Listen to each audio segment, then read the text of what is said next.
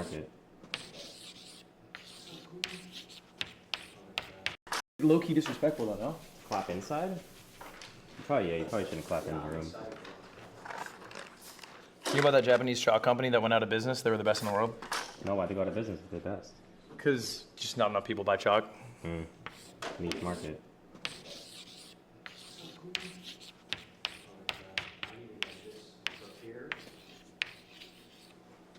Okay.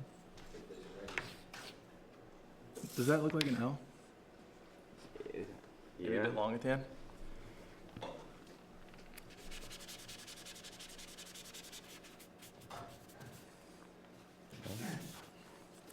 It is really slanted. Huh? Is that how you like to be referred? Professor L in class. Yeah, please do not call me Ludwig in class. Okay, sounds great, sir. Professor L's fine. Professor L. Thank you. It is really slanted. Shut the fuck up. Shut the fuck up, bro. Is it our class? No. That's what I'm fucking saying. It's Professor L's class. It's support. Bro, my shit slants a bit. That's fine. It's fucking fine. Professor L, are you sure Huh? that's how you would like to be referred? I'm just double checking. Professor L. Wait, why would that be bad? You know, this is a streamer university, and Professor L, and there's a lot of people in class who might not be down to be serious. They might be trolling. I don't get it. What's wrong? Professor L. L's for Ludwig. Okay, understandable. It's like a pseudonym. Okay. I don't get it. What's wrong with L? Oh no, you want me to talk? Maybe like Professor L Wig. You're still on this? Professor L. Wig. Like, it's just a suggestion, but I will call you Professor L. That's not. At that point, then why wouldn't I just be Professor Ludwig? Because L. Wig is the same amount of syllables as Ludwig. Maybe like anything after L. Maybe it could even be like one letter. What's wrong with just L? It's just the first letter. Maybe you could use your last name as an initial instead of your first Like name. Professor A? Yeah, maybe. Professor A would probably be, actually not probably, it would be way better than Professor L. Just don't go by Ogren a lot. Okay. But people used to call me Big L growing up. Big L? Yeah. Growing up,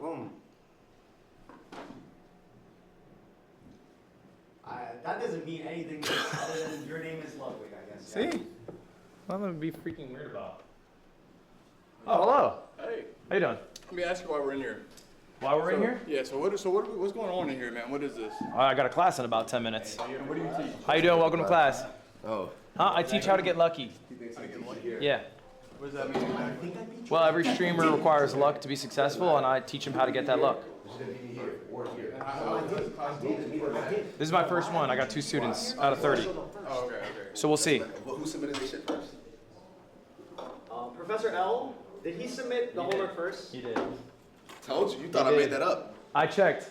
I will say though, I have had 6 students complete the homework so far, out of 120. So we ain't competed with much. We ain't competed with So yeah, you guys aren't too far apart from each other. I'm saying you're the only ones who've done it. That's already. What'd you put down though?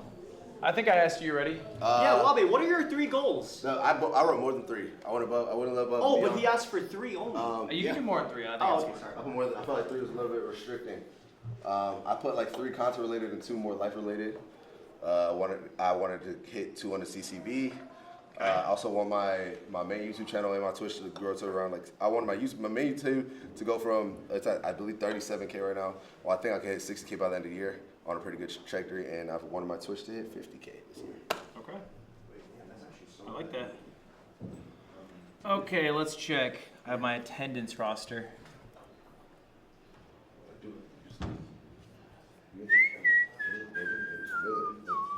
I'm not going to this class. You got time, bro. Mr. Keem.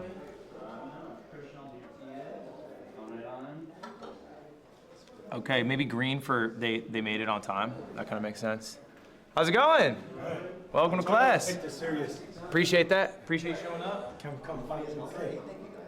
You're good. Made it on time. What up, man? Wabe. Here we got our third.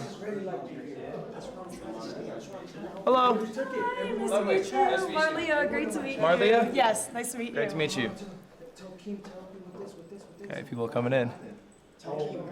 Marlia, Yes. in attendance. I'm here early. I made sure I wasn't gonna be late. Appreciate that. Well, it's not really an option. You wouldn't be here at all if you're late. So, you're either here or not here. Oh, we're good. Let's fucking go. God, I'm blanking on. Remind me your name again? Armando? Mondo? Mondo. It's Mondo Wonder or Mondo? It's for your Twitch name. Mondo. Mondo. Hey, how you doing? Welcome to class. How's today been? Mondo. How you spell Mondo? MANDOO millions. Mondo Millions. Mondo, you supposed to be in this class? Yeah, it has it on my. Yeah, you are. I lied. Did you introduce me to Tempo yet? Yes, I showed this to people. Only one person actually liked it. Another person could respect that it was a thing, but I might need like a sign-in sheet, Bader. that's about it. Low key. When they come and Who are get you their starting a names. gang? Watch out. Just so I can take attendance. Yeah, I don't know. Wait. Just on your phone. Just say, hey, could I get your name down for attendance? Just your Twitch name. Because there's an attendance sheet. Okay. But I can't do it, like if it's 2:59, I'm gonna start, you know? You're starting 2:59? I mean, like I'm a fucking, yeah. I'm gonna be a fucking piece of shit, bro. I would fail my own class, full stop. How's Wi-Fi? Good. Good, it's actually working. There was some ass this morning, huh? Yes, it was really bad. Yeah, I heard. Anyone want a bowl? What you want, sugar, sugar-free? Sugar-free. Sugar-free? You got it? That's good. You don't have to. I'm just offering. No, I'm okay. All right. It's really nice. Red Bull athlete, so. I don't want to talk over there. I'm actually a bit stupid. By the way. I would like to say so, please. Yeah, that sounds like a good plan. 303. What?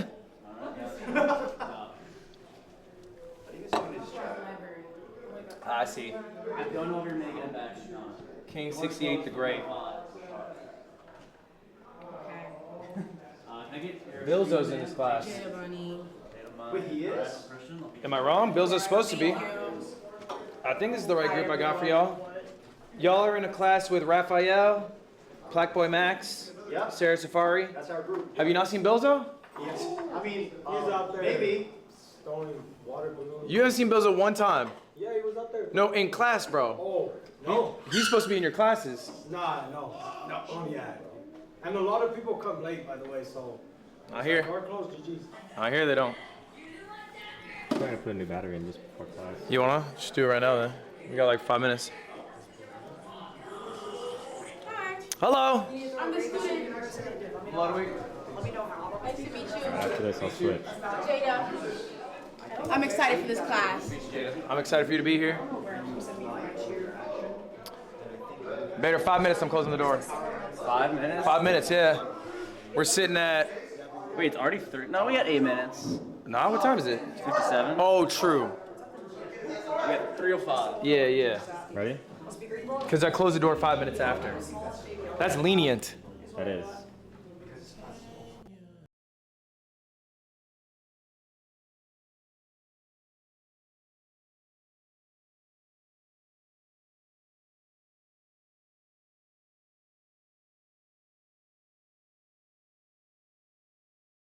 Professor L, I have a question. Yeah, shoot. Are you gonna have security here? Oh no, did it do the thing? No. No security? No, no security. Uh-oh, might have done the thing, bro. We back. Never mind, we chilling. Well, we have some muscle, Christian. I understand. He benches like 205. I understand. Okay, got it. He got big shoulders. That's our muscle. Look, I understand. I heard there was a fight that broke out. Was there one in y'all's class? No. Real fight? Like real or No, like? there was more play one in Valkyrie's class, but she got stressed out. She's in Ray's class? Yeah.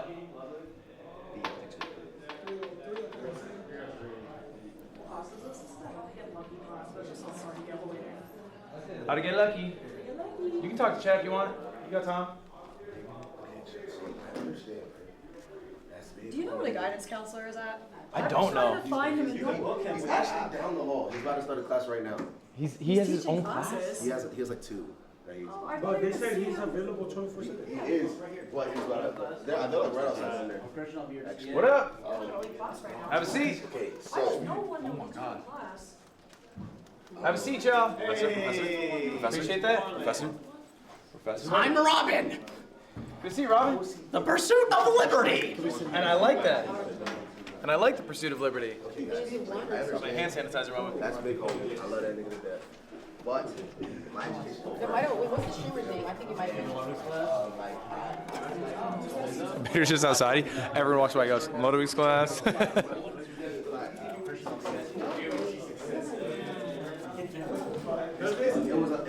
What time is it? 2:59. Do I start at 3:05 or do I start at 3? Hey, Remember the name, remember the face. we'll see. See how you do in class. How's it going? I'm excited. Does believe in you will be. Happy to see you all the time. Appreciate that. Start at 3 like your class is supposed to, right? Yeah, maybe I'll just keep the door open. Or I'll probably close the door, Bader, and then just open it to let him in. I won't lock it till 3:05. And then go to your rages or the Red Bull. Apparently your rage is down the hall. But he's in a class, so it might be hard for them. I think it's fine. Door's closed.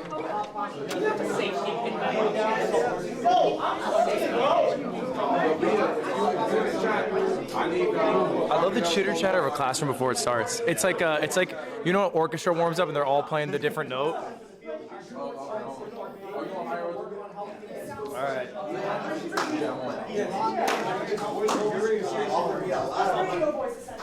Wait. Good? It's charging again? Yeah. Where are you gonna be posted up at? I was thinking I was gonna float, right? Or should I be in the back? Just watch eye line for other people. That's all. Like down their way? Yeah, I mean, ideally. Yeah. You can be a bit in their way, but I mean, I'm thinking here and there. yeah, just not from the projector. Really, I think it's fine. Probably. I do end up doing it. That's what I'm I think Bob's gonna be home making at least 3 minutes late.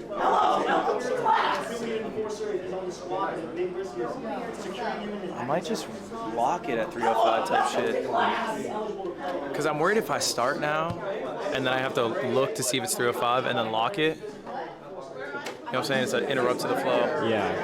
I mean, I think that works. Just full lock at 3:05. If you hear my voice, clap once. If you hear my voice, clap twice. All right, guys. I have a few minutes before we're started for real, but for now, I want you guys to be thinking about this question. I just want your own responses to it. I'll be asking you in a few moments. You can still talk amongst yourselves, still talk to your chat. We'll be started at 3:05. Doors will be locked then, and then things will get going. Anyone got any questions? No, sir. All right. Let's get to it. Said 5 minutes. Yeah, 3:05. Yeah, thank you. Oh, so good. Agent wasn't listening. Hey, no worries. Hey, you sitting in? Yeah, just a little bit. Trying to learn from the best, man. Not the best. I saw your class. That looked great. Thanks, appreciate it, man. I like the PowerPoint. Oh, thanks. A little warm in here, no? One issue we might have, I'm realizing, is if we lock it, how is Bader gonna let them in? I think he stands here. It's locked. They start knocking. He unlocks, opens it, checks. Or maybe he just has a message on his phone. Yeah, and he just holds up the message. So after 3:05, I think you come inside, and you lock it, and just have a message on your phone. No entry without If Red you Bull are or no. late, you need to bring Professor a Red Bull or get a signed slip from your rage. Okay. Yeah. That makes sense. No amount of money any guidance counselor could offer me. Agent is here. He's sitting in. Chad, I'll be real. I'm not talking to you when I'm doing the class. I'm just doing the class. I'll talk to you after, because then we have to go to the gym and do our section with our segment with Lethal Shooter. But class time's class time. I got to be a professor. It still will be a valuable lesson, though. Damn. Why do you have milk?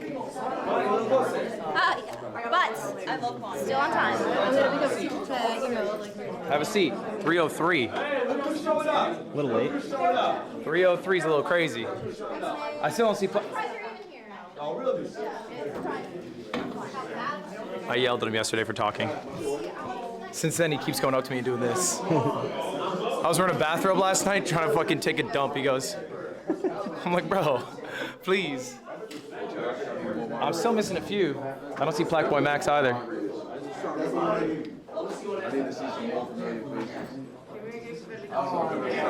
Oh, 30 seconds. Yeah.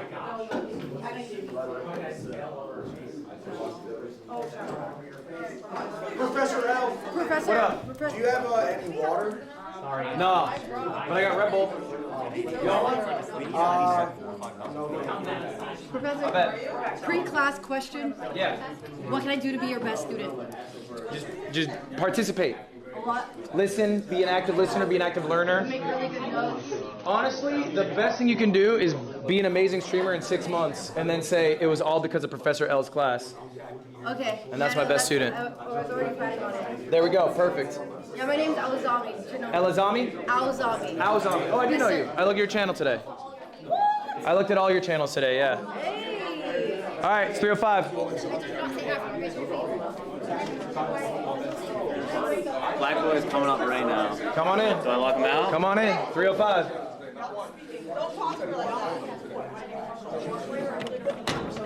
Doors are officially locked at this point. Everybody is officially late. No. Can you give me one, please? No, you do. No, you do. I'll take one. Hey, Professor Al. Huh? Do you have a pen by any chance? They gave me a box with those. I do not have a pen. I apologize. All right, y'all. Do you hear my voice clap once? Do you hear my voice clap twice? Sarah, sit the fuck down. Guys, we are now starting. There's 2 people outside. Should I let them in? I'll leave it up to you guys. No! Yes! They're late. No, they're late. Show of hands if I should let them in. All right. Keep those hands up. What do we got? 1, 2, 3, 4, 5, 6, 7, 8, 9, 10. All right, hands down. Hands up if you think I shouldn't let them in. All right, Vader, you. I already sent him on the mission. When they come back, all right. Next person they're in, but Next person's in. next person's in. You are late. Class voted to let you in. Class just voted to let you in. They just voted to let you in. Bring it over. Wait, I brought you this. I heard that it was bonus points. All right, lock it. Now we're locked for real. All right, have a seat. Please have a seat. Everyone, welcome to my course today.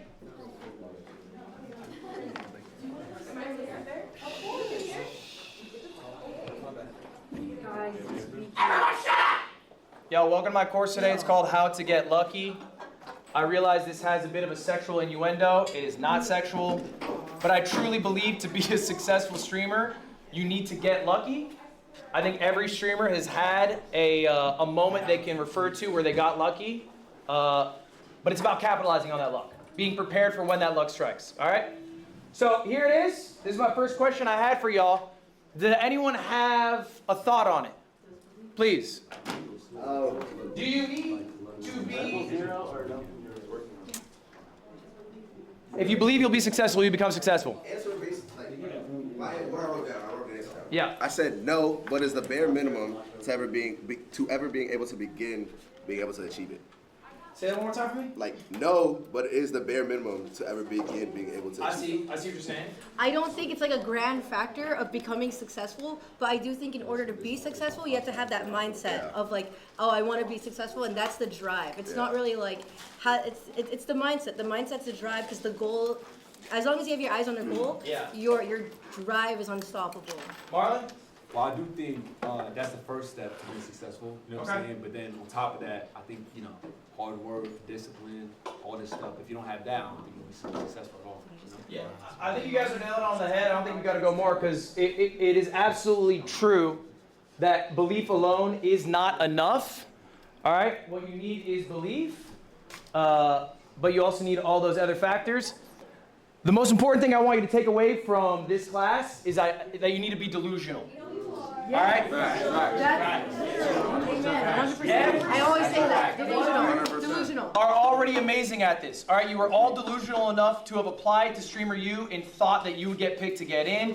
You are all delusional enough to be hitting the go live button, which is in it of itself an act of ego, right? People should be watching me, not other people. So you're a little delusional in that sense. It is a perfect thing if you're going to be a successful streamer. You have to be delusional. It's not a teachable skill.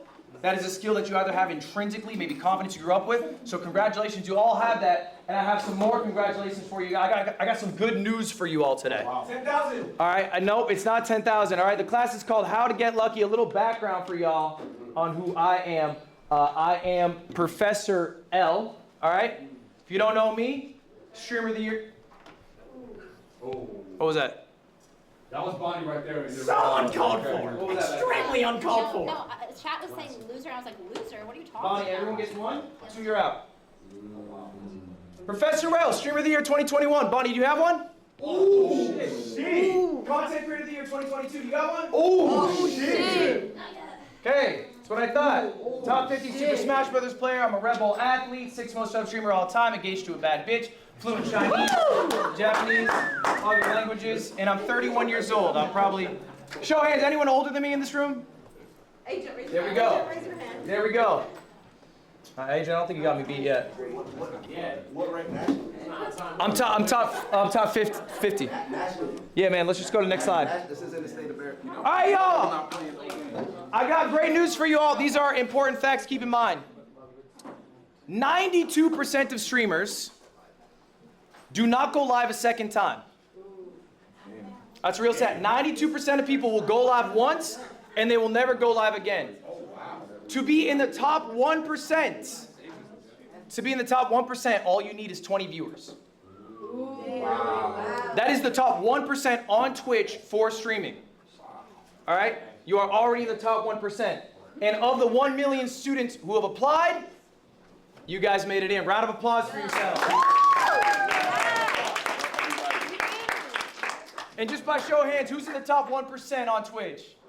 All of us. Okay. All right. That's pretty good. So we're doing well. We're doing well. But look. All right. I want to talk a bit about, oops, excuse me. I skipped ahead too much here. All right, there we go. All right, everyone, do me a favor. Check under your chairs. Check under your chairs, everyone. Everybody check under your chairs right now. All right, okay. Everyone's got, who got a star? Me! I got $10. I got a star. All right. I have a star. Do me a favor. What color star you got? Silver. Okay. Silver, white. Glitter. Does anyone have a gold star? Does anyone have a gold star? Wait, let me see. That was white. This is white. You can check under anyone got to check under the chair of a neighbor if you need. Who's got our gold star? Oh, we got our gold star.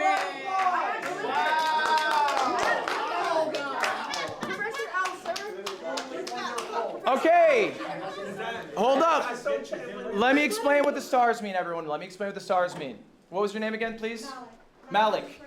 You win our gold star. Are you live right now? Guess what you win for the gold star? 50 gifted. Do I get to your game? I will be rating you today. Wow!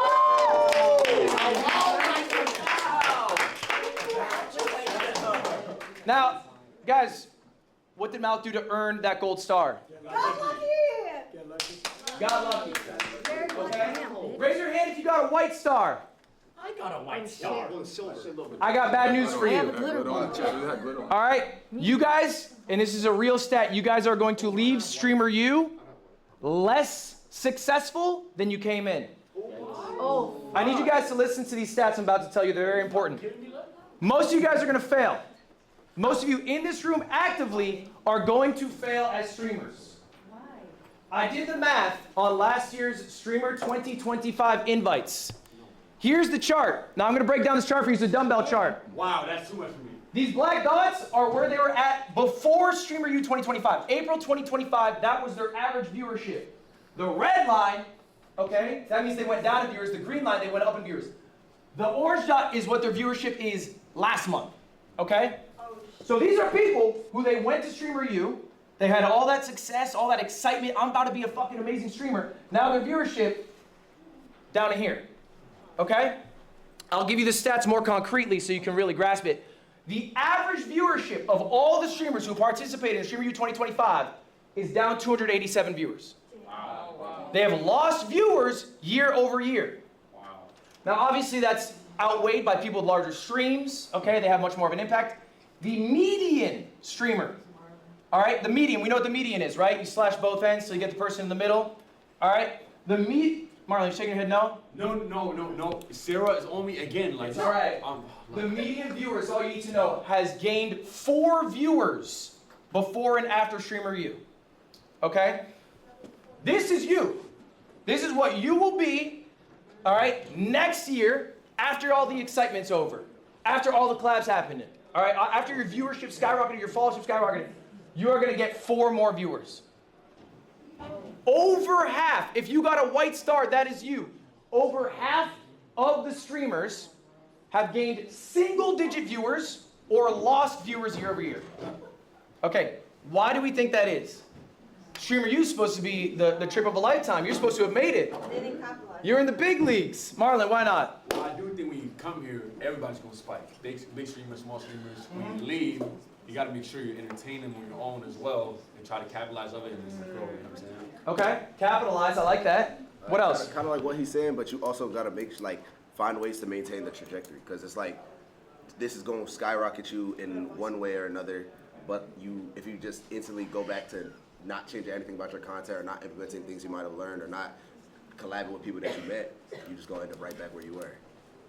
I think ultimately, when shit's going good, when the viewer number's up, it's really easy to spark stream, all right? It's really easy to post clips with Streamer U in it, and they do amazing, okay? You know what sucks? Is doing it when you don't have a great game plan, when you have nothing going on, all right? So motivation is great, but we should discipline ourselves in small things and from those progressive things of greater value. This is Marcus Aurelius, okay? He was the leader of Rome, the largest empire in the world. He wrote himself a journal called Meditations. It was his private thoughts. It was never published. They published it after he died. He's the most powerful man on earth. He's writing this, okay? He has everything in front of him. He is writing this. So what does it mean to be disciplined versus motivated? Okay, we all know motivation's fickle. Discipline's forever. How do we get some discipline? This is an activity. I want you guys to all be doing this right now. This was your homework. If you did it, good. If you didn't, do it now. Pen and paper. Pen and paper right now. If not, you can put it in your phone right now. That is fine. But I need you to write this down later. If Wait, I only have 2 pens. That's all we need. Put it in your phone now, write it down later. I'm going to write that down later. I'm not even kidding. Let's put it in the phones right now at the very least. No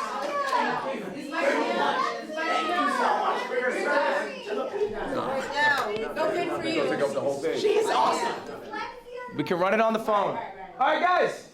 We're writing down our goals. These are goals that you want to achieve before the end of the year. They're 2026 goals. We're in July. We're over halfway through. We don't have that much time left. But what do you want to achieve by the end of the year? These don't have to be streamer related. All right, they can be about maybe your personal health, your personal relationships. But I want you to be writing down the goals. If you're writing down on your phone, I want you to write these down physically, okay? This, I have it. I didn't bring it with me, actually. I fucked up. We forgot to bring it. I wrote this down in 2018. I literally have the piece of paper in my dorm room, okay? It was 2,000 subs, 100K followers, 1 million uniques. Be punctual, be full time. I went 4 for 5. I'm not a punctual guy. I'll be honest about myself. All right, I went 4 for 5. But I do believe there is some value in materializing your goals by writing them out, putting them in the universe, okay? And I want to see your goals. I'll reply to all of them. That's part of your homework today. But ultimately, motivation is fleeting. Discipline, okay, is what will help you be a successful whatever you want to be in the future, and goals can help you be accountable. Okay, make the goals achievable, but also something that you're shooting for. Next up, we're going to talk about schedule. All right, this is important. When I first went full-time streaming, I did what probably a lot of you maybe do right now. I went live. When I woke up, I went to bed. When I was tired, I woke up whenever I woke up. And I sort of did that on repeat, but you probably have recognized, maybe some of you who have started full-time streaming from a regular job, schedule kind of helps. Yes. It helps make sure you wake up at similar times, get similar sunlight, you eat correctly, you're working out correctly. And I don't think people think enough about streamer schedules. They just think about, when can I spar? How long can I be live? And I think a lot of you right now, who's doing 24/7 here? Okay. Now this is fine. Look, it's Streamer U. It's a rare event. You're capitalizing on it. Okay? But let's get a good schedule when we get back. I'm going to tell you this is my ideal schedule. This is what I try to do day to day, at least when I go live. I wake up 9:30. The first thing I do, first 4 hours of my day, it's meetings. I do some podcasts. I eat right. I do like at least, 5K steps. It's just starting my day off, okay? Next up, 1 p.m. This is probably one of the most important parts of my day. It's me time. I'm looking at people's streams. I'm ideating what I'm going to do on stream that day. That's it. I got nothing else on the plate. It's eat, ideate. I watch Twitch, that's it. 4 p.m., usually about when I go live. I don't go live for more than 4 to 6 hours. And we're going to talk about that in a little bit why, and why that's, I think, a good amount of time for you guys to go live for. But I'll do whatever segments I had come up with in my ideation process, and then decompress, hang out with my fiance, eat dinner, chill, and then I try to hit a similar bedtime every day. This is going to be another homework assignment for y'all. This one, you guys don't need to show to me, but I want you to create an ideal schedule for yourselves for when you guys get back from Streamer U. What is the life you want to lead? Okay, write it down for yourself. You can make your life really easy if you just follow the script that you give yourself. Another important thing, take days off. I think a lot of you guys don't want to take days off. I think a lot of you guys feel this pull to keep going. You are human. You are fallible. Give yourself the best opportunity to succeed in 5 years. People underestimate what they can do in 5 years. They overestimate what they can do in 1 year, okay? So if you give yourself a little rest, you'll be a lot more successful in the long term. Are you trying to be a streamer for a year and burn out and then be like, oh, I can't deal with content creation? Or are you trying to do it, I'm on year 8, okay? Yeah. And you never seen a tweet out of me going, oh man, I'm so fucking tired doing this. Because I take time off. I go to Dodgers games, I hang out with my fiance, I do whatever. But I think time off is important. That shit actually matters. It will help you in the long run. It will also help you be a more well-rounded individual. People who stream every day, they become rotted individuals. All right? I think experiencing life makes you a better streamer, makes you a more well-rounded person. This also matters. Do we have a question on that? Did you start taking days off once you made it big, or when you were still small? All right, guys, hold up. That's a good question. Did I take days off when I was making it big? Okay, look, it's true that when the number's going up, it is really exciting to ride that wave and do as much as you can to keep it going. It's like what you guys are doing currently with Streamer University. I got to go live every day. Okay, that's fine. I think it's okay for short periods of time to do that, but make it a short period of time. Recognize, hey, I'm catching this wave. I'm going to take some time for myself after, all right, to catch up on the life that I haven't been leading because I've been so focused on work. It's really easy for streamers to fall in the trap. You know the trope of like the working husband, barely knows his wife, barely knows his kids, works every day? Streamers do that to themselves all the time. So many streamers have amazing relationships online. Offline, they barely talk to the people they stream with. They have no personality. They give everything to their creation, and then they're a husk of themselves. In 10 years, you will not be hearing about them. I promise you that. All right. Who's your GOAT? There's another homework assignment. I need you guys to be writing down who your streaming GOATs are. Now, for this specifically, all right, it is important for you to study what you are passionate about, okay? You cannot be a streamer if you do not watch streams. It just doesn't work. You don't actually care about the medium. Maybe you just like the idea of being big and successful. Maybe you like the idea of being rich. You'll just never be successful if those are your reasons. You have to truly love streaming to be a big streamer, all right? So what does it mean when I say who's your GOAT? I need you to find streamers in the niche you are in, okay? If you are doing sports, don't put down, Jeffree Star as your GOAT or whatever. Try to make it somebody who's in the same sphere as you, all right? So for example, look, everyone knows Anthony Edwards? All right, Anthony Edwards often says he's inspired by KD. KD, talk to him in an interview, he says he's inspired by Kobe. Kobe obviously inspired by Michael Jordan. Most of you probably don't know who David Thompson is. Okay, that's the domino piece that started it all. He inspired Michael Jordan to be the player he is. We stand on the shoulders of giants. Respect these giants. Study your GOATs. I'm going to give you a few examples of people who I like right now. And so when I ask you to write down these goals for this homework assignment, I want you to write down 3 people and why. What about their content do you find so alluring? So I'm going to give you examples so you can do this easier. Joe Bart, king of the content funnel. We'll talk about the content funnel a bit later. Okay?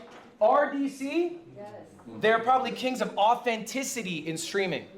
And I think authenticity is what audiences really enjoy, right? Especially because there's such like a Mr. Beastification, you know, of like big grand events or whatever. People like authenticity. A friend group who are actual real life friends. You can't get much better than that. And then Katie B, she's funnier than I'll ever be. So honestly, I'll watch funny people to hopefully pick up a thing or two. So anyway, that's an example of a few goats. I need you guys for your homework. All right, this is it. Your homework today. Write down your 3 goals. It can be 3 or more. What did you just say? Is that Lacey? Yeah. Yeah, he didn't like the vibe. He didn't like the He vibe. didn't like the vibe. Tell him to be allowed. Can you go out, yell him, and tell him to go see Dean Sinat on my behalf? Oh my God. Right now, baby, go yell him. Hey, Lacey, Dean Sinat right now. Truly I'm not playing. Truly uncalled for. I'm not playing. You are 30 minutes late to class. I'm not even in this class. That man, go handle That's even a better reason. Dean Sinat. Yeah, go through notes. Get out of here. Don't worry about it, I got it. All right, come on. Let's get out of here. All right. All right, close the door, better. I don't know. All right, homework. Guys, back to it, your homework. All right, there's 3 things. I'm only checking for 2. First one, I need your goals, at least 3 for the end of the year. I need you to think about the schedule. I don't need to see what your schedule is, but start thinking of an ideal schedule. And then finally, write down your 3 goats and why they are your goats, what you admire about them. And I want to just actually take a few right now. Does anyone have some goals they'd like to share with the class? Bonnie, please. What's a goal? Like lose my imposter syndrome, because I do struggle with that a little bit. Lose your imposter syndrome. Yeah. What does that mean exactly? Like just be more confident. Okay. Yeah. So how about we... Oh, brother. So uncalled for. I'll let it slide.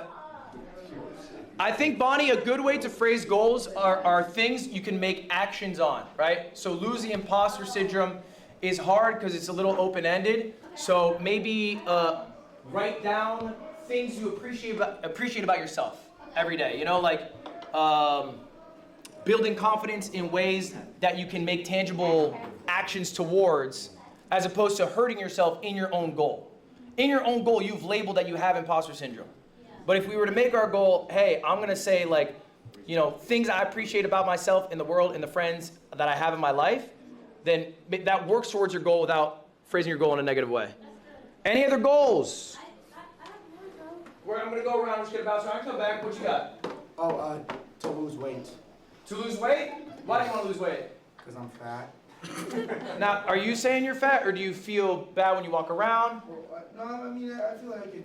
Are people calling you fat? Does chat call you fat? You are not that fat. What the fuck is that? You are not that fat? Truly uncalled for. That's crazy. All right, I think that's a good goal. I think personal goals are great. What you got back there? Grow my clothing brand and sell about 10,000 for the first year. Grow your clothing brand, sell 10,000 units in the first year? Yeah. I like that. What's the clothing brand name? OLVR, Oliver. Have you dropped a drop yet? Not yet. I'm getting samples August 10th. Now samples August 10th? I like it. All right, what's your goal? Make more art, learn how to spend time off, and more technology free time. And AJ, you lost so much weight. Don't call yourself fat. AJ, I like that. AJ called you AJ. Why are you calling it make more? I think it's important with goals. Let's get a little more specific. Make more art is open-ended. It can be one of those goals that you're like, I can do it event. You can push that off. So I don't know what specific art do you make? Well, that's the thing. I do all art. I'm all media. So it's just more like reconnect with it. Like, okay, more specifically, reconnect with it off stream. Because now I have such I like a streaming mindset that I'm like, okay, now how can I structure this art to be funny and interesting for a stream to keep my viewership going? So why I not need to, say, like, cut that off and hey, just- I'm taking Fridays off now. That's a day where I can work on myself and I can also do my art. Because like you said earlier, it's so easy to like, when you see a wave that you want to be like, oh, I need to ride this one. Because I feel like there's always, I have random lucky moments where I'm like, okay, I'm taking this one. Yeah, but I think it's all right. I think the day off won't kill you. But, or even if it's a morning or whatever it is. I mean, you can fit it in. How about an example of some goats? Who here has a goat in mind? Someone they really like, someone they think's great, that inspires them? What you got? Extra Emily. Extra Emily, and why? I like her. Driving? No, I'm just playing. Oh, I'm just playing. I'm just playing. I like Extra Emily too. My car is total too, but that's not the point.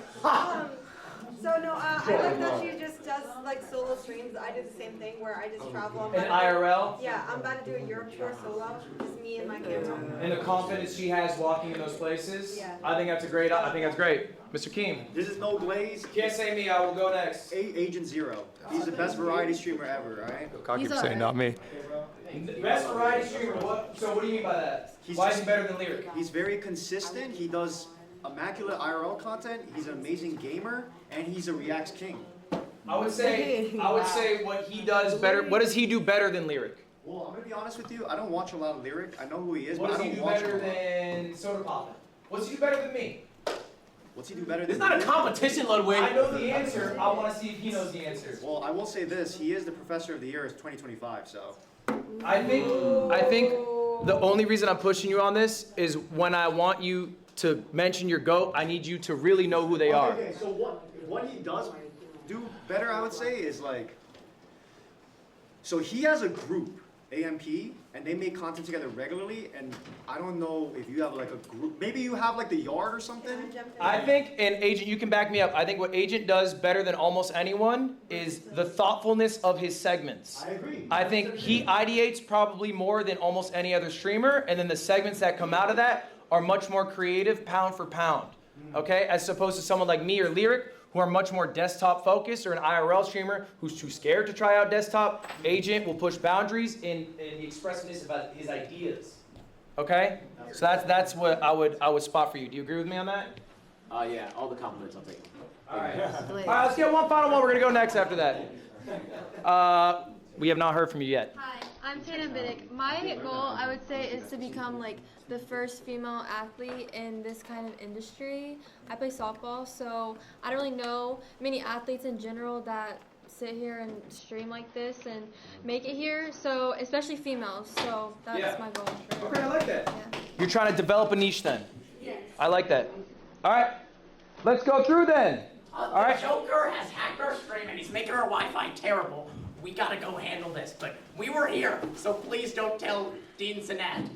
Get your homework, let's go. We'll be back. You interrupted class. Get out and don't come back. All right, see y'all. What's the count of it? Okay. Were those the people who are dressed as the fucking... Lorax. Okay. Yeah. They got a character for every day? That's fine. He was somebody else earlier. He was Victor. Yeah, he was. Today? Wait, what? It was Victor earlier. Guys, show of hands. Did anyone here not write something down? Did anyone here not put down their goals?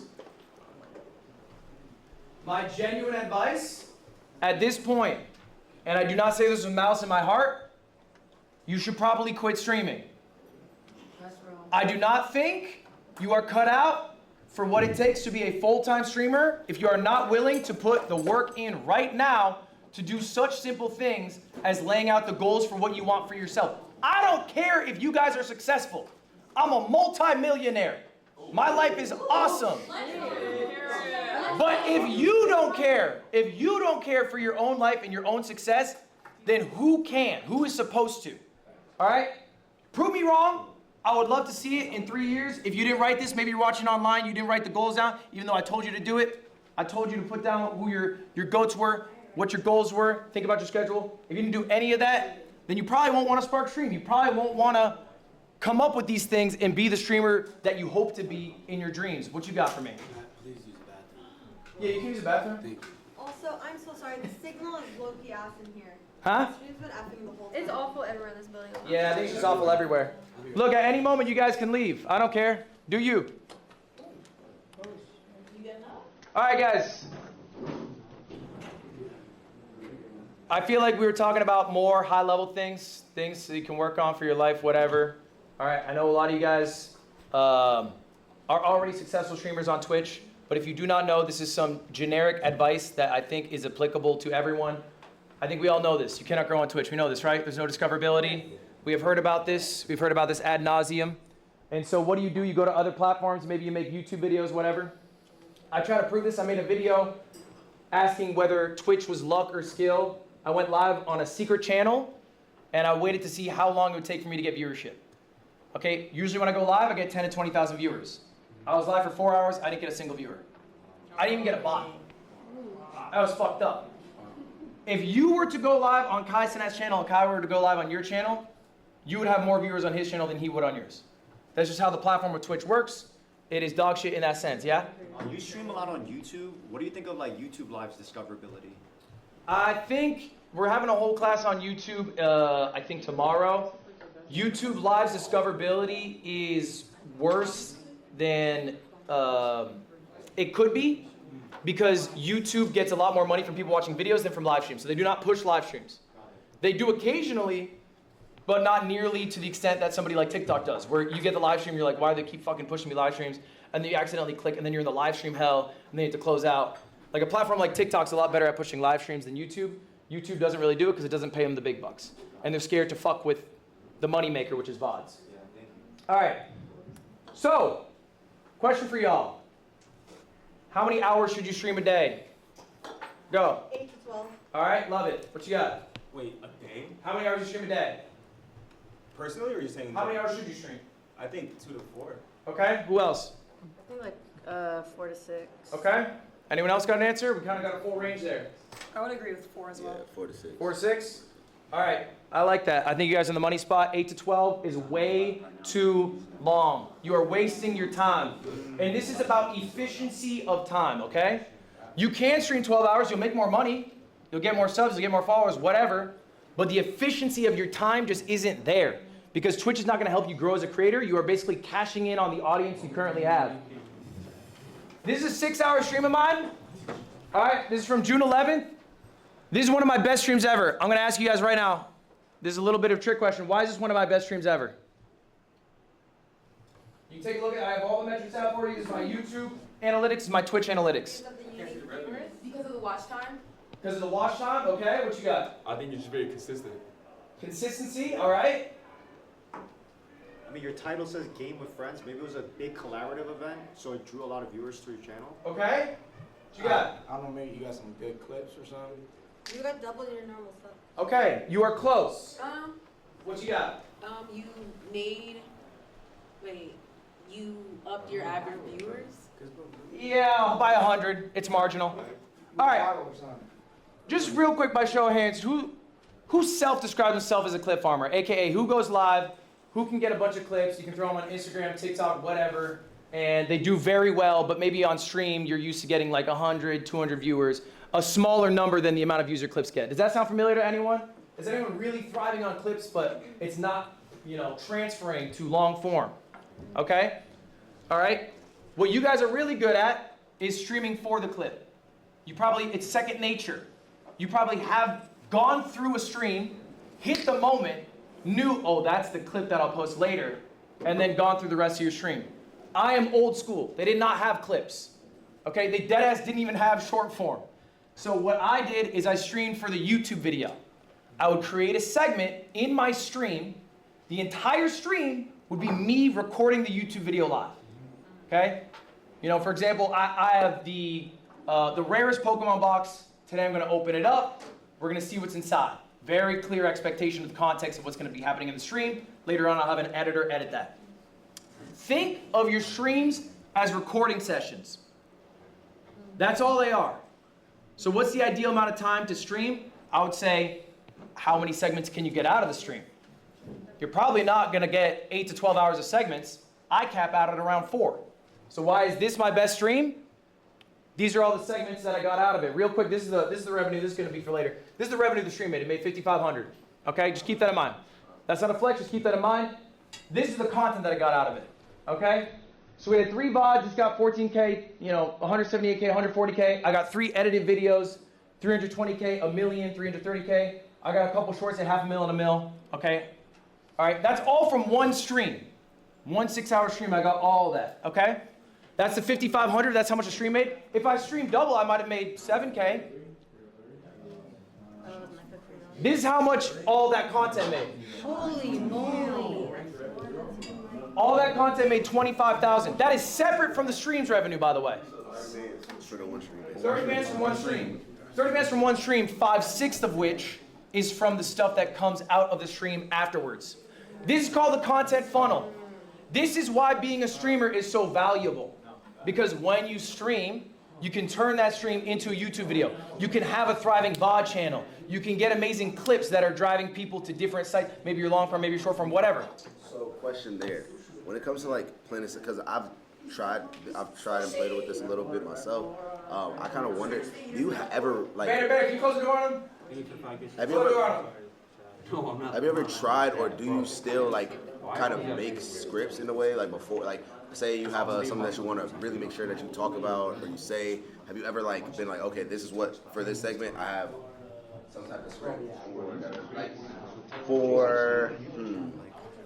Are you talking about for the long form? Yeah, for the long form. Like when you're like, okay, I know I want to make sure that I talk about this in my long form. So I think ultimately the question here is, do you have scripts for your segments? No, I just have rough segments that I know are going to happen. So this stream, I set up a Metro Chameleon lobby that I was going to do with some friends that I knew would hit because I knew the group was really good because Northern Lion was in it and he's electric, okay? I had planned to watch the CoffeeZilla video because the Lego scandal it's like a big drama. It's a hot topic. A lot of people want to hear about it. And CoffeeZilla is like the investigative guy. And I've been doing this challenge called the God Gamer Gauntlet. And that one was a little more freeform. But it's a structured stream that I have set up that people are familiar with.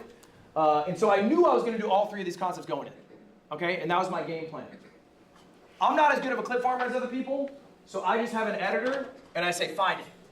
Find the diamonds for me. Because I'm not good at it. A lot of you guys are really good at this part. So what do you do if you're good at this part? How do I get better long form? This is all you're working on now. This is all we're focused on now. You know how to get the clip. Why do we have to worry about it? You already know how to do it. So let's improve the other part of our game. Okay? I used to be dog shit at recording offline videos, which is weird. I would think, live streaming, I'd be good at it. I made another channel that was only offline recordings just to work on that skill. Now I'm electric at it. I feel great about it. You're good at getting clips? Yeah. So let's get good at this. This is what you're working on now. Long form. So we're thinking about segments on stream that would turn into good YouTube videos. You have to study that game. You have to study people who do it. You have to do things that are authentic to yourself. But this is a content funnel. In your live streams, you should not just be getting clips. You should not just be getting long form videos. You should be getting everything. You get everything in one. Good question. So I know you made 25,000. Yeah, 25K? Yeah. Okay. Yeah, that's me. Okay. And what's the question? How much did you spend on those clippers and editors?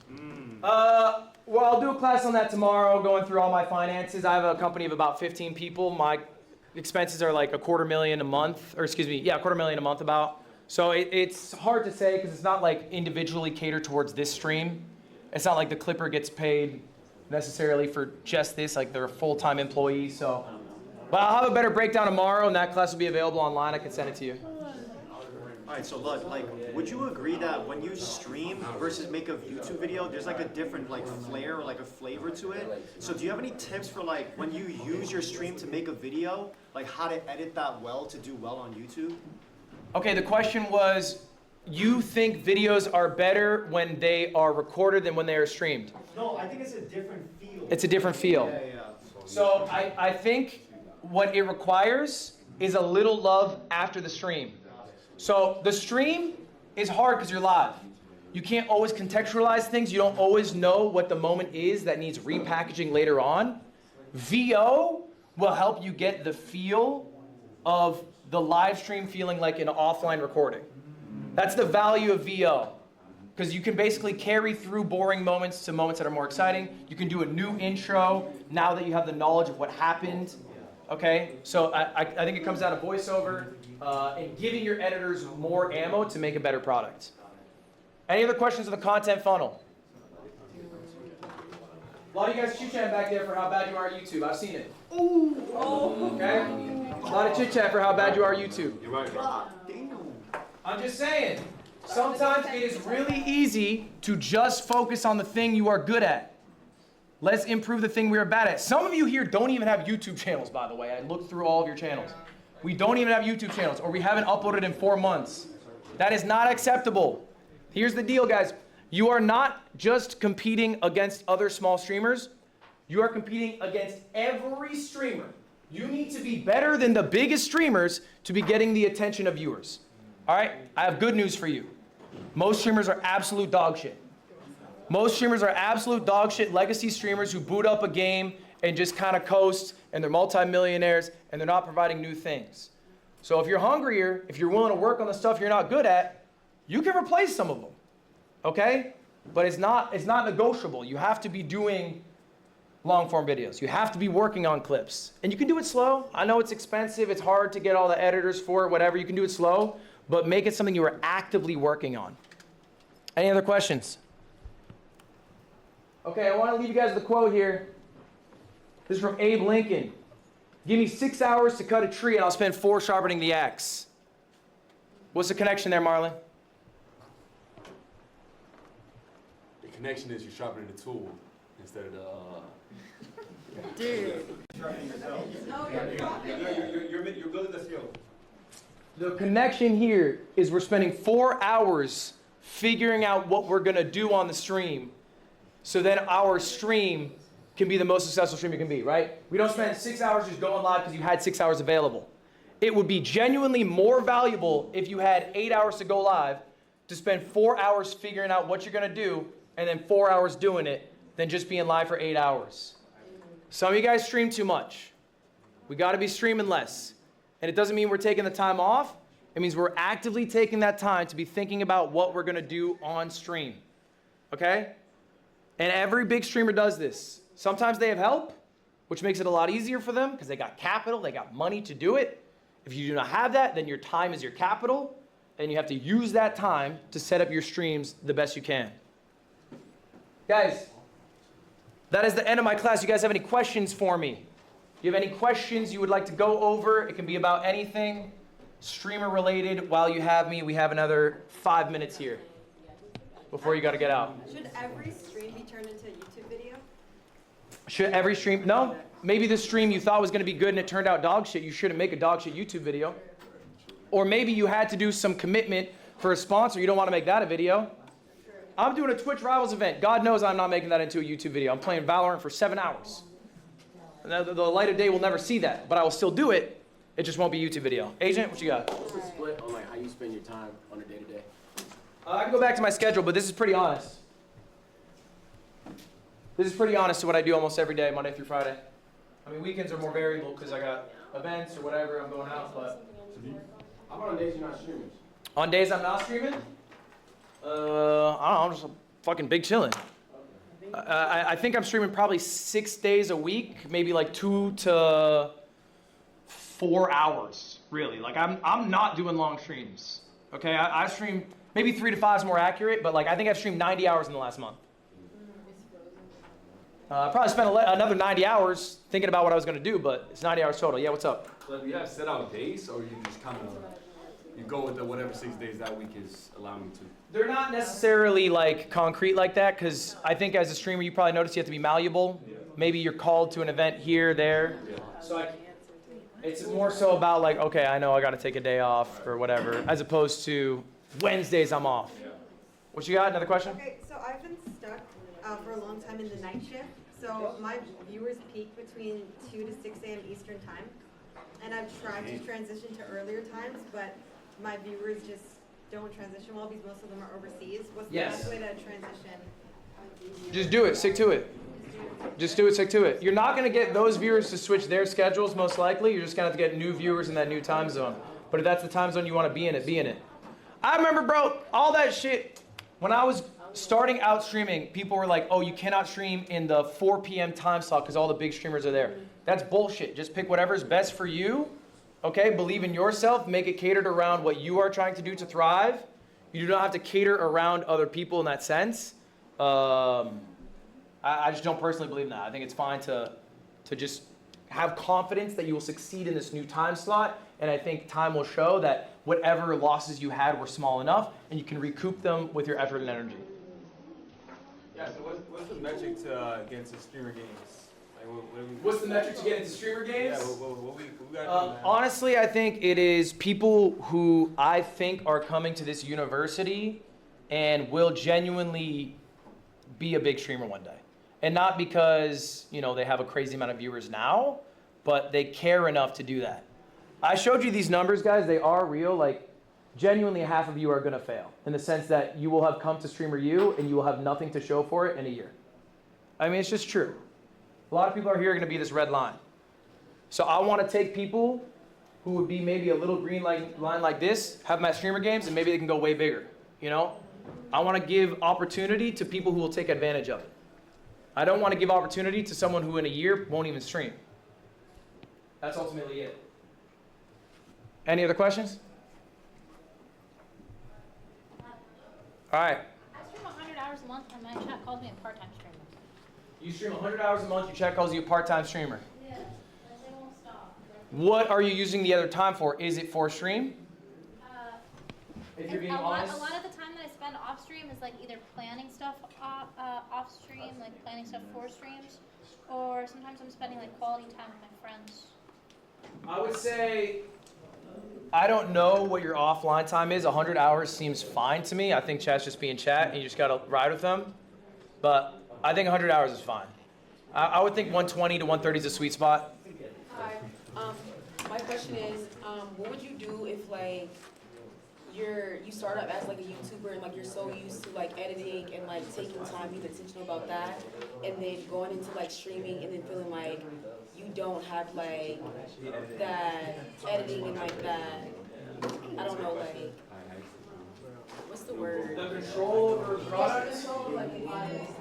It's just because you're not confident doing it. If you did it 1,000 times, how many times have you streamed? Probably like a few times, like not that many times. That's it. Like, What, do you remember when you first edited? Yes. like in my life? Yes. 7 years ago. Were you dog shit? Yes. Streaming's a skill. You got to stream to become a good streamer. That's step one. Guys, that's time. Y'all good? Appreciate y'all being here. I will not be seeing you guys again. Guys, just to be clear though, I will not be seeing you again. You will be getting homework from me every day for the rest of Streamer U. It will be available on the website or your app, the Streamer U app. Okay. The photo you can't attach to the app. Yeah, you'd have to use the website if you want to attach a photo. I'll be rating you at, what time is it right now? 5 p.m. I just want to say that, you know, I felt like your class was my favorite. I'm not trying to glaze, but I was actually coming here with the intention of troll, and I'm really glad I didn't because I learned a lot. I'm glad you didn't troll too. Where's Bader at? Bader, can you just get her channel? What's up? Yeah. Excuse me, sir. I just want to apologize for being late, and I want you to know that I am hungry and I do want it. Okay. Why were we late then? Okay, you're right. I will be late. Oh, I was up to no good. I'm gonna be honest, but I'm here and I'm just trying to. I appreciate the honesty. Yeah, I'm just trying to take advantage of everything. I'm glad you're able to make it. Thank you so much, sir. Thank you so much. I just want to say this was genuinely a super informative class and probably the best class I'll have throughout this entire experience. Thank you. Thank you so much for being a part of this and doing this. Like I learned so much more than I thought I would. I appreciate it. Of course, thank you so much. You're information. Thank you. That's the goal. Wait, I thought you said rate, R-A-T-E. You're gonna raid, R-A-I-D? Yeah, I'm gonna raid you. I'm gonna raid you with my viewers at 5 p.m. So just stay live through 5. You staying live through tonight? I'm doing 24/7 here. There we go. That's easy enough. How we doing? Great job. Thank Honestly, you. I needed all that. That was a lot of game that you gave us. Yes. A lot of free game. That's the goal. Yeah, I took note, so I'm gonna You took make some sure. notes? Can I see them? What you got? Yeah. So I actually did. I took a screenshot of everything that you talked about, and then I'm gonna go back and I'm writing my notebook, all my goals and everything. Do you have a YouTube channel? Yes, I do. Let me see it.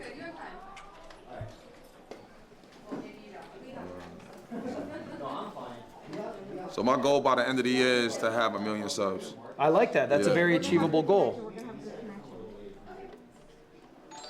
But I like what you said, how to transition the short form into long form. Yep. And segments. See, that's the one thing I don't do is segments. Yeah. I think applying more segments to help. Segments. I also think just looking through this, be braver. Okay. I think you're doing like a format that works. Yeah. But it's okay to throw shit at a wall. If it doesn't work, that's fine. But I see like the same concept in a different area with the same title and thumbnail every time. And it's doing well, but I don't think it's doing the numbers that you want it to do. Yeah.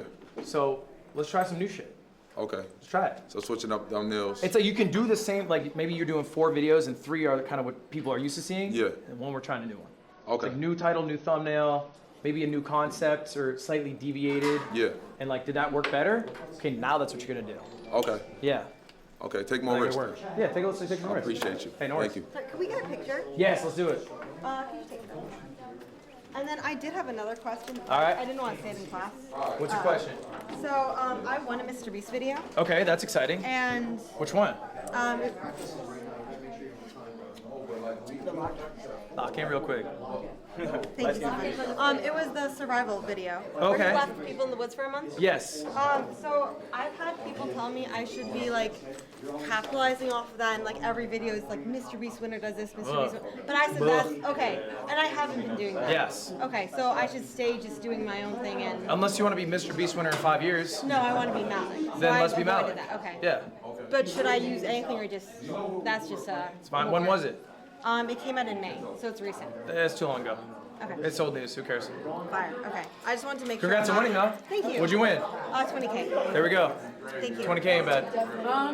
I kind of have a question a little bit. Yeah, Because shoot. I'm like a YouTuber and like I don't know, like a lot of people are like streamers. It was very intimidating kind of coming in here. Yes, I especially imagine. because like I knew like I got picked because I'm just a content creator overall. And in my opinion, I am very good at what I do, especially on YouTube, Yes. creating my own world and stuff like that. But I was gonna say like as a YouTuber or whatever, I just made a stream today and not stream but a Twitch today, which I got like 500 followers in like an hour or so.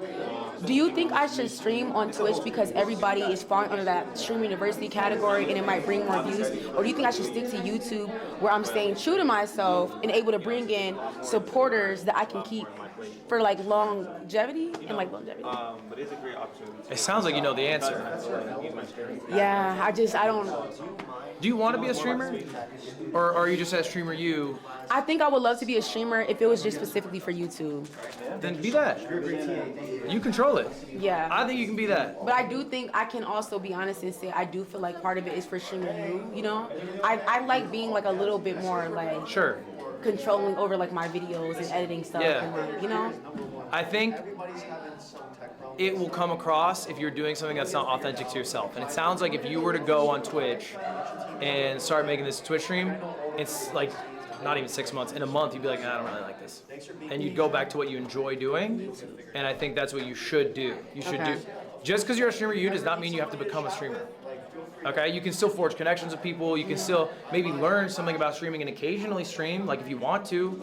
But like, it's your life. It's not forced. It's totally an optional career. And I promise you, the earth does not need one more streamer. Like, no, I'm not helping anyone on earth by doing this. So, you know, I think something that you're really passionate about is what matters most. Thank you so much. And I just need to hear that from somebody. Yes, you know the answer. Thank you so much. Got you. Here's the Silver Star. Silver Star, appreciate I that. was wondering maybe like a medium raid wouldn't hurt. A medium raid. Right. What's a medium raid? I'm thinking maybe if medium raid is not available, maybe like 100 gifted. You know. 100 gifted. A chill 100 gifted. Yeah. Hey, you know what? Thank you so much. That actually means a lot to me. We'll see you at the end of the semester. And also, you said we're not seeing you again, so we're just getting homework. This is our last class. We're Yeah. just getting homework. Yeah, you'll be getting homework. So homework that you're not gonna be grading. I'll be grading. I'm lost. So wait, so does that go? I towards submit our the grade? homework towards the portal. It's going to okay. be on the portal, so you'll see it. Like Gotcha. I gave homework. I gave this homework assignment you guys had Yeah. to my other 3 classes who did not take this class. Oh, got you. And I can go on the portal. I can see who did it. I can reply to it. I can give it a grade, whatever. Wait, we have to like upload it? Yes. Oh. Got you. You have to upload it. You should see it on the app, or you should see it on the website. Either one. I will see BC Streamer Games. All right. Yeah, absolutely. All right. Appreciate you. She was, Have a good night, wait. y'all. Hi, I'm Hi. Tatum Biddick. Okay. Ludwig. Basically, I just want to like know some advice because, like I said, I don't really know any female like athletes that are streaming this. Like, and I know collabs are like big, Mhm. but like obviously you build yourself like collabs are big. So it's like, what's like the best advice? Like, get my name, like, you know? I mean, I would think there's already a pretty thriving niche, and I'm not too familiar with the genre at all, but of like male athlete streamers in the space, and so I Yeah. think it's like So you think I should it's just like, being in the space, really. like connect with them? Yeah, I would say like connect with anyone who's the closest to what you are trying to be, Okay. Okay. and try to do something with them. And then I think in general, it's like when you do a collab, it's like making it as easy as possible for the person who you're going to be doing it with, and then also making sure they have a really fun time doing it Yeah. is like most important. Mhm. Like the viewership matters the least. Okay. Because if they didn't have a good time, like chances are they probably won't want to do a collab again, Yeah. or wouldn't recommend you, to other Mhm. friends or whatever. So it's like if you're just a really good time to be around, you make it really easy on Yeah. them. It's like just show up here and here, Yeah. whatever. I kind of thought like, okay, I don't know any like guy athlete streamers, but like I do know some guys that have like a social media following. So I was thinking like, oh, go do like a football stream. Like I go try to catch some footballs or like whatever, that kind of stuff. So I thought that was good. And, Yeah, like, I mean, it wouldn't necessarily need to be a streamer. You could do it like Yeah. with just people who are in like the literally just play a athlete sport. space. Yeah, Yes. like literally just play a sport. Yes. Okay. That's totally fine. Okay, wait, and so like the streamer games. Yes. I'm very interested, so just like keep that in mind. Keep you in mind? Yeah, keep Okay. me in mind. Do your homework, you gotta upload I it. am an athlete, so you know. Let's upload that homework. I was eavesdropping. What? There's a lot of. Where are you based? Memphis, Tennessee.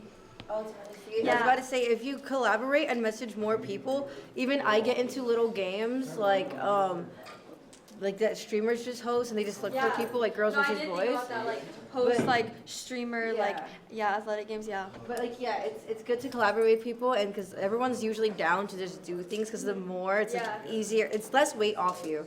Yeah. To be with other people. I played a lot of sports with other people, and that's the most exposure I've ever gained, even though I suck at sports. Yeah, and I don't would say even I came here with like, okay, I already had social media, but I didn't like stream that much on Twitch. And so before I came here, I had like 6,000, and I've been trying to like just network with literally everybody. And I would say like, I think I'm doing pretty good. I think I'm doing pretty There we go. I mean, I think that's part of the things that you can leave with that will like stick with you longer is the relationships you make here. Because like whatever viewership bump you have while you're here will go away within like a month most likely. You know, it exists because Kai's live or whatever, but like that won't be there that long. So the relationships will be there forever. Yeah. Well, thank you so much. It was nice meeting you. Keep me in mind. Great to meet you. Great to meet you. Okay. Hello. We'll get Hello. all days. Nice to meet you. Nice to meet Honor you. to meet you. I'm Alazami. Hello, Alazami. I just wanted to talk to you, say hello. I wrote a lot of great notes.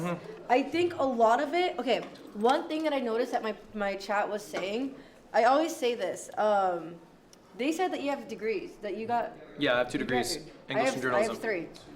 Psychology, art theory, and political science. Okay. And I always think it's a very important thing to be educated and being a streamer, which is weird because like I feel weird that I'm not using my degree, but I am at the same time because everything you were saying up there is like what I look at. I didn't even have social media downloaded last year.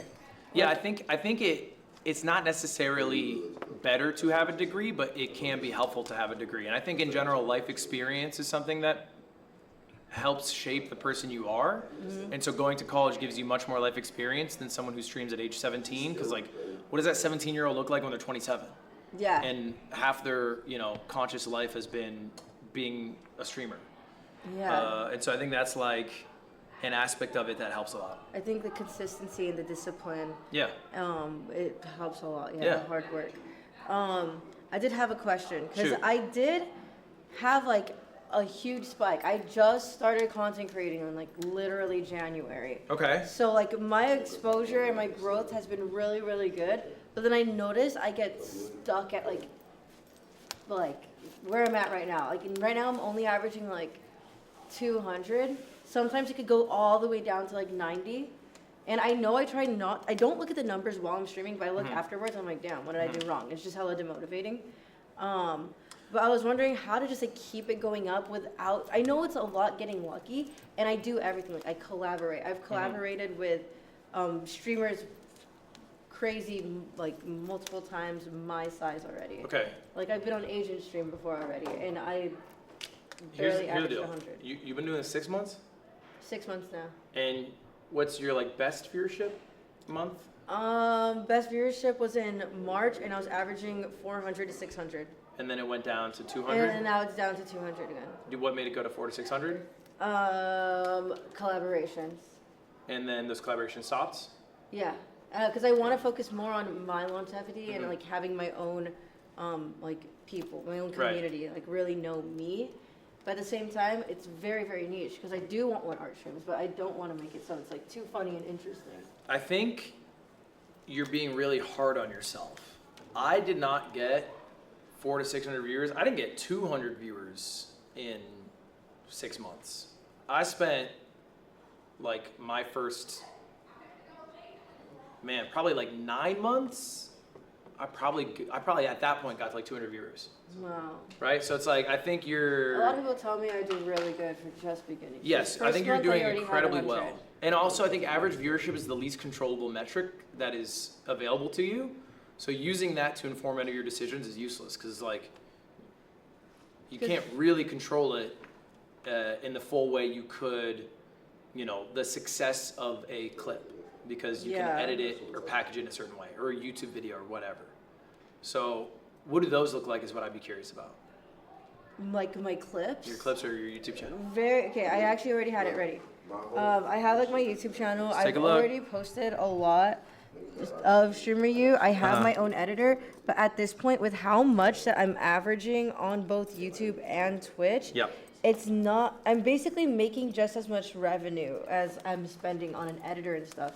Cause like, yeah, and I have my shorts and I also I pay for like, multi-purpose, which it uploads to my Spotlight, Snapchat Spotlight, Instagram Reels, TikTok, and YouTube Shorts. Can I open your TikTok? Is that okay? Yeah, go ahead. I have multiple TikTok accounts here. Oh. The TikToks, I have my main TikTok, which I just post like me, the regular girl videos. Right. Oh, wow, I actually just got me on my For You page. Oh, that's another person posting me actually instead. So I have, this is my Clips account. Please load. It's really good. I also pay for a Clipper. So do you run this yourself or do you pay for someone to run this? I pay for a Clipper, I pay for a multi-purpose, I pay for like literally everything. So with me only do you think your YouTube editor is good? Yeah, I think they're great. The long form one? Yeah.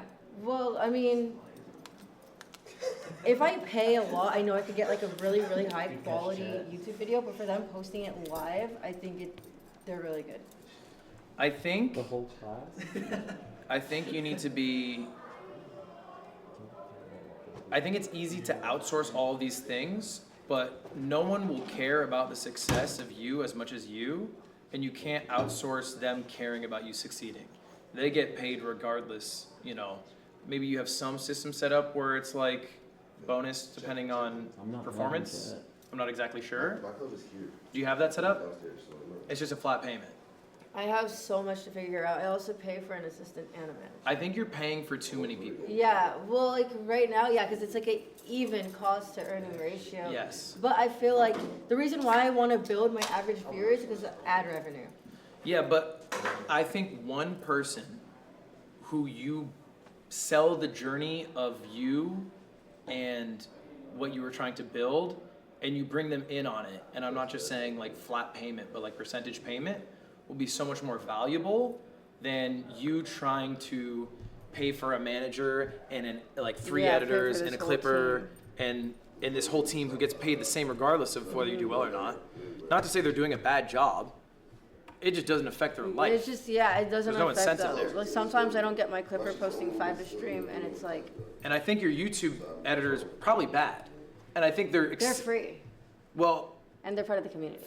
I think that can be helpful, but I think if they're free part of the community and willing to do that amount of work, then imagine the work they'd put in if they were also bought in on it. Getting paid. Yeah. Not even getting or paid. not It's like, getting hey, paid. you can.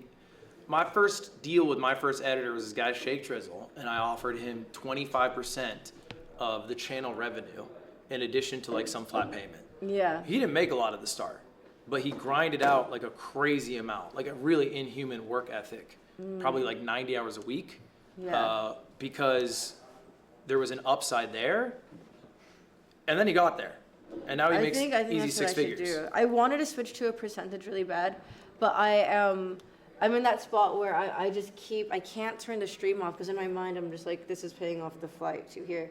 Because like even now, Short-term thinking. I've been awake since before DreamCon. Like, Yeah, you got too many degrees to be the short term. Yeah. I mean, that would be the same logic as like, oh, I can't leave my 9 to 5. I need to work 24/7 because. Well, I mean, I do cut off stream because I'm like, you know what? It's more important to post online right Yes. now. But with everything, because it's right now, I'm at another like riding the wave.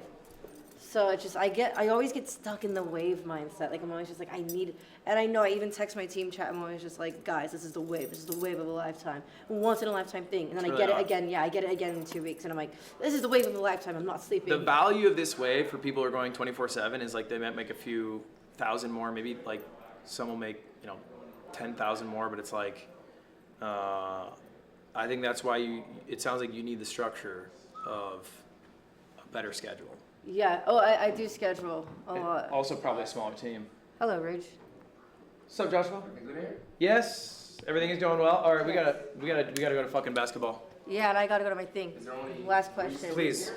You mentioned that 50% of people coming out of SU won't even gain more than a single-digit number of viewers. Yes. What's your biggest takeaway on how to not be one of those people?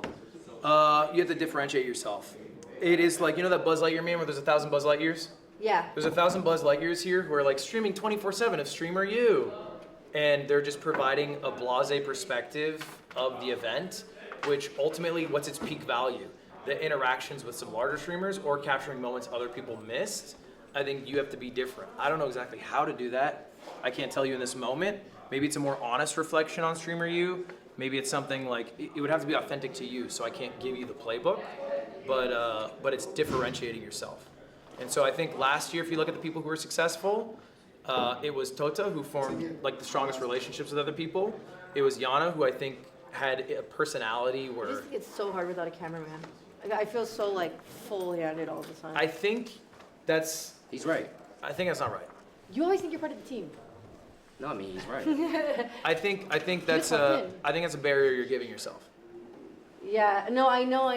It keeps holding me back. I'm always just like, if I had a cameraman, I could have done this. Yeah, this is a If I had a barrier. cameraman, There's always an if you can give yourself for the excuse of not succeeding, but you control everything. And you hired 6 people to manage the YouTube and TikTok and whatever. If the camera was all that, then you could have planned that coming into this. But I think at this point, it's like being the different flavor that people online want to see from Streamer U. There's 1,000 big ass streamers who just clip farm the whole time, and ultimately like. What the fuck? I didn't even mention you. I didn't fucking. You looked at me. You were just close to me. You looked at me, so obviously you. And ultimately, it's people who are acting different that will stand out more. All right. all right. So get expelled. Can we have a private tutoring? I'm joking. You want private tutoring? Well, thank you, sir. Hey, no worries. I can walk and talk with you. I gotta go to Lethal Shooter. I gotta go to basketball. How the fuck are you playing basketball and I didn't make the team? Are you serious? I got a private lesson with him. We're Red Bull athletes. He's my coworker. He just needs a lesson really bad. And he also looked at my shop form and said I need a lesson. That's これは何？その本はどこですか？ You get in trouble? These are better, right? Go to my club. All right, man. Yeah. Alright, I'll see you tomorrow. I'll be early. I'll be Dude, early to your class. hate to tell you this. What? Was it down the whole I time? know, someone said in chat right when Dude, it was over. I think it was down the whole time. My fly was down the whole time? Are you serious? I can't let him go to Lethal Shooter with the fly down, bro. That's so embarrassing. Are you in the film shit? Chat, how was class? You said no? I felt like tomorrow I might just grab a chair and pull up because I felt kind of like trapped to the left. Yeah, that's fair. I'm gonna surprise you I might guys just with what I take the got. press I'm not gonna chair. tell you guys. Ready? I didn't want to cut off like every student just in front of them. Yeah, I get that. I feel like that's tough. Do we even know where the fucking gym is? No, I think someone said basketball's across the bridge. It's like far, no? Yeah. Hopefully the angle wasn't too bad, Chad. Really good. I think it went well. I think it was a good class. I think the students also did really well. Mr. Keem, you know where the gym is? Yes. I believe you go straight. But It's just way straight past the bridge, right? Yeah. And then there's like, it's under the bridge and underneath the tunnel. All right. You have to pass through a tunnel. All right, can do. I think I know the tunnel. Yeah, I think it was a great first class. I think tomorrow I'm gonna do this basketball. We're gonna be rating. You have the name, right? It was Malik, Yeah. I think. No, Malik Malik? 04. something like that. We're gonna raid Malik today after basketball, and then I'm gonna end because I still have to make my presentation for tomorrow. And then tomorrow I'm gonna be live early, like 8 a.m. because I want time to prep the class too. I'll probably just go live desktop, and then we can go do stuff. We can go IRL. I was up at 6. Reserve my spot. Smart. You flip it. That's smart. Damn, class filling up though, I'll say that. More students today. Time to teach the youth. It's almost time, man. 2 big things happening at 12. I don't think Jason's in this class. Jason, you're not in this class. You're not in this class. No, you and Lacey, you're not in this class. Yes, I am. I just checked roster. Ron's in, y'all not in. Oh, do something about it, Ron. He's in your class. Sure. Are you just here to learn? I'm here to learn. You're not here to make trouble, are you? No. Promise. You here to learn, you promise? I'm here to learn. Put it on my wedding. On your wedding, I swear. I would never. No, like, can you teach a class a lot about ingests? Oh, I love weddings.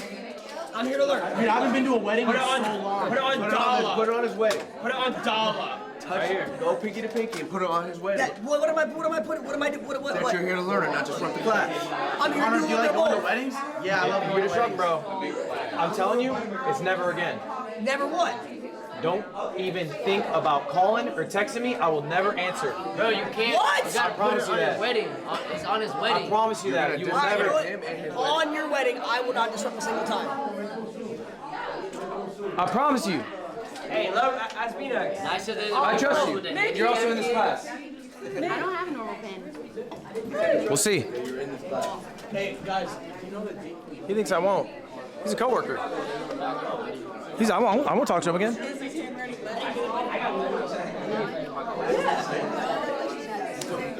All right, what we got? 5 minutes? 5 more minutes. We chilling for now. We chilling for now. Run the red ball. The only thing is, go outside. Yeah, I got you. You know, close the door behind you, or just maybe post up outside for the first like. Easy enough. And then maybe after, how about that? How about just like first 10? 11, 15, or 12, 15? Just put it, too late. Just doors locked, too late, too late. If they're 15 minutes late. I want to follow up with your fiance. Question. She asked if I asked her if I can go to your wedding, and she said it's up to you. I'll be there. Hey, cutie, I'll be there. We are invited to the wedding. Cutie, I'll be there. Y'all, I got a class to teach. I'm Professor L. I cannot answer these questions right now. He be flirting with all the students. Let's see. Yeah. Crazy. That's crazy. That's crazy. He's flirting to all the students. I heard he got a seat.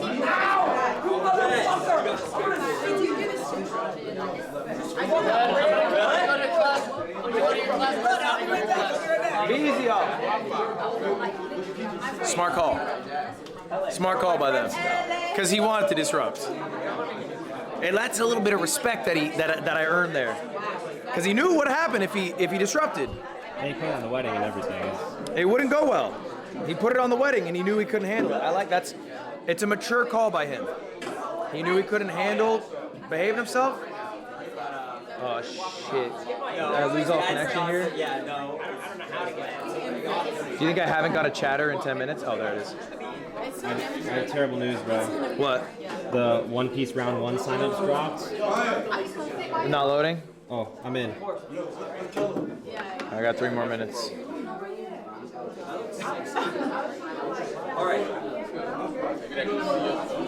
Yeah, I'm trying to get. I want to figure out who did the homework here. I'm trying to figure out who did the homework in this class before starting because I don't remember who. This could be huge. No! Sold out? 12:02, bro. I can't get it, bro. My data's too ass. Oh, wait. Hold up. I'm an idiot. I had internet off.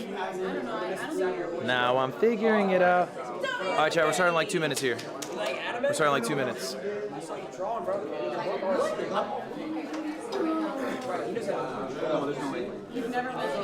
I got it. I got it, bro.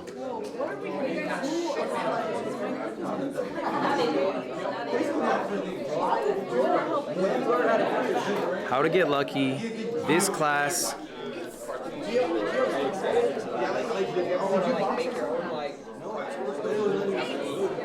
They can still.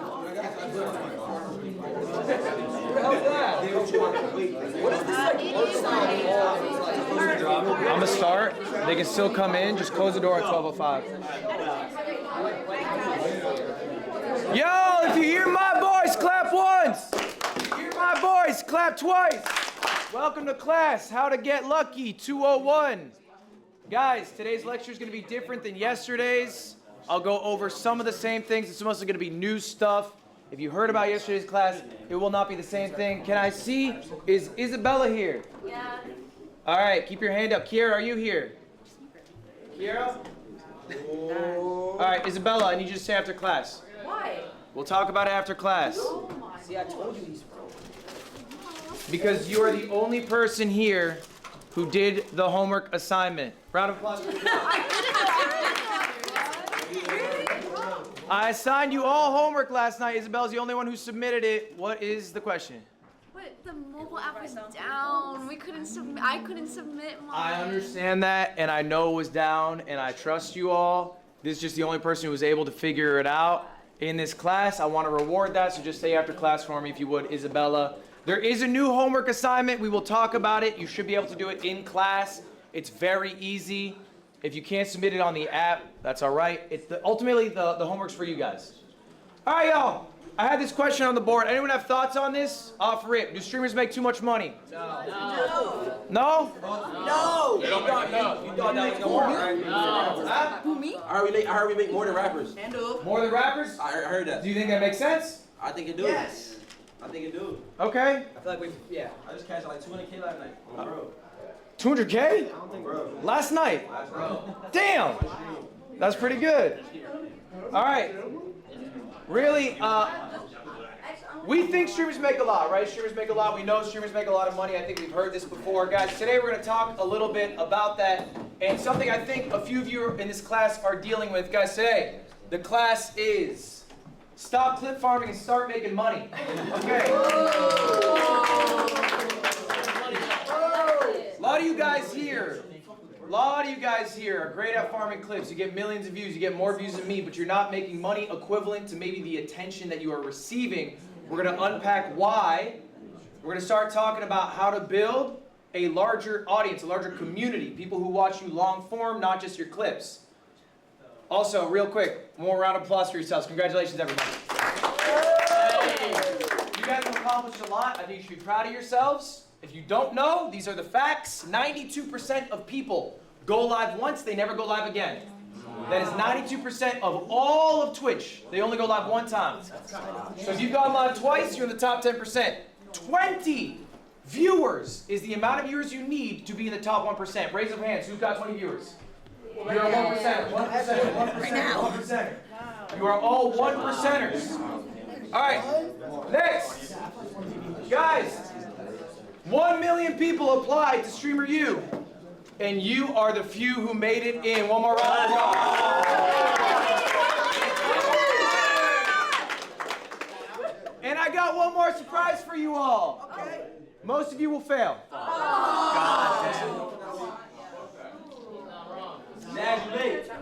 Guys, most of you are gonna fail. What is fail? What do I mean by fail? Did you feel like you made it when you went to Streamer U? Do you feel like you got an opportunity that you can grasp and you might skyrocket? Yes, I did. You might have felt that. You got excited. Yeah. That won't happen for most of you. Here are the stats. Last year's Streamer U. This is last year. People who attended 2025 Streamer U. I looked at their viewership a month before Streamer U. Right. Then I looked at the viewership last month. Right. On average, that whole group's down 287 viewers. That whole group. All right? The median, okay? That's the person in the middle. You slash off the biggest, you slash off the lowest. Okay? They gained 4 viewers. 4 viewers, that's it. Streamer U, 4 viewer change after a year. 56% of all participants lost viewers or only gained single-digit viewers. That's year over year, okay? So this opportunity, this once-in-a-lifetime miracle, for most of you, it ain't gonna mean shit. It'll be a cool memory, all right? But that's all it will ever be. Maybe you made extra money this weekend. Congratulations, you got a few thousand in the bank. Ron probably is getting $250,000. That's nice. But that's all it will be. It will not effectively change your life. Jason, because honestly, there's things Ron can learn, and you can always learn at any level. Thank you. Yes. All right, that's the bad news. That's the bad news. All right, but we want to be different. We want to be the ones who succeed. How do we do that? First off, we have to ask ourselves an honest question. Raise your hand by show of hands. Do you want to be a streamer? By show of hands, do you want to be a streamer? All right? Now, we're going to sit on this for a moment. Do you want to be a streamer? This question about it. Because maybe you don't actually want to be a streamer. You want to have what streaming can get you. But there are quicker, better, more efficient ways to do that. Maybe you actually just want to be rich. Maybe you want a large social media following. Maybe you want to have a creative outlet. Streaming might not be the best path to do this. Now, I think when people talk about streamers, we talk about the big guys, talk about the Kais, we talk about the Speeds. That's awesome. That is a very small number of all streamers. That is realistically not going to be you. I have 3 examples for us today. I have a top 100 streamer in the world, I have a top 1,000 streamer in the world, and I have a top 10,000 streamer in the world. I'm going to show you guys all their revenue and their viewership. We're going to pocket watch. Guys, we're going to start off with Mr. Number 95. Guys, we were starting off, excuse me, with myself. I'm going to show you how much money I make. I'm the 95th biggest streamer on Twitch. I also stream on YouTube. It doesn't include that, but I'm like maybe top 100, somewhere in there, right? These are my metrics. If they line up with yours, okay, then your revenue will probably be similar to mine. I don't stream nearly as much as some other guys. I have 9,500 subs. All right. For me specifically, okay, we're going to go through some expenses that I have. Here's my expenses. This is just the month of June. Everything here is for the month of June. Payroll, $225,000.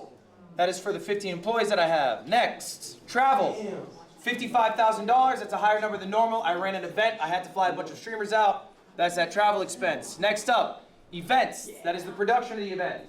Nice. Nice. Next, marketing. Again, similar for the event. It's another $10,000. Final total for the month of June is just the expenses, what I spent, $359,000. Wow. This was just for the month of June, yes. Question? That's exactly what a 9-to-5 would make in a year, but yours is good. That is way more than most 9-to-5 makers in a year, yeah. All right, now's the fun part, guys. Now's the fun part. How much do you get to make?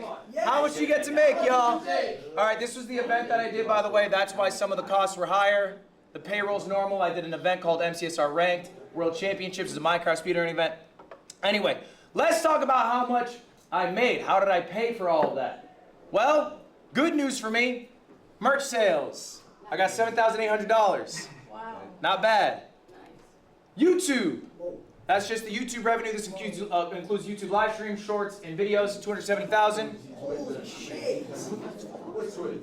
Twitch gonna be smaller for me, guys. I do not make as much on Twitch. 57,000. I only run about 6 minutes of ads an hour. I have 9,500 subs. That's about what you make for that. The biggest bulk of my money, though, I made a pivot in my life.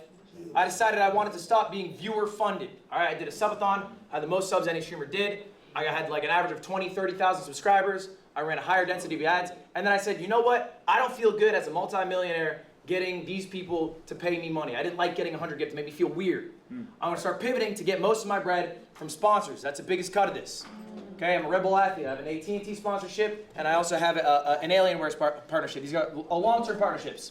All right, and I do one-off deals as well, as you guys do. This number's 800,000. Okay? So the total you can break June, 1.1 mil. Okay? Now, this is the flashy number. This is the top 100. Why am I showing you this? It is not just a flex, although I am flexing. It is because this is what you get to see. This is what people love to show you. They love to show you the top 100. But you guys aren't top 100. Not all of you, at least. Some of you in this room are. Maybe you want to be. Maybe you'll get there. What does Miss Top 1000 look like? I'm keeping this person anonymous. These stats are real, though. This person is a gamer. They average 1,200 viewers. All right? They stream 130 hours. Their sub count is 1,600. And if you go to Twitch Tracker, you guys can all do this later, by the way. TwitchTracker.com. Look up your Twitch channel name. They will tell you what number you are. If your number is lower, they might tell you what percentile you are in. Okay? Top 0.5%, top 0.4%, whatever. Anyway, this is a real person who is in the top 1,000. They're not exactly 1,000, but they're close to it. This is all of their viewership. All right, how much do they make? How much does a top 1,000 streamer get? Sponsorships, $0. Asked them why. They said they think their agency's ass. They haven't had a deal. Okay, it's a much different number. YouTube, 150. Only 150. They're not posting really long-form videos. They're mostly doing shorts. There's not a lot of revenue coming from the YouTube. They're more of a streamer than a creator with multiple verticals. All right? Twitch, 10,000. That's a good amount of money. That's comparable to what I'm making. I'm making 10,000 as well. All right? And if we go back to the hours a week, that was your question. They stream 130 hours. 130 hours. A week or month? For the month, this is all the month of June. So in total, this top 1,000 streamer made $10,250. That's a good amount of money, right? You make 100K a year being a streamer. That's not bad. All right. Well, let's go one further. Let's go to top 10,000, Mr. 10,000. This streamer is a variety streamer. It's a real person. It's real stats. They average 150 viewers. Maybe some of you in this room average a similar amount. They streamed 180 hours, the most of me or top 1,000. That's their sub count. That's how many years they've been doing it. All right, let's check the revenue for June. Sponsorship, 700. They actually made some effort to get a deal. That makes sense. They've been doing it 6 years. They have better relationships to get sponsors. YouTube, $0. They have no YouTube presence at all. That's not good, man. Twitch, $3,000. Grand total, $3,700. All right? Now, I need you to put this into perspective. That is a top 10,000 streamer in the world. Right. That is not a small streamer. That is a big streamer. How many streamers are there in the world? Anyone have a guess? 100,000. Someone give me a guess. 100,000. Million. Just in the month of June, how many people went live? 5 million. Just on Twitch. 5 million? 5 million. It's not a bad guess, Jason. You're wrong. Oh my God. 6.2 million people. That's on Twitch too, right? On Twitch? And that guy is better than 6.24 million. Top 10,000. And how much is he making? 3,000. 700. 3,000. They're making about 40K a year, right? Roughly 40K a year. And that's top 10,000 in the world. Okay? The numbers aren't wrong. People trick you. They say stream makes a lot of money. It does. Right. For me. But this whole streaming system is rich gets richer. The top makes a fuck ton. When a sponsor wants to do a deal, are they going to small streamers? No.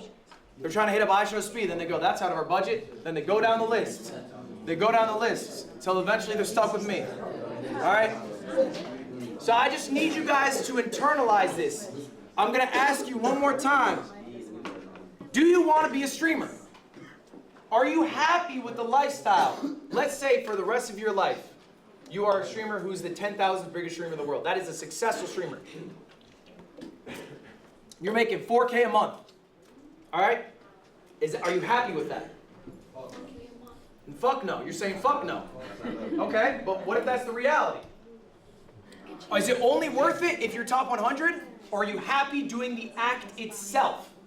Is what you are actually chasing being rich, being famous? Or do you enjoy streaming so much that regardless of the amount you make, you would love to do it for that amount of income? Is it enough that you are full-time, or do you want to hit these higher pursuits? And is streaming actually the path you should take to do that? That's what I'm asking you. Are you trying to be a streamer in 10 years who's making 5K a month?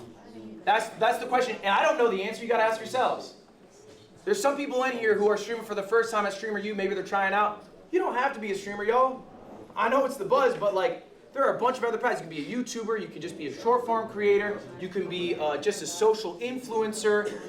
You could be a real estate mogul if you want to make money. Like, there's a lot of other paths you can take in life. You can just work a 9 to 5 as something you're passionate about. You don't have to be a streamer. It's not a guaranteed success. You're not all going to be making millions. All right, let's keep it rolling. Does this sound like you? I want to see hands if at any point I'm talking about someone or something you're dealing with. I struggle to handle juggling clips and YouTube and streams. Hands up if that sounds like you. Keep your hands up. Yes. Keep your hands up if you guys don't understand how YouTube works. All right? Yeah. Put your hand up, keep your hand up if this sounds like you. My clips do really well, but I don't know how to convert to long-form viewers. I should see more hands up because I looked. 9 of the people in this class, I looked at you guys. You're averaging around maybe 100 to 300 viewers. Your clips are banging. You guys have hundreds of thousands of followers on Instagram. You got millions of views. You got more views than me on your clips. But they're not converting. Okay? Have you ever wondered why? Yeah. Okay? Let's hear some theories. Who's got a theory?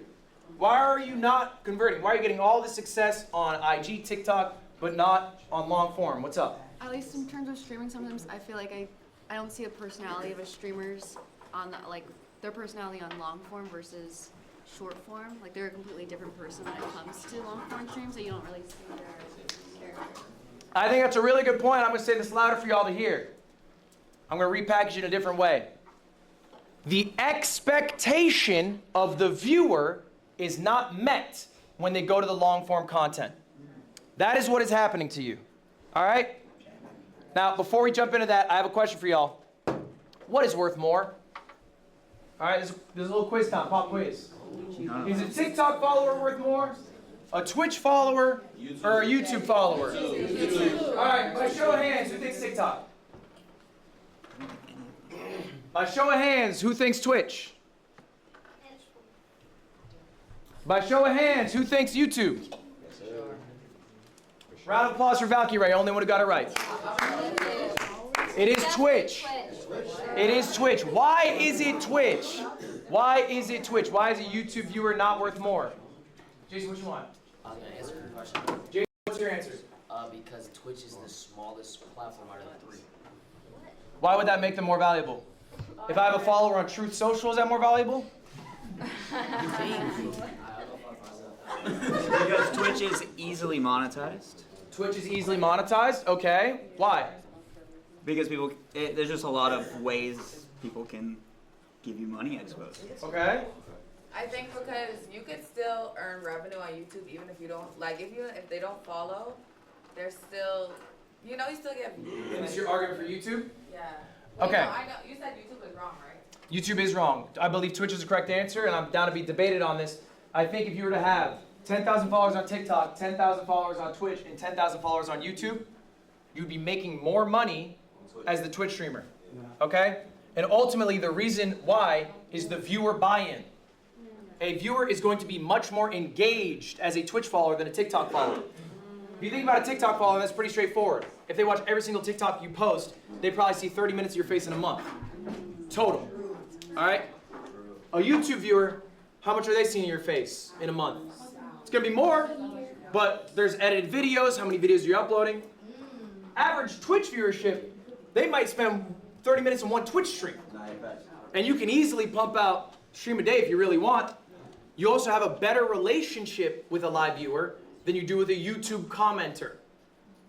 They're not always commenting. Most people don't comment, and you're likely not replying to all the comments. But in chat, you're always talking to chat. You got chat on your phone right now. Chat's probably saying some shit right now. You probably looked over and read them. Has anyone read a YouTube comment while I've been here? No. Has anyone read a TikTok comment while I've been here? Yes. So if you need to sell merch and you have 100 Twitch viewers or you get a 100 view YouTube video, which one's better? You're trying to push merch to someone. Probably the Twitch follower. They're probably more likely to go buy that. Lacey, why are you disagreeing? What's your point? No, I'm not disagreeing. The followers, yes, but YouTube has a way better like system of getting recommended. So even if you have if you have 100 followers on Twitch, you're not gonna. There's no really chance to get 1,000 viewers. Correct. There is no discoverability. That is correct. But that is a different question. The question is pound for pound, which one's worth more? It's worth more money, not just worth more. Worth more money, correct. All right, guys, we're gonna tackle your problem today. My clips do great, but I can't get a lot of viewers. Here's the deal. You cannot always be the clip. Except for one guy.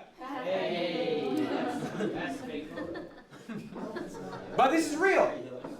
What happens to you guys is you're really good at farming clips. I think at this point, a lot of you really understand intrinsically when a moment happens that, oh, that was the clip.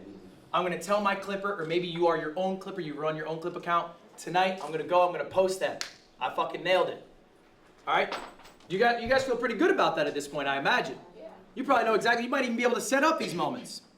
The issue is, you get that clip, how long is that in your 4-hour stream? A minute? Seconds sometimes? All right? So then what happens? That person sees you on IG, you get an awesome clip, they go to your stream, and what are you doing? Are you farming a clip at every moment? Exactly. No, you're a person. All right? We're not always exciting. We're not always on. I know I'm not. Okay, there are people who are. There are people who have balanced energy. iShowSpeed has insane energy. Literally every second of that stream, you're like, holy shit, how is he still going? I can't do that. I'm a limited quantity guy. And then I need to go take a bath. That's me. I'm honest with myself. I know my strength isn't to perform in a way that will not be met when the viewer comes to see me. I have to be authentically me at all points. You need to be authentically you at all points. The person they should see in the clip should be the person that they experience in the live stream. All right? Otherwise, they're just going to get bored and leave. You're not the clip you in every waking moment. Except for Ron. I think community is important. Why did I show these people? What's special about these people? Any guesses? They are all on Streamer U, but there's something more. They've grown a lot lately. They've grown a lot. That's true. They're always themselves. They're always themselves. I like that. So their online and offline personalities are pretty similar. So these three are 3 of the 5 most successful streamers from last year. These are who you should aspire to be this year. All right? Yes. These people have all increased by, I'm telling you, like 5,000 average viewers. They all went in with hundreds. They now have 1,000 viewers. Okay, they're now doing amazing. Okay? I think they all have different strengths. We're gonna go all through one by one. What did Tota do at Streamer U? Built probably the strongest relationships of anyone at that event. That was able to get him, friends with Kai, friends with Ray, and Mafia-thon 3. Okay? To build a foundation, but build relationships with people here. Okay? Arky, I think, is one of the kings of authenticity. Arky wears his heart on his sleeve. It is obvious to everyone who's with him and everyone who watches him. So what you get in the clip is what you get when you hang out with him in real life. It's what you get when you watch him online. He's the same guy. Yano, probably one of the nicest motherfuckers I've ever met. And she's always like that. It's crazy. I expect her to break at some point. She never breaks. All right? Even when people are a little too much for her. Where is he in this room? He's supposed to be in this class. Even when people are too much for her.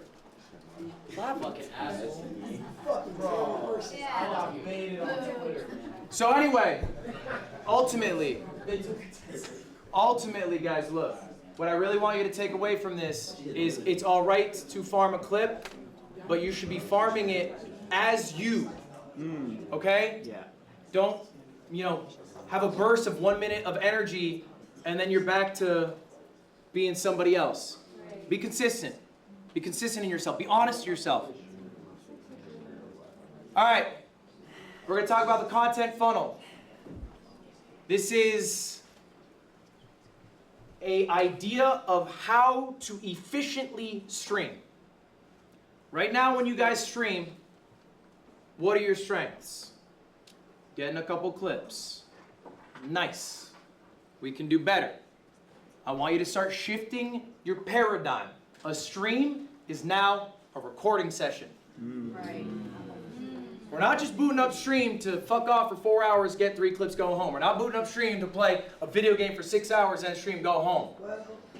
That is a waste of your time. It is a less efficient use of your time. This is a recording session. What can you record in a stream? This is an example of one of my streams. This is one of my best streams. Why is it one of my best streams? Did you make 2? You had fun. No. You had an event. No, I do not have an event. The title is Games with Friends. CoffeeZilla video later. Authentic. Authentic? No. No, not I got a authentic. video out of it. I got a video? A good video out of it. Yeah. Every second. I got multiple videos. From this one stream, it was 6 hours. There's 3 separate VODs. Those are just cut-ups, not edited, of the segments. All right, I came prepared with segments. 3 different edited videos. God Gamer Gauntlet's a challenge I do. Magic Chameleon with some friends. And I reacted to a CoffeeZilla video. And then I also had a couple clips out of it. Okay? That's all from one stream. That was 6 hours. I recorded all of that. Just for your information here, I didn't put it in this slide. The streams, they made 5K. It's pretty good. Okay? All of these together, they made 25K. Okay? And you're able to get all this out of one stream if you just spend the time to plan out what you are going to do on stream. Raise your hand, and I just want to keep everyone's hand raised right now. And I want you to only put your hand down when I say, I'm basically trying to find out how many hours you stream. So everyone's hands up. Do you stream at least 1 hour? Hands up. Do you stream at least 1 hour a month? Hands up. Do you stream at least 1 hour a month? All right. This is good. Do you stream at least 10 hours? Keep your hands up if you stream at least 10 hours. All right. 50 hours. Hands up. Do you stream 50 hours? At least 50 hours. If you put your hands down, you're not streaming enough. Do you stream at least 100 hours? 100 hours a month. Did you stream 100 hours a month? If you put your hands down, you might not be streaming enough. Are you streaming 120 hours? Sometimes. Okay? Hands are still up. 150. My hand's down at this point. 150. All right. Some hands are still. We got 3 hands. 160. 180. 200 hours. Still hanging in here. 220. How many hours do you stream? Can I ask you? Around 200 hours. Your hand's still up back there. 250 hours. 260? 300 hours. Is it 300 hours? Yes. That's how many hours you stream? Not possible.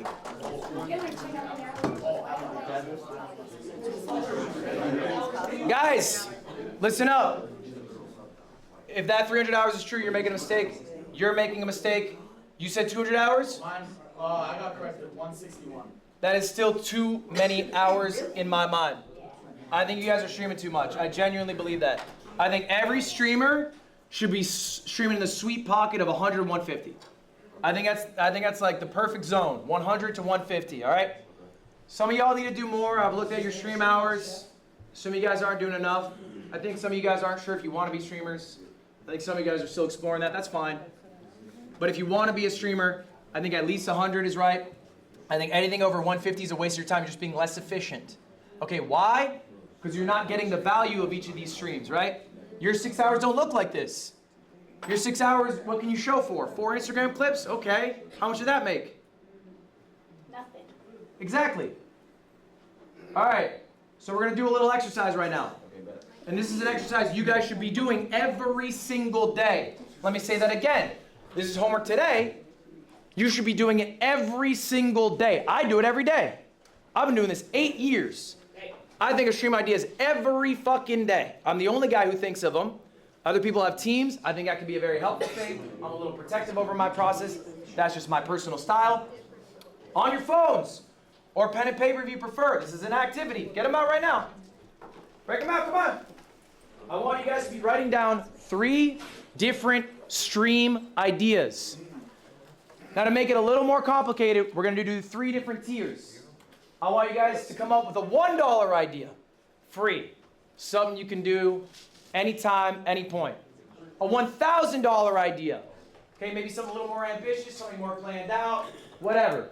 And then final one, a dream idea, $100,000. Dream. Dream. Doesn't matter. I'll give you guys a few minutes. I want you guys to seriously write these down. You don't have to come up with all three right now, but come up with at least one right now. I'll show you mine in a moment. Go ahead, write. I'll give you a few minutes. Well,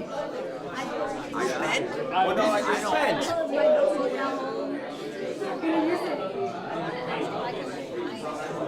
Going well so far. Yeah, you're doing good. How many people we turn away? Wait, so Ludwig. Only like 2. Late? Yeah. Were they sad? She came in like 12, 16. They had walked by earlier and they went to the wrong room. So I like it. That's fair. That's kind of you.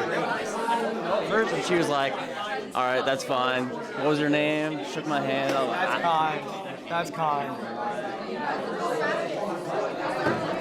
We're going to go to some students.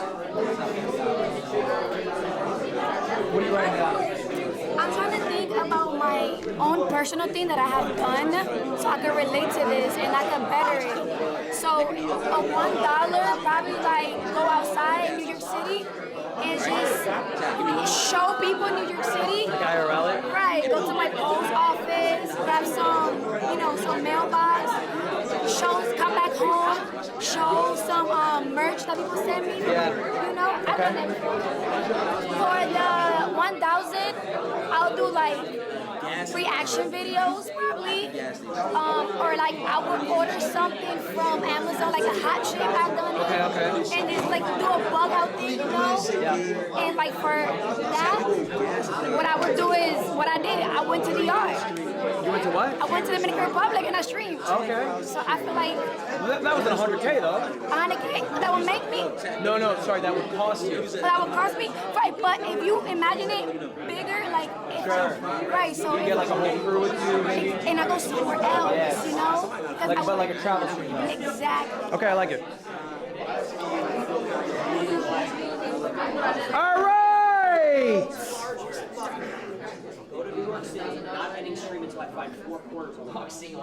I'm sure you guys are still mulling over your ideas. That is good. This exercise is something you should be doing again. How often? Every day. Every fucking day. All right. I want to hear a few of your ideas.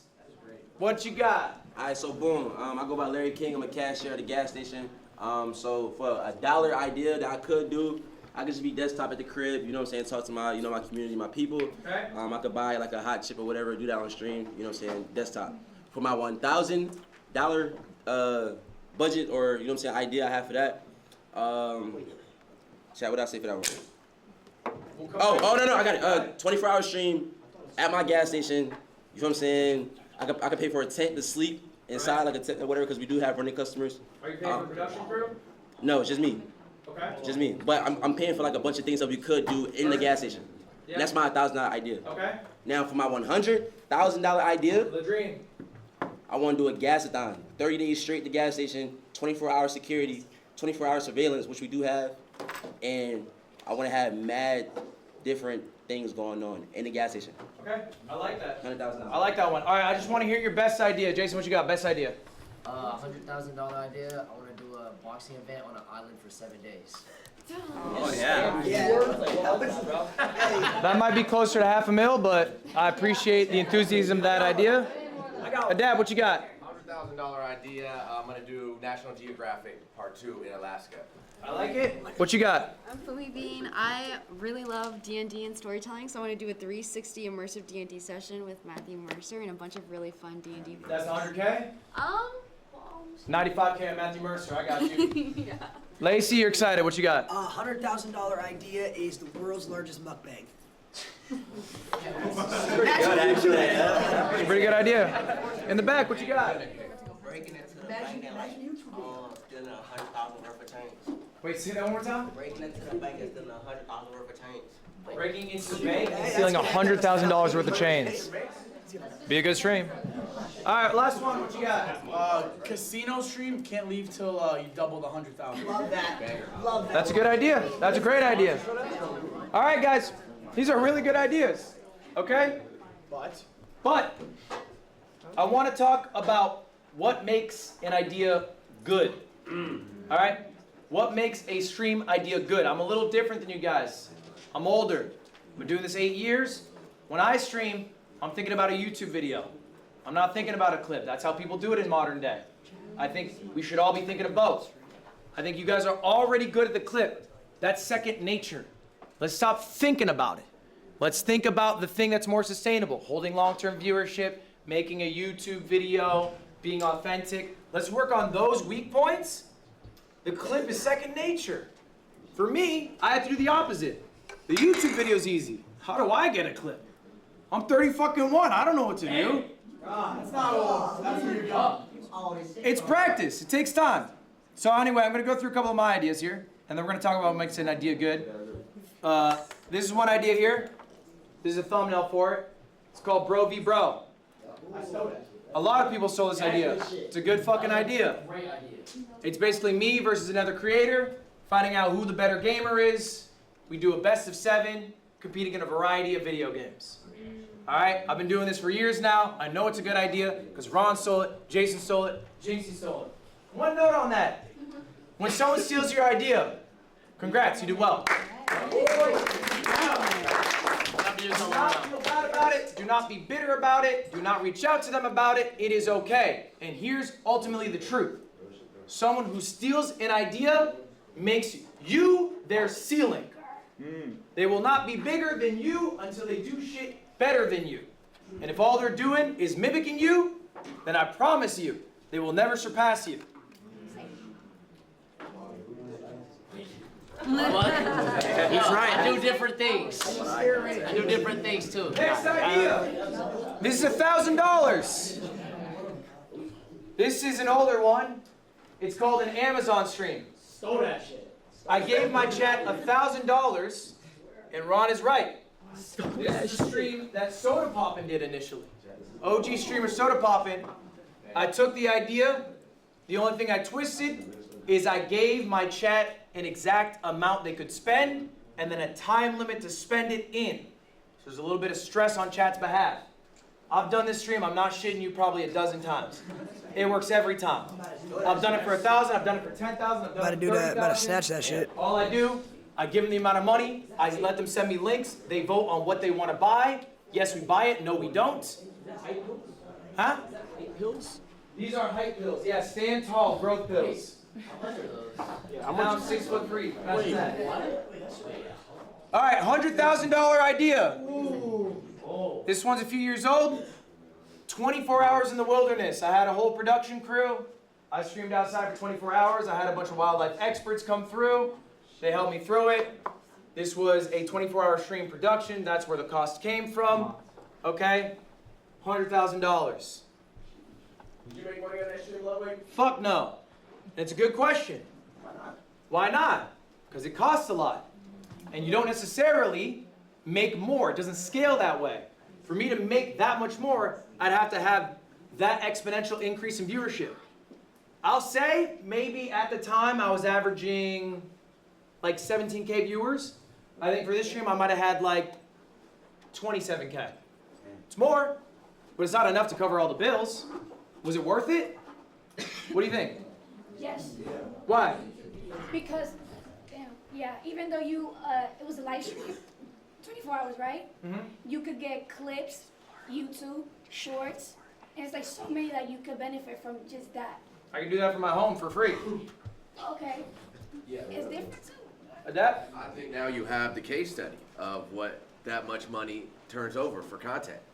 You know when you can spend that much money, when you should stay at the crib and spend less money, and you know it gives you an idea of where. Yeah, was it worth it? Around. That's true. I think you can trial things. I think you should take risks. I also think it's okay to have lost leaders. Big ideas, big events. Maybe they don't make a lot, but they mean a lot to the people who watch you. People see the effort that you put in.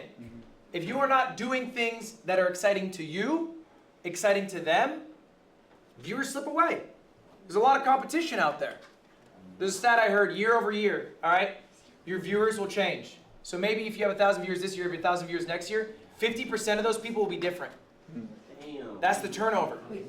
50% of those people will be different. It's not the same people coming in. You don't have this static pool. People got lives. People get older. People stop watching streams when they get 30. They got a family and shit. All right? So sometimes these lost leaders can also bring in those new viewers. They can help recycle the people who are eventually going to leave. I got one more for y'all. This one is $1 million. This is Streamer Games. All right? And this is a follow-up to your question. Okay? Is it worth it? Streamer Games, year 1. Guess what it did? It lost money. Streamer Games, year 2. Guess what it did? About broke even.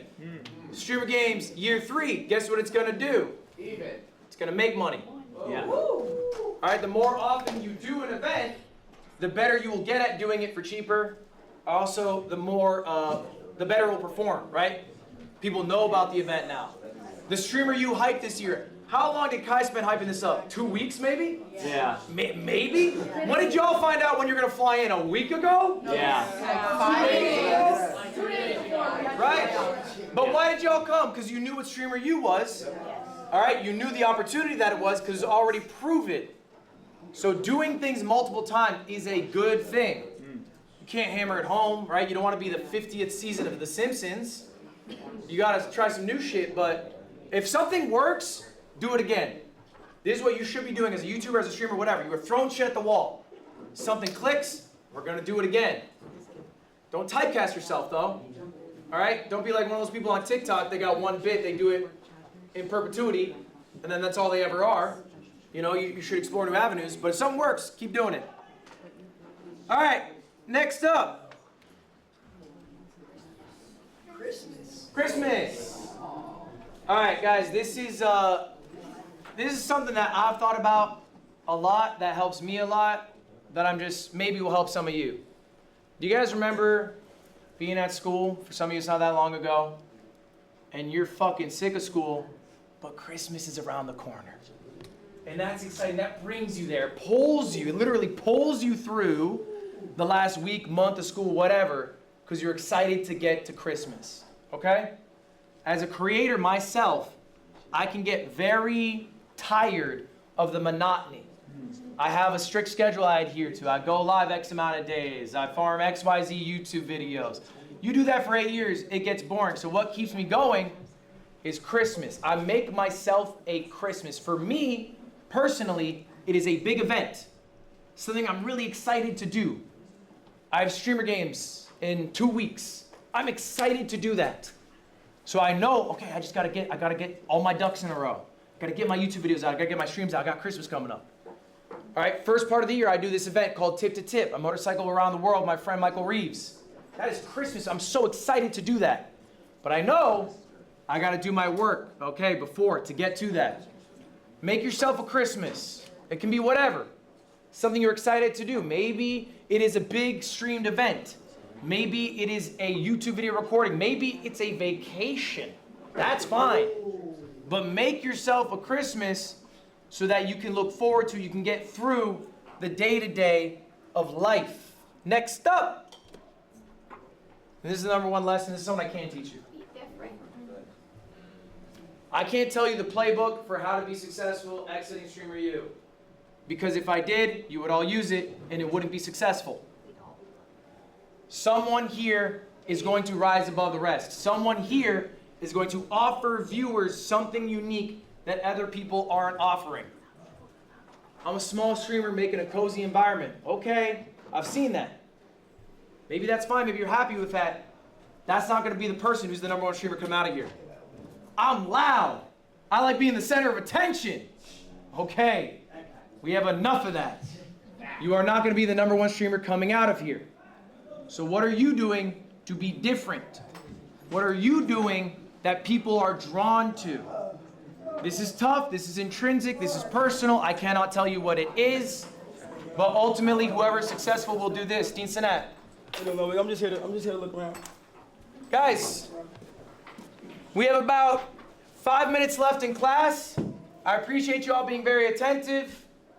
At this point, I will open it up. Does anyone have any questions for me? This is the last time that we will be meeting. So if you have anything for me, let's get it out now. Hands up.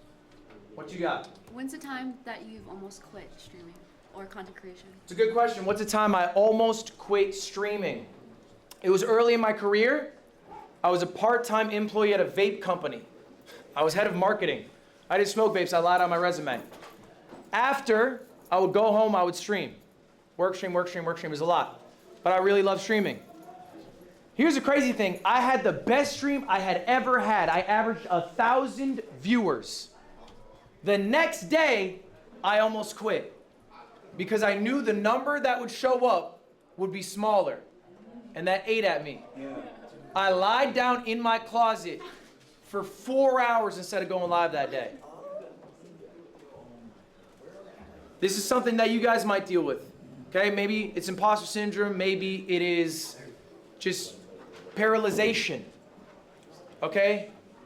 Here's what I realized. Streaming is an impermanent thing. What you did last stream doesn't fucking matter. You know what people care about is the next stream. And you know what you want people to care about? You. Okay? So if the last stream was shit, who cares? If the last stream was the greatest stream that ever happened, who cares? Streamer U's going great.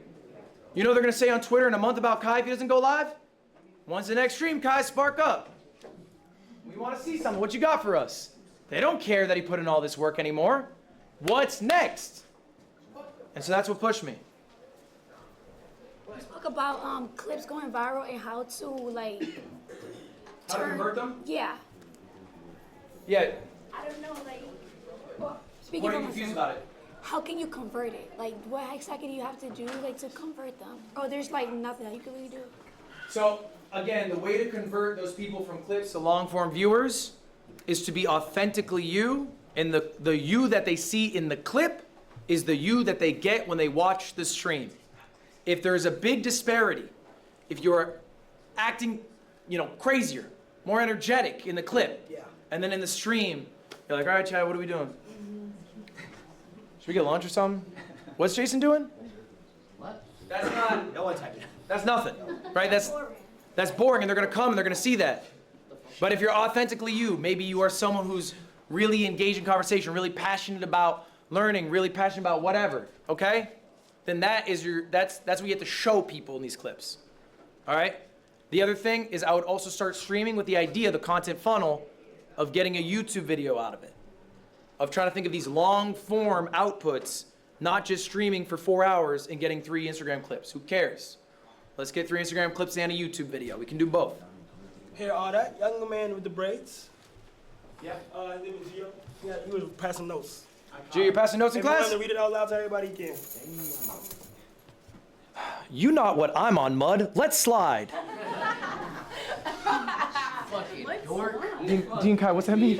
You not what I'm on, Mud. What is it? Because I wrote that note. This is his note. Can And you he read that said, out for the class? you don't understand? She wrote that? Okay, you're right. Give me that note right now. Give me that note right now. Give me that note. You already showed it. Oh. Dean Sinats, let's go.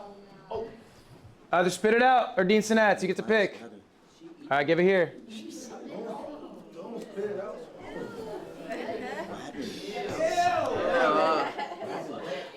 Fucking.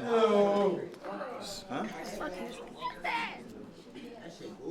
Crash out Geo. That's it. It says crash out Geo. What a waste. Damn, my fingers. What's up? Oh, I got some right here. All right, guys, we got a couple more minutes. Any more questions? Damn, I heard you might be.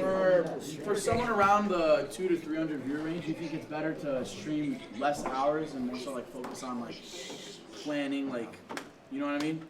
Like for someone in the 200 to 300 viewer range, is it worth it to stream less hours? What do you think? Like less hours and plan more, or longer hours and like is it better to like, all right, I'm gonna do like an 8-hour stream, I have one segment, and then like the rest I'm gonna just abolish? Or do you think like I should only stream and then once I have like no planned content, like end my stream, done? Are you trying to get rich in short term or long term? Do you want to make? I feel like I want long term. Do you want like thousands more, or do you want to make maybe hundreds of thousands of more over 5 years? Okay, so then let's think of your future, right? So when you say I do a stream and I plan one segment that's a YouTube video, and then what's the other 6 hours? Just whatever happens, abolishing. Okay, you're abolishing. That's Bunch cool. of Baelish. What's the point of that? You're making more money because you run more ads, you get more subs, but what does that turn into? Nothing. Poof, it's gone. There's not a YouTube video out of it. The VOD's maybe not that noteworthy. Like, what is the point of that? You could stream every minute of your life and you'll make more money. And that's the issue with streaming, right? You can always think, oh, I could stream more. It's true. You could make more money. If you went live 1 more hour, you make an hour's worth more of money, okay? But if you take the time to ideate, if you take the time to elevate what you are doing on the stream, then your streams long-term make more. I showed you that graph, all right, of my stream. It made $5,500. And I told you the other streams made the YouTube videos made 25,000. I didn't make that 25 instantly. They had to be edited, they had to be posted, it took time. It also took the time to come up with the ideas. That made more overall. I would have made more if instead of streaming 6 hours, I streamed 10 hours and I played more Magic Chameleon, but that wouldn't have net much, right? It's less efficient. You are not being efficient with your time. Guys, speaking of time, we are at time. All right, thank you all for being here. I appreciate it. Hey, you're the greatest. That was good. Guys, y'all got homework. I need to see it online. I want to see your stream ideas online. We can't. I appreciate you, dude. Thank you so much. Of course. Isabella, stay after still. Couldn't upload this. Hey, Ludwig. Keep it up, dude. Hey, is this for his stream? Hey, you got me in streamer games, right? Oh, 3 goals. One more time. I like them. Streamer games, right? Yeah, do your homework, bro. Buy brand deals. Like, get any brand deal. If you get a brand deal for $1, is that your goal? No. So let's be specific. Ron. Absolutely. Absolutely. You got me in streamer game? Absolutely. Oh, everything? What? On God. Not part of Streamer U team though. So what the fuck? My Streamer Games All-Stars. You're one of the best to ever fucking do it, baby. Oh my God. I promise you that. And I'm excited to see you there. Ron will be at Streamer Games. On everything, Ron will be. Thank you, bro. I'm engaged. I'm engaged. I'm engaged. I'm engaged. Oh my God! Hey! Fuck you! Yo, what are you, a fucking bad boy? Damn. Really good. I appreciate it. That was really entertaining. Yeah, I hope you take some stuff away, man. I genuinely was locked in watching that the whole time. I saw you. Obviously, you're joking about like. Yeah, I was joking. Yeah. I've never experienced anything like that in my life. Like that was like a completely out of context clip. The caption was crazy. Like honest. You got Cliff Farm crazy. Like that obviously has probably happened to you. Like what do you do? Nothing. I mean, that's the reality. There are downsides to being a streamer, right? If you want to do this job, you're in front of a lot of people. Like right now, there's 60,000 people watching this interaction, right? Yeah. If you slip up, all right, maybe you say a word wrong. Yeah, you could slip up when you're talking to your friends at like a soccer game. You see what I'm saying? Like, but it's genuine. Like, and it's live. You can't cut it. And people can post anything anyway. This has been happening for 100 years. It's called yellow journalism. It is literally what destroyed journalism 100 years ago. You know the Pulitzer Prize? No. The Pulitzer Prize for writing? Do you know that? Okay. He went to college. I didn't go. Well, the guy who made it made a newspaper that just lied. It started a war. There was a literal war that started because people just started lying in newspapers. Why did they lie in newspapers? Because it sold more newspaper copies. It did. That tweet. Man. That happens today. Why do they lie in tweets? Because he gets more money from the tweet. So what can you do about it?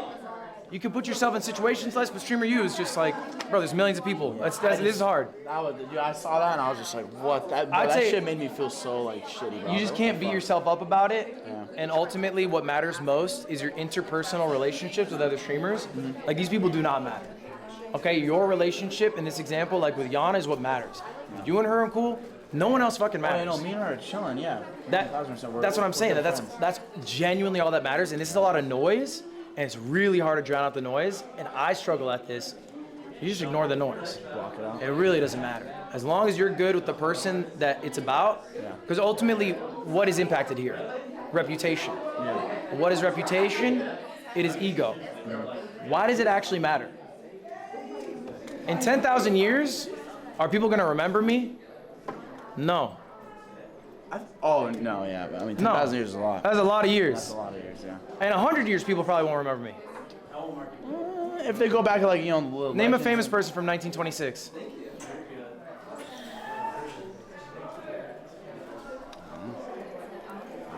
So that's what I'm saying. It's like this is like ultimately it is a preservation of ego, which doesn't matter. What matters is your interpersonal relationships, how you treat other people, and what they think of your character, not what your reputation is and the people online think of you because they don't know you. Yeah. So just do you. I appreciate it. Professor L, I have a question. Yes. In your class, first of all, I want to say thank you because I learned a lot in your class. I'm glad to hear. So I'm more so like on YouTube. I have over 1 million subscribers on YouTube. That's amazing. Twitch is still new to me, but since I have such a big support system, you know, Yeah. a lot comes from like, oh, like I know her. And like it's way easier to get and it from it's- YouTube Yeah, than it so is- I'm yeah. trying to build like more of a relationship with like my community on Twitch. What would you recommend as far as like transforming my YouTube subscribers to being on Twitch? Because you know, I know a lot of people that's on YouTube probably don't watch Twitch Yeah. as much. So what would you recommend? Because I do have Let me such pull a up your big channel right here. Let's look at it. The Maya Nicole. I post a little bit of everything, but more so kid content. Let's pull it up in a second. I actually think I looked at your channel. So your question is, I guess first off, what do you want to do? Do you want to be a streamer? When you said that, I was like, but because I'm more so on YouTube, I'm so used to cutting the camera on. Because you talked about segments, which Yes. is very important. I know exactly what you mean by planning out your content. second nature for you. Yeah, so YouTube is like I plan out my content and I'm myself or whatever, and I do what I can do for like a short amount of time. Yeah. Probably like 30 minutes, an hour. Streaming is just different. It's longer, so it's like I'm still trying to get used to that. And like ultimately you get to shape what your life is. So it's like envision your life. Do you want to have a life where you wake up and you spark up stream for a couple hours, or do you want to wake up, think of a YouTube video, like make that YouTube video? Like I think it's a lifestyle choice ultimately. I think you would just be successful merely by doing it. Right. And like I think you know what it takes to be successful on YouTube, and YouTube's much harder. Right. Because YouTube, people have to compete against other YouTubers, titles, thumbnails, all this. It's really hard, you know what I'm saying? Like Twitch is not hard like that. Twitch is pulling those people from those sites. Right. So it's like you kind of have it in the bag. I really would just focus on like, what's the life you want to lead? Right. And I feel like Twitch is something I could be good at, but I wasn't more so thinking about planning out my streams, and I feel like that's where I lacked that. But like coming in your class, learning made me realize like, okay, kind of treat it like YouTube, Treat it like plan YouTube. out different segments. That way my editor can go in and upload those same exact segments and make them like YouTube videos, you Yeah. know? So I'm gonna do that. Okay. Yeah. All right, thank you. Glad to hear. Yeah, see you soon. Thank you for coming. Hello. I never checked my Twitch. It's called Twitch Talker. Twitch tracker, yeah. Yeah, I never checked it. Can I check it to see that? And you break it down. Yes, to me? I don't know if my internet is good enough here, but we can try to pull up your Twitch tracker. All right, you want to just type it in here? We'll see together. Hello. Hello. What y'all got? You go first. Oh, well, I kind of wanted to also, hi, Lynn.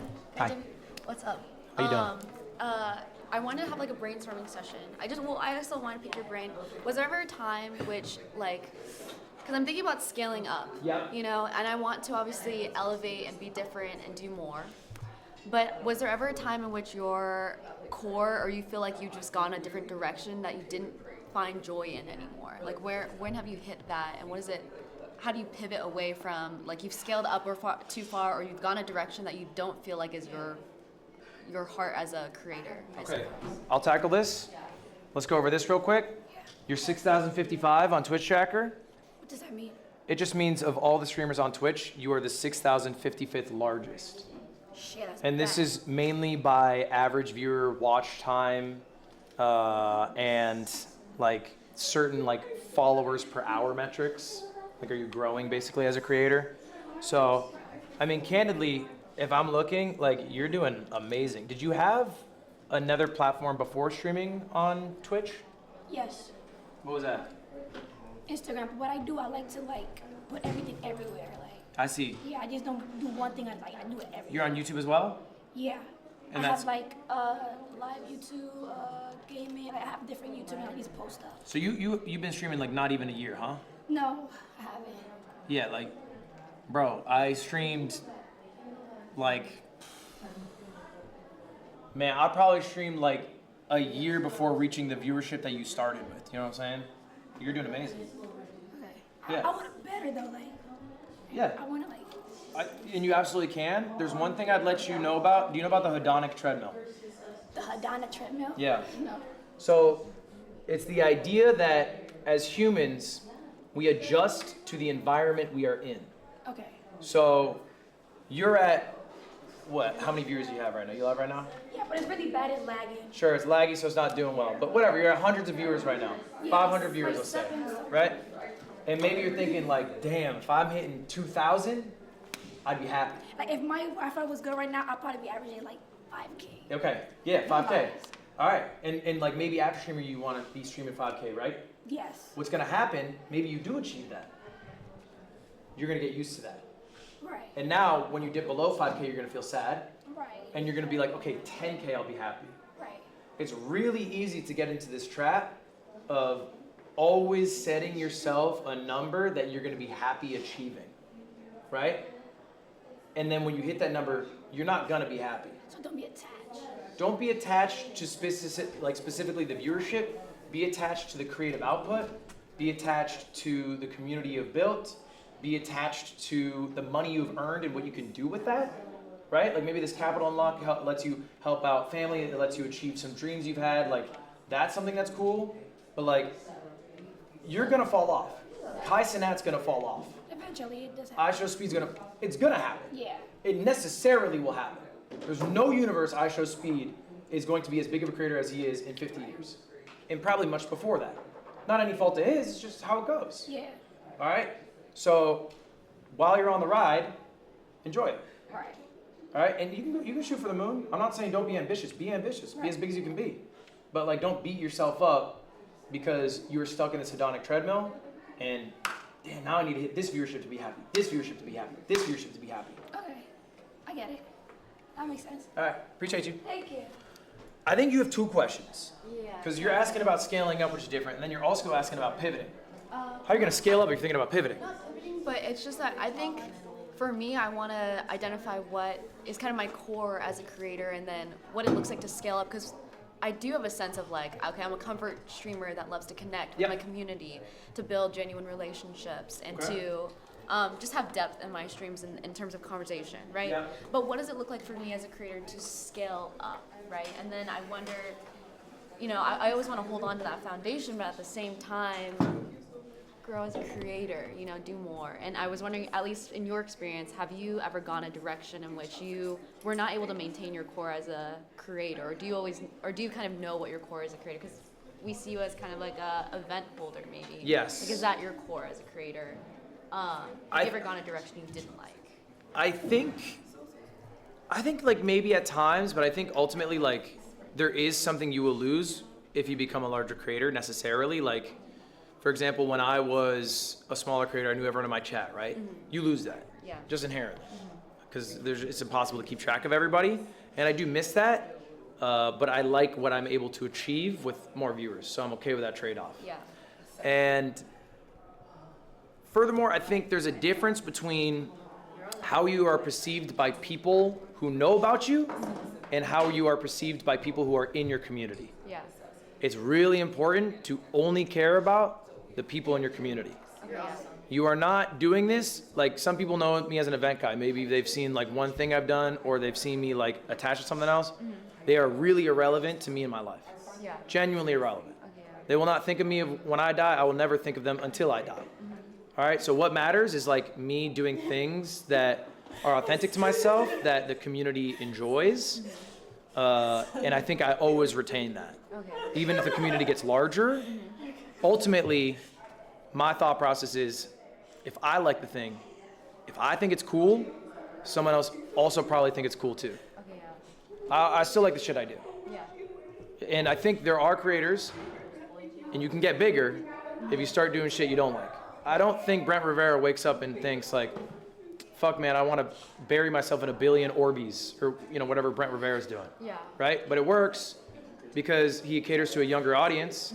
And I think he's happier with the capital he's able to achieve doing that. Yeah. That's just something I've personally decided. Okay. Thank you so much. Sorry. Hey, no worries. Have a good one. What is your name again? Ludwig. Ludwig? Yeah. Shaz. I think ultimately I don't want to grow my audience at the cost of changing what I'm doing from stuff that I enjoy. Right. And you can always be bigger doing stuff you don't enjoy. But if you don't enjoy it, how long can you really do it for? Right. So that's just a decision I made. Yeah. But I mean, shit, you can be a kids YouTuber. Like a kids YouTuber makes a lot of money. True. I think most kids YouTubers probably aren't super passionate about it, but like, you know what I mean? Like it works. For streamers that you know that do you have an example of someone who's kind of been more of like a comfort streamer of sorts and how you've seen them scale up in different ways?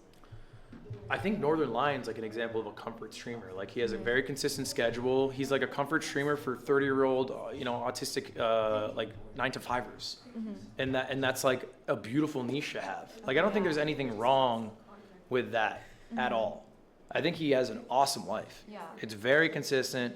He streams maybe 30 hours a week. Yeah. And when he's offline, he's offline. It's a great life to lead. And he's scaled up massively. He's scaled up in part because he's been doing it for so long, so consistent. He posts everything onto YouTube. He has a clipper who loves him called The Librarian, who puts in overtime on Twitter and YouTube as well. So it's easy to scale up doing what you do. You can absolutely do it. Yeah. You just have to find those people. Find your goats. Yeah. Find your goats who are already scaled up and then try to emulate that. Yeah. There's a lot of talk about authenticity in your lecture. Yeah. Do you think that in this kind of day of brain rot and clickability that there's going to be a kind of pendulum swing towards more genuine content?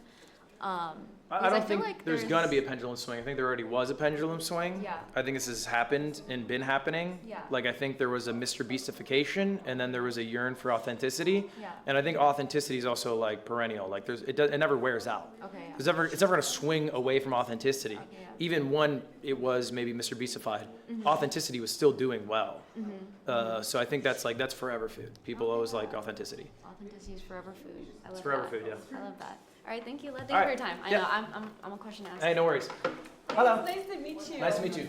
Okay, so the thing is, I've been streaming for like about 2 years now, and I love it. Okay. This is like my favorite thing to do. Okay, I love that. And I've always wanted to be a content creator, even when I was. Oh, sorry. Let me just fix this. Even though when I was younger, I would like make beauty content videos, and like now gaming has been one of my favorite things to do, and I would like to. Oh, sorry. I would like to continue to scale that. So I just wanted to ask from like your personal experience as well. What is your like timeline of like when you realized like, okay, why did you start streaming? Like what inspired you to fully start as well? Okay, example. I'll show you. Let's I started see. streaming May 16, Yes. 2018. Okay. No, I think it's 2018. I have the day. Okay. This is a New Year's card that I made with my friends for Christmas. Yes. These are the goals that I wrote down for myself for the year of 2019. Okay. Okay, I still have this. I love that. It reminds you of why you started all of this in the first place. Yeah, this is from December 2018. This is like almost 8 years old. Okay. And I put down all my goals of what I want to achieve by the end of the year. Yes. Okay, so like I think setting goals holds yourself accountable to like the growth that you'd like to achieve in that time. And so have you written down your goals?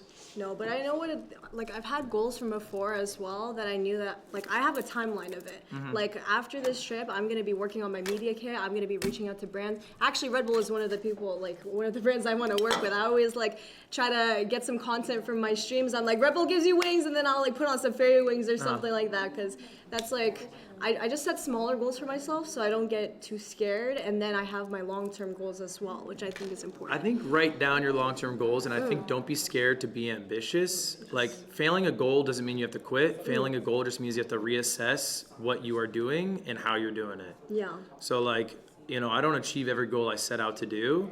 It's like, okay, why didn't I achieve it? Yeah. And at certain points, like I literally told myself if I wasn't able to hit these, I'd quit. Yeah. So I did set a little bit of pressure on myself. I And think that's necessary. luckily you it know? worked. Yeah, I think it's honesty with yourself. Like I think that's most important. Like if something's not working, fundamentally you are doing something wrong, or maybe you aren't getting lucky, and it's like, okay, well, what's the life I want to lead? Is this like gonna achieve that? Yeah. So yeah, I'd say write down your goals. That was my damn homework yesterday. You didn't do my homework yesterday. Well, My goal is to write down your. Oh, I'll submit it today. Do your homework. I'll do my homework. I'll do my homework. Damn homework. But what would you say? Like, when did you decide to kind of branch out more? Like, that was something that I wanted to ask you. I feel like I'm very community driven. I love to make connections with people. I like to. What do you mean foster branch out more? relationships. Like I would say, Like get like paid? more YouTube, more into content. I feel like I'm more so like I stream when I'm stream. I feel like I'm more so of like a streamer than a content creator. You know what I mean? Day dot, I started doing YouTube.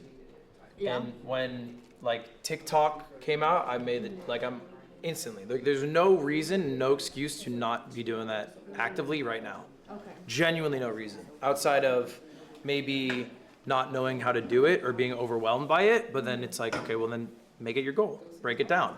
What are the steps that you have to do? Start a channel. Okay, well how do I edit? Do I need to hire an editor? Should I just upload VODs at first? Like, do something, you know? I was thinking of multi-streaming to YouTube as well, because that does post my VODs as well. Yeah. You know, so Your VODs are instantly there. yeah, like once you start like streaming to YouTube, I think that's a good gateway. But I do want to have like an editor eventually, and like a clipper, and like that's what I meant by scaling earlier. It's like I'm just me in my streams, and I connect with everybody, and then after I want to like continue to branch out in that way, like by being me, essentially. I mean, it's like, how do you walk 1,000 miles? Take one step. So I think that's totally fine to just make a YouTube channel and just start live streaming on it, multi-streaming, so your VODs are better. You know the steps you have to take after, but just do the first one. That's true. Be happy with that. That's true. And do it now. Yeah. Like, do it early. Don't wait. Especially because you could easily funnel, there's extra tension around Streamer U, more people to that channel, and it would have a nicer bump at the start. Okay, you have more to work with. Great time to do it. Do it tonight. Thank you. It was so nice to meet you, by the Nice way. to meet Thank you you as for well. all of your wisdom. We appreciate you. Also, my best friend, she's in my chat right now, and she loves you.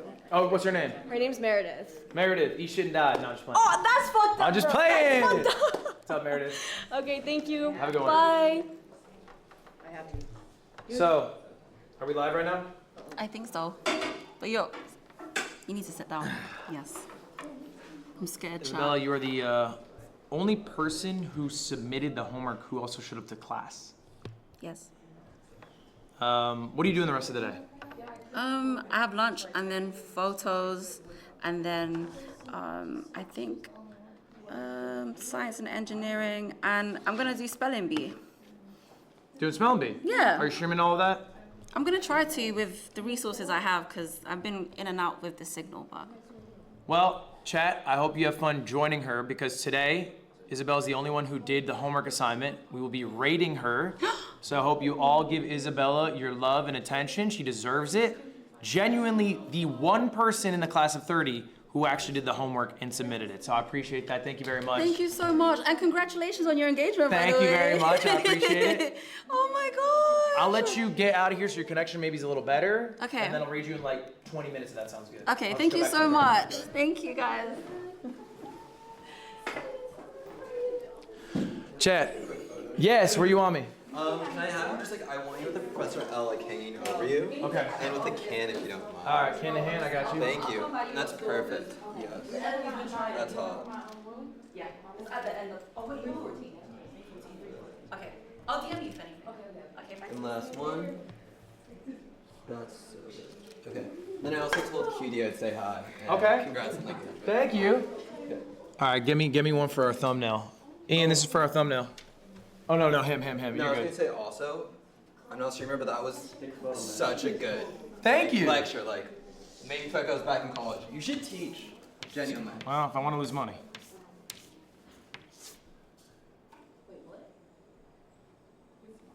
Thumbnail. Why does it say court? Cause good clickbait. Is that good? Maybe another one? Huh? Maybe one more head on. Let me turn the light off. It says loser. That's all right. Keep it. Okay. I'm here. She's also waiting right here too. Hello. And also submitted homework. Okay. Did we want to chat? class. Do you guys have a question for me? Yeah, I didn't have a question. I just wanted to say, thank you. This is like I don't want to cry. This is like a really good class. Me and my camera woman, the only camera woman, she's great. We were literally talking about all this stuff before we came here this morning, and like it was like crazy to see it like on a presentation, and like yeah, I think it really just touched me in my soul, and I just want to say thank you. You're Can I give you a hug? Yeah, you're a really great professor. Thank you for coming through. I appreciate it. Yeah, of course. I hope you're enjoying Streamer U so far. Yeah, it's been interesting. Yeah, it's weird, huh? Yeah, when you said the thing about like the clip farming, I like seen that a lot, and I feel like I've just came here trying to be myself. And I wasn't, like, thinking about that much, so Yeah. it's like that gotta hit home for me. Yeah. A little bit. My voice is like high and cracked. I swear I'm normal. I'm No, normal. I totally believe you are normal. Yeah, no, it was just really good, and I did submit my homework. I wrote it on a paper, but it wouldn't upload, so I tried to write it in the description. But every time I tried to upload it, it wasn't. The website is some ass. Yeah, it was a little rough. It is some ass. What's one of your goals? I'd love to hear it. One was being more consistent with streaming. So I've been creating content since like Tumblr days. Oh my gosh. Yeah, so like I've been in this like in a different space for a while. So for the past 4 years, this is my first time getting more into the streamer space and like hosting space and things like that. So being more consistent with that, I feel like I've nailed like other platforms and being able to create constant ideas and creativity and elevate my content, but like switching that to like longer form. One was a 6-pack because I feel like working out gives me like mental regulation. Yeah. That was one of the questions I wanted to ask you. Like you were saying, like you saw 1,000 viewers, but you might be disappointed the next day when you were seeing less. But like, how do you keep your mental stable, especially when like things are happening so quickly? Yeah. There's so many different personalities, so many different energies. How do you remain stable within that? Even like maybe you don't, and maybe there's like things that kind of balance you out. But yeah, 6-pack was part of that. That's a long-winded. Yeah. thing, but yeah. Yeah, I think, like for me, I did this subathon 5 years ago, and I became the most subscribed and most watched person on Twitch for a month. And I thought like, oh my God, I'm the freaking big times. I'm like Ryan Gosling now. And then the next month it like collapsed, and it was still like really amazing. Like I averaged 30,000 viewers, but you know I was like from number 1 to like 10. Yeah. And the next month like 20. You know. And so, and I realized I felt really bad about that, and it's because I put a lot of value into this thing that I didn't have control over. Yeah. And so I had to change what I put value into. And now for me, it's like what gives me the most value is like being valuable to my friends and loved ones. Yeah. Like being present, being able to help. Like I have a lot of capital. Like, you know, like I was able to hire, this is my best friend Christian. We grew up together. He's amazing. He's great.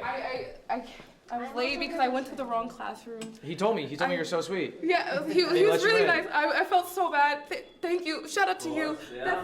I had to let you in. So, like, Yeah. Yeah. But like that's things I'm able to do, and those give me a lot more joy, and I have control more over. meaning and yeah. Right? I can actually make an impact, and my actions matter. So I think that's like a change I made. Yeah. But yeah, I think like don't get too caught up in changing who you are. And you know, it's real easy to come to these things and think I have to be a freaking clip farmer and and do it. It's like no, you don't. Yeah. You got to be you. Yeah, I agree. So how much you streaming every day, or every month I should say? Like before Streamer U, every month how much you streaming? Before streaming you, how many times? I feel like how long would I stream? I would stream like maybe 2 to 3 hours, but like it would be like maybe 1 or 2 times a week just because. So like in a month you're streaming like 20, 40 hours? Yeah, when you said that, it was like 100. Yeah, because and what's your goal?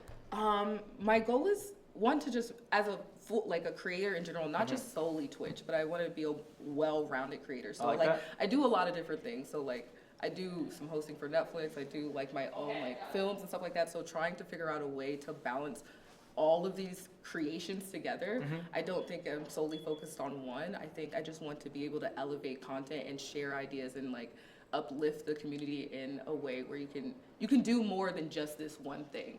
And I feel like you've reached people in different platforms, and so I feel like Twitch was one of the platforms that I realized I really do have a good community that supported me throughout the years since back in the day when we were reblogging on Tumblr, and being able to connect with them and trying to figure out how to transfer all the content that I have in that space and like work with them through that support, because I like seeing the behind the scenes, but they always see the end product on the other platforms, but like figuring out a way to kind of merge those things together. So I guess my goal is to like elevate my content, but while building a community and like inspiring like up and coming. Are you creators. full time? Yeah.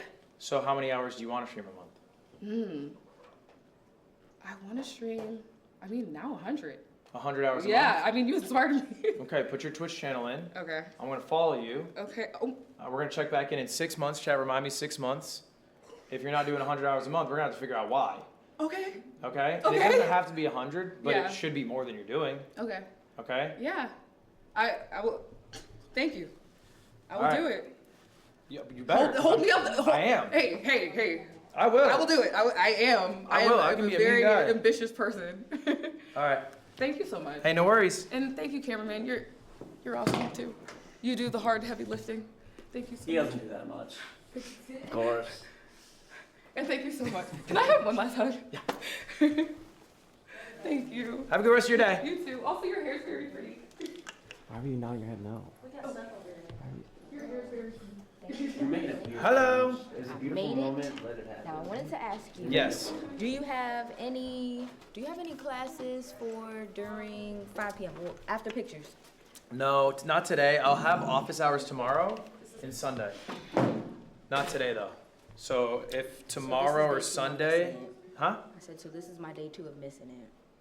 No, I don't have your class today, but I said I was going to try to find time. Right. And these are my time slots of me having a lot of free time today. So tomorrow I have a class at noon. Okay. And Sunday I have a class at noon.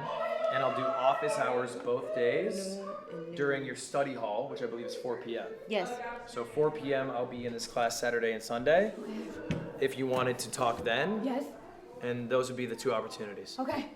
All right. I'm going to make sure I'm there. Okay. I'm going to make sure I'm there. All right. Remember this face. Stay strapped. I'm going to be there. I have no choice. See you guys later. You guys are awesome. Please. Whew. Damn fucking hard damn work being a damn teacher. They don't pay me enough. They don't pay me enough in this fucking school. I don't even have tenure yet. You gotta work 10 years to get tenure. All right, y'all ready? Chad, we're gonna go back. We're gonna do a recap. We're gonna take attendance. Then I have to end, guys. My stream's gonna be over. I know, a bit of a short one today. I have a Valorant event. I'm not gonna be streaming it. Wait. And we're gonna raid. We're sending all of our love to Isabella. I hope you all show up for that. YouTube Frogs, I hope you show up too. Take your time, bro. Take your time, Cam. So good at his job, huh? Chad, good class today? W class? How was it? We were locked in. We were after it for like 30 minutes. We had all the students come up after. You're 30 minutes over? We ran 30 minutes. Well, yeah, I was supposed to check in at 1. I'm gonna be a bit late, but it should be all right. You got this? Yeah, I feel like the class went well. Yeah, we'll be able to make it back to the dorm. We got enough battery. It was a good session. Yeah. Dude, teaching makes me emotional. You're doing really surprisingly well. Like, I didn't think you'd be good, like this good, you know? You're pretty good. When I look back at the clips, I genuinely get emotional. I start welling up when some of the people come up after, but I try to lock in as professor. I thought you were talking about like watching yourself teach. I was like, I don't know. No, literally just like the people who come up after are so sweet. Hello. Yes. Say no. Do you mind doing a small TikTok with me? Yeah, what's the TikTok? You just gotta go like this. Okay, That's I can all. do that. It's very simple. My voice is very high. It's normally like this. Okay. Yeah, sorry. My voice is normally lower too. It sounded the same. Huh? Huh? Nah. Okay. Let me know whenever you're ready. We're looking at this one, right? Right Yeah, here. the camera for TikTok. Mm-hmm. Wait, ready? Wait. Okay. Do we start with our hand up? Mm-hmm. We're just Okay. gonna go like this. Back and forth. Yeah. Uh-huh. Get into it. What do we yeah, start? shake the camera. Do we already start? Yeah, I think so. We already started? Yeah, we're done. We're not back. I wasn't ready for it. Okay. Lock in. Okay, wait. Say action. Am I doing like this too? Or No. Oh, you can if you want to. All right. Ready?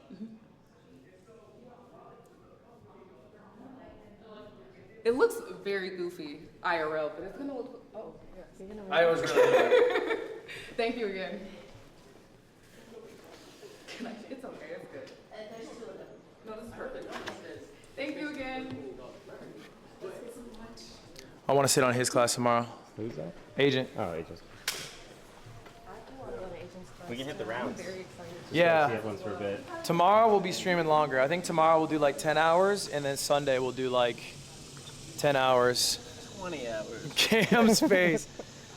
We'll do 10 hours all IRL though, and probably outside and running. Oh my gosh. Good class, dude. Yeah, it went great. Yeah, today went better than yesterday, I think. Yeah. I think I was more in the flow, but I also think the yesterday's was more like starter. Like I think the idea of it is like you genuinely just started, and then today's like, okay, you're doing it. You have some modicum of success, and it's like, how do you reach the next level, or do you want to reach the next level? I don't know what the fuck I'm gonna do tomorrow though. We made that class last night, so I'm gonna have to make tomorrow's class tonight.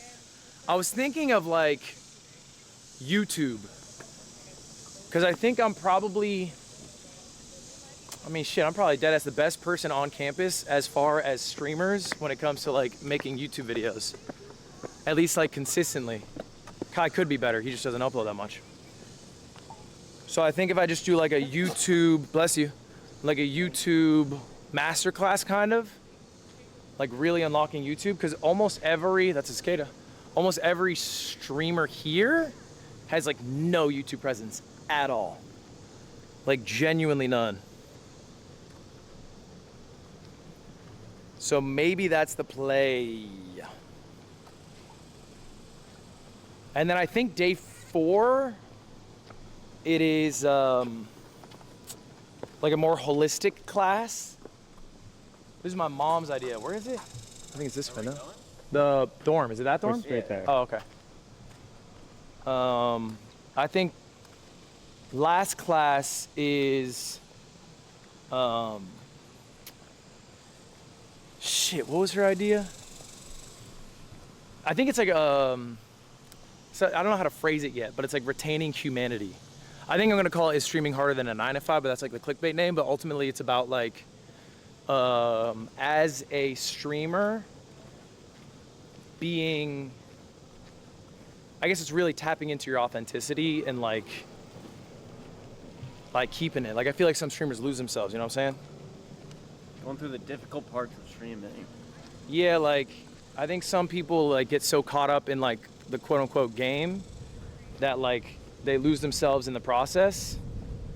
Like there's some people here, it's like you don't know who they are. It's like genuinely impossible to talk to them because you were talking to the person who is trying to like be a thriving streamer or whatever. How's it going? Doing well. How you doing today? Doing great. Coming to class tomorrow? Yes. Yes, I am. Love to hear it. But yeah, I think that's the game plan. Those are the next 2 classes. What up, dude? How's life today? Good, good. How y'all doing? Chilling. Where you off to? The cafe. All right, man. Enjoy. That's Smoke. Yeah. That's my boy Smoke. Check out Smoke Certified. Damn, it's hot. Yep. No one's talking about it. Oh, that's awesome. Hey, my name's Jeffrey. That's a tough one today. I won't lie to you. That is a tough one. Is that a character? I don't know. Either he's a character from The Ringer, or... Jeff, it is The Ringer. It is The Ringer, right? Okay. I thought so. Oh, good pull then. Did he have a unibrow in The Ringer? I don't know. Yeah. I also don't think What up, dude? that said his name on it. Hey! Yesterday you were in my class. Yeah. So can I go to the bathroom? I came back. Never came back. I had to do number 2. So. I watched the stream. Watch you. You didn't go to the bathroom. Where'd I go? You went and fucked around. You were watching my stream? I watched the stream. It hurt that you lied to me. I wouldn't mind if you left, but you lied to me. I remember that. Gotta let him know. Apparently not The Ringer. No, it is. Oh, isn't it? Chat's saying no. I have no idea who it's Wait, it looks like Diary Whippy Kid, maybe? I don't know.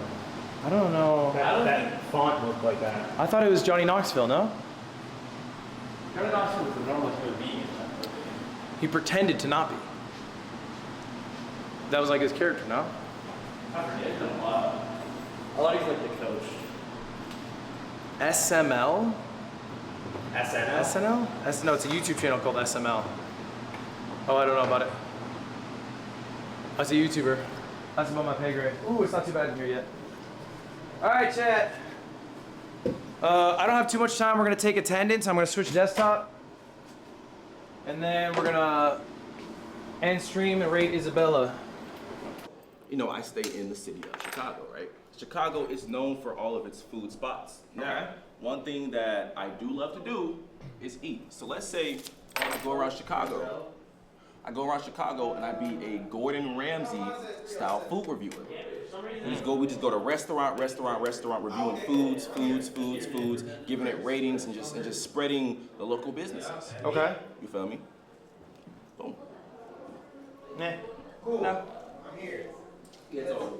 I just think it's holistic. Like it sounds like a nice thing to do, but it's more themed towards the city. It's not honed in enough. Trying every deep dish in Chicago. Professor L. Deep dishes are fire. Trying every deep dish. You ain't have Italian Now you got an fiesta idea? though. Huh? You ain't have Italian fiesta though. What's the Italian fiesta? Woo! Ah! You don't know Italian fiesta. You don't got me, dude. I haven't had your class yet.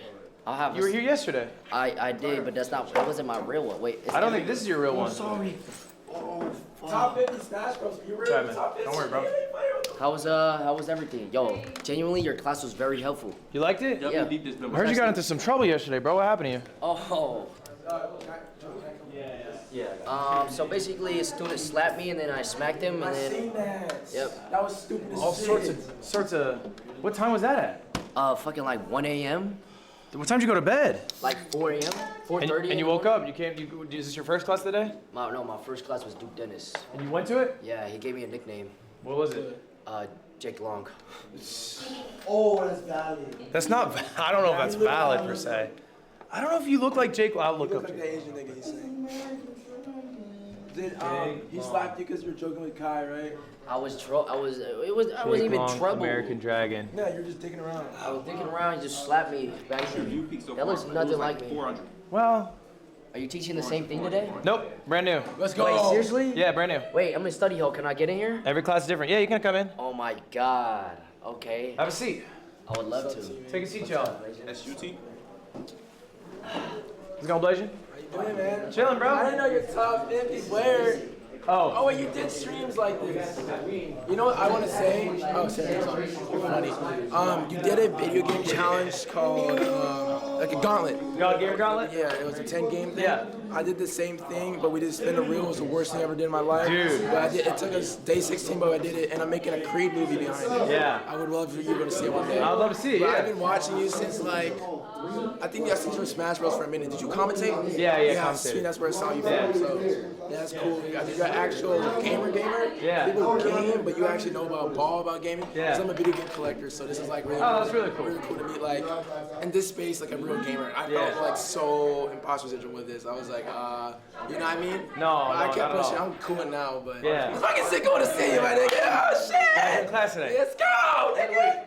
It'll be a good class. I'm gonna take a piss, okay? I will be right You can back. take a piss. Doors closed at 12:05. Ludwig, do you know how to tie a tie? Yeah, I know what what you mean? You see need help? Huh? No, I'm just trying. I'm trying to help him. I don't. I'm Are trying you to. dead ass? What? Oh, okay. I got like. You told me that. Yeah, you're doing good. Okay. And then. Back around. Back around the long part. Back around. No. Around. Yep. Okay. Like this? Yeah, that works.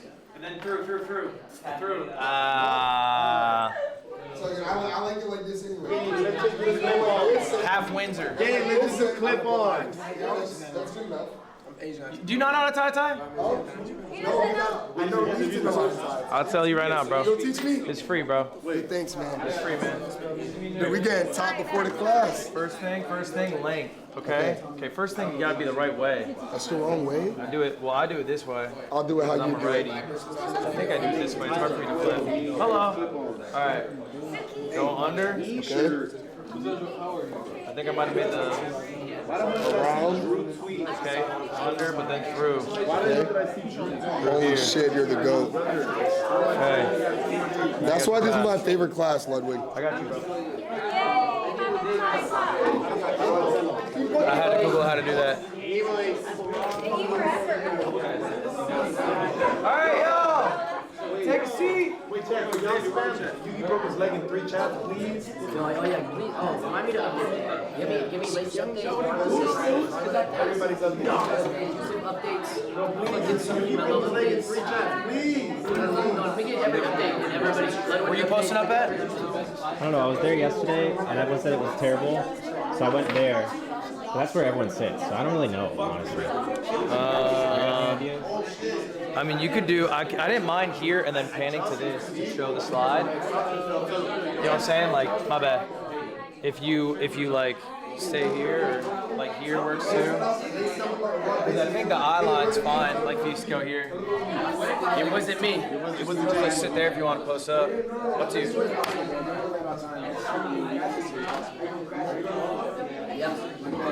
Class hot today. We doing all right? Bitter, how many in right now? How many people we got in?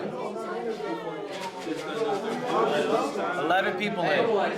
Okay. I'm missing people I'm supposed to be having. Because I think we're supposed to have Lacey. I don't see no Lacey. He liked this shit over here. Agent's running late. My door's gonna lock. But he has a good class.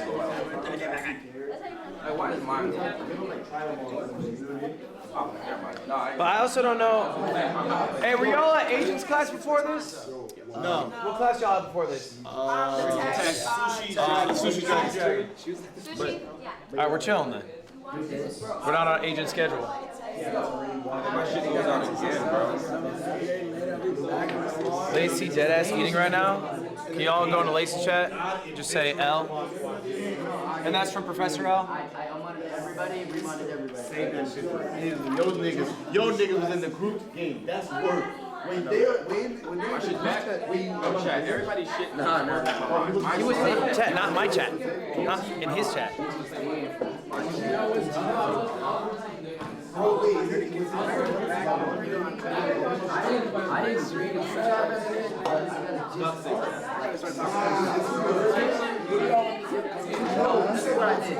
I got lost with everybody else. Oh no, I see that. Smaller class today. Maybe half from Agent, half from Sushi Dragon. I think they're all like the same group always. I bet. I think we're good.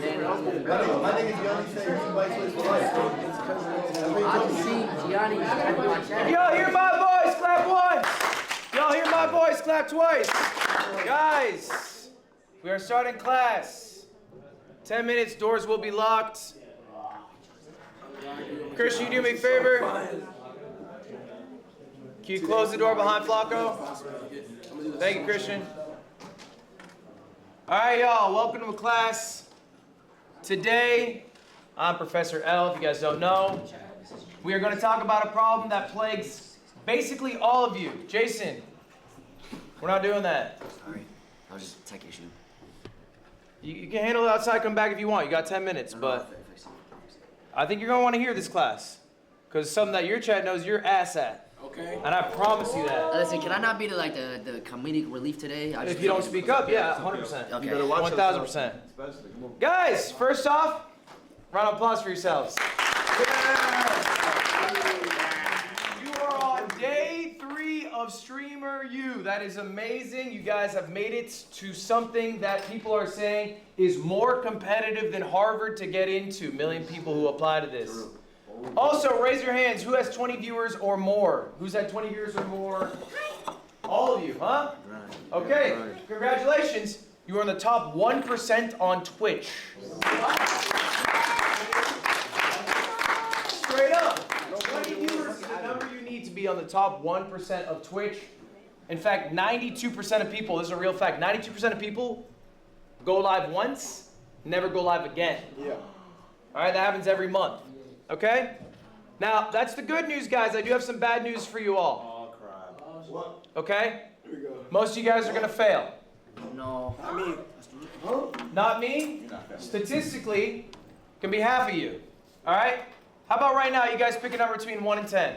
All right, your head. Oh. Sure, you can say it. All right, the number 1 through 10 in your head. What's the number? All right. Raise your hand if the number is even. Congratulations. You guys succeeded. Yes. If your hand was down, you failed.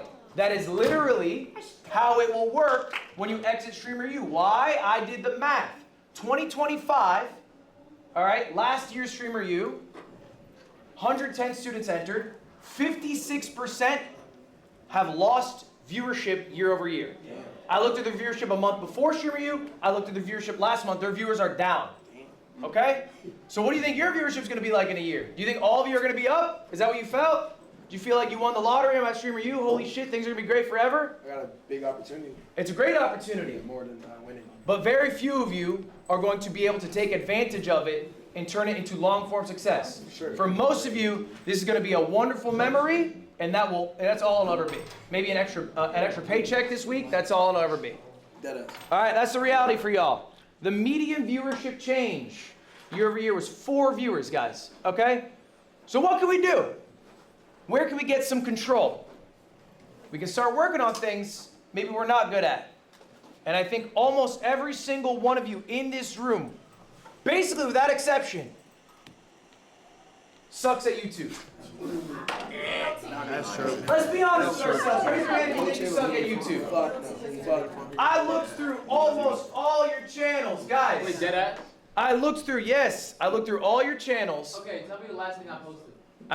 The Mighty BA, you posted your first video. It's pathetic. It's an embarrassment. It's called I Played Fortnite with a Transgender. It has 300. You want to say I didn't do my homework? You're a pathetic excuse for a creator if that's your first video. Hey! I don't want to hear you speak up one more time in class. You're out. I'm being serious. What you got for me? I put a lot of effort. I'm not saying, and again, I'm not saying all of you are bad at YouTube, but in general, I think this is the biggest hole. I think as creators, okay, you guys feel very confident live streaming. That's the thing we do. We're streamers. You feel very confident maybe with clips, Instagram, okay, that's social media stuff. That's what we're good at. I can see you guys. You guys are really good at that, by the way. You guys are much better than I have ever been or ever will be at the Instagram, the short form game. I genuinely think you are amazing at it. I think long form is where there is a struggle, okay? And it's different levels, all right? We need to be honest with ourselves here. But here's the question. Do you guys agree with me? Let's show hands. Do you think it is valuable to be good at YouTube? Yes. Extremely. We all agree with it. Okay.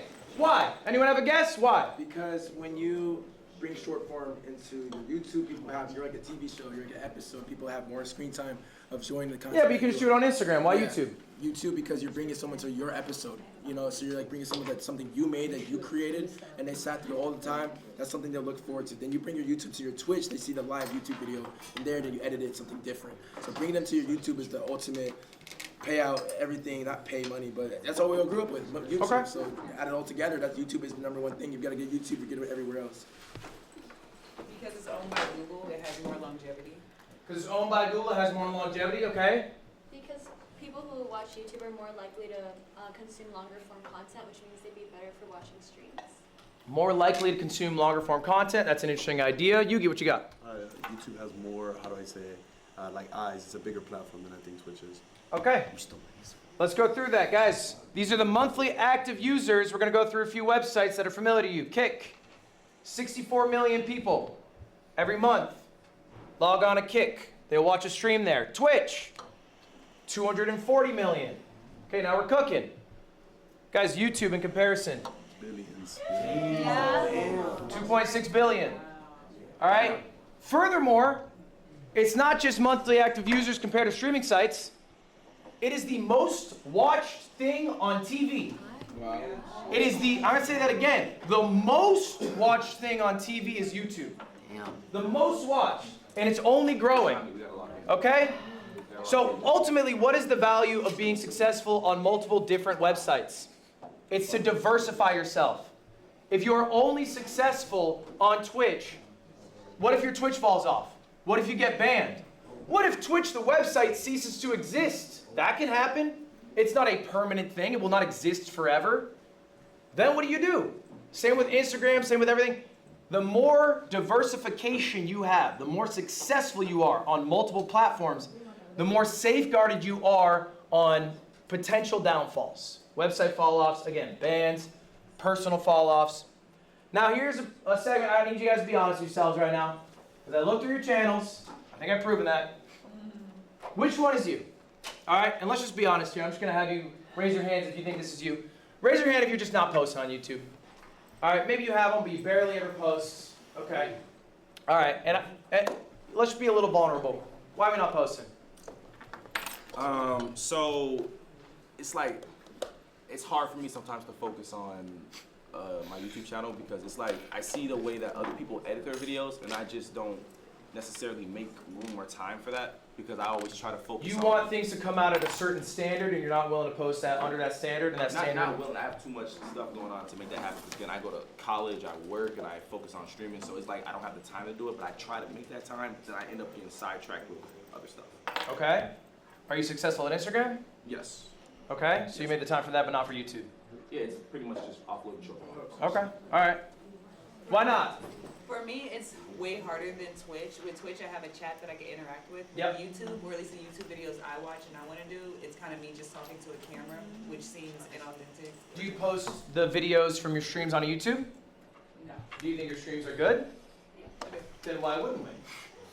Good question. I don't think you have to view YouTube as a separate entity where I have to record a YouTube video. If you are a streamer, I mean, that's what I'm talking about. If you are a streamer, your streams should be on YouTube.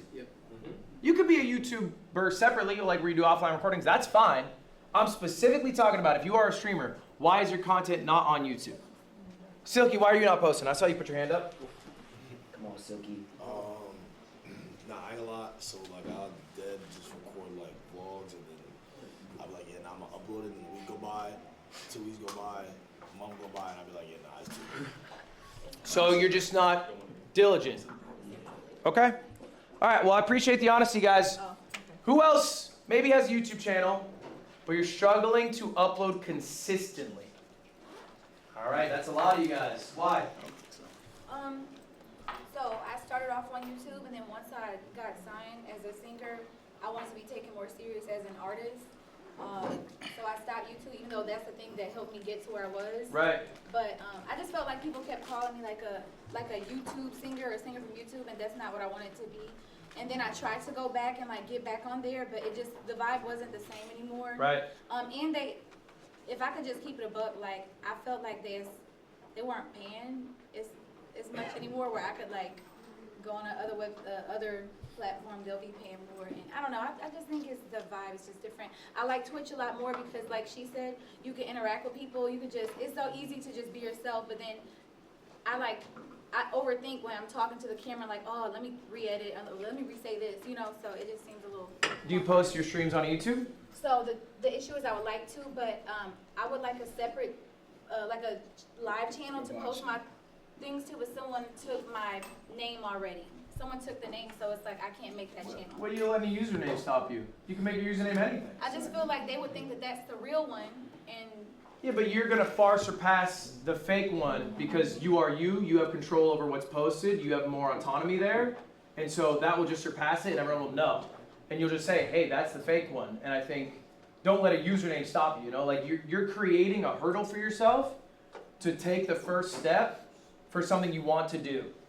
For something that's really not a problem, ultimately. Okay. You know, like you could, PewDiePie's a dumbass name. Do you know what I'm saying? He's the biggest YouTuber in the world. It's a dumbass name. He made it when he was a kid. The name doesn't really matter, ultimately. Okay. You are what matters. Thank you. You got your hand up here, Budget? What you got? Yeah, my consistency comes because I get discouraged because I post like on Instagram or other platforms and then like it'll go crazy and I try to post the same thing on YouTube and it won't go crazy, so like I just stop posting. Then I just randomly try again. So that's where the consistency fuck up at. You need the validation of success to be able to continue to post. And you're putting your energy into where you're getting energy back. Yes. I think that's valid. Okay. We're going to talk about all these issues today. We have two more real quick. Raise your hands if you upload, but maybe your shit sucks. Or maybe it's just not working. Yugi? You think so? Yeah, I think my videos are very, you know, they could get better. You know, they could do What is better. bad about them? Huh? They're really re-uploads of my type of content, like the content I do on stream. So it's kind of just like Okay, bet. It's like a live channel. It's a live channel, but I also have a main channel that I don't really post on because I don't know how to, like, which content to do which on, if that makes sense. I have a live and then I have even 2x. Okay. Since the live is bigger, sometimes I prioritize uploading on the live more. You know what I mean? What you got? So I guess this can go for both. I struggle to upload consistently and I upload, but my videos are suck.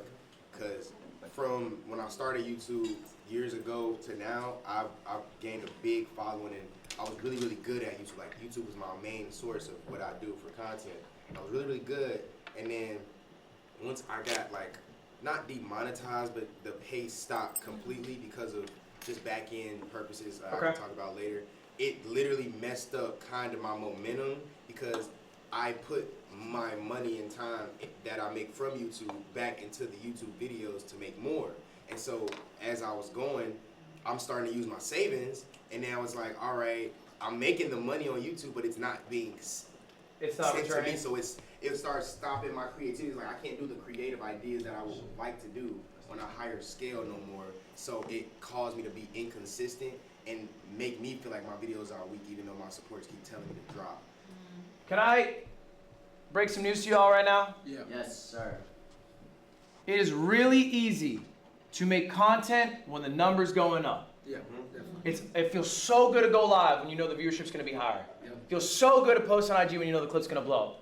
So easy to post on YouTube when you know it's going to bang. You know it's hard? Doing it when the viewership is down. And let's go one step further. Next week, what's going to happen to all of you? We're all gonna fall off. All of us are gonna fall off. It's gonna happen. Guys, I have good news. Everyone's gonna fall off. Kai Cenat is gonna fall off. Whoa, watch your mouth. Don't say that shit. Watch your mouth. He's gonna fall off. Watch your mouth. You want me to shut my mouth? Name someone. Name a famous Jackson. actor from 150 years ago. I'll wait. Morgan Freeman.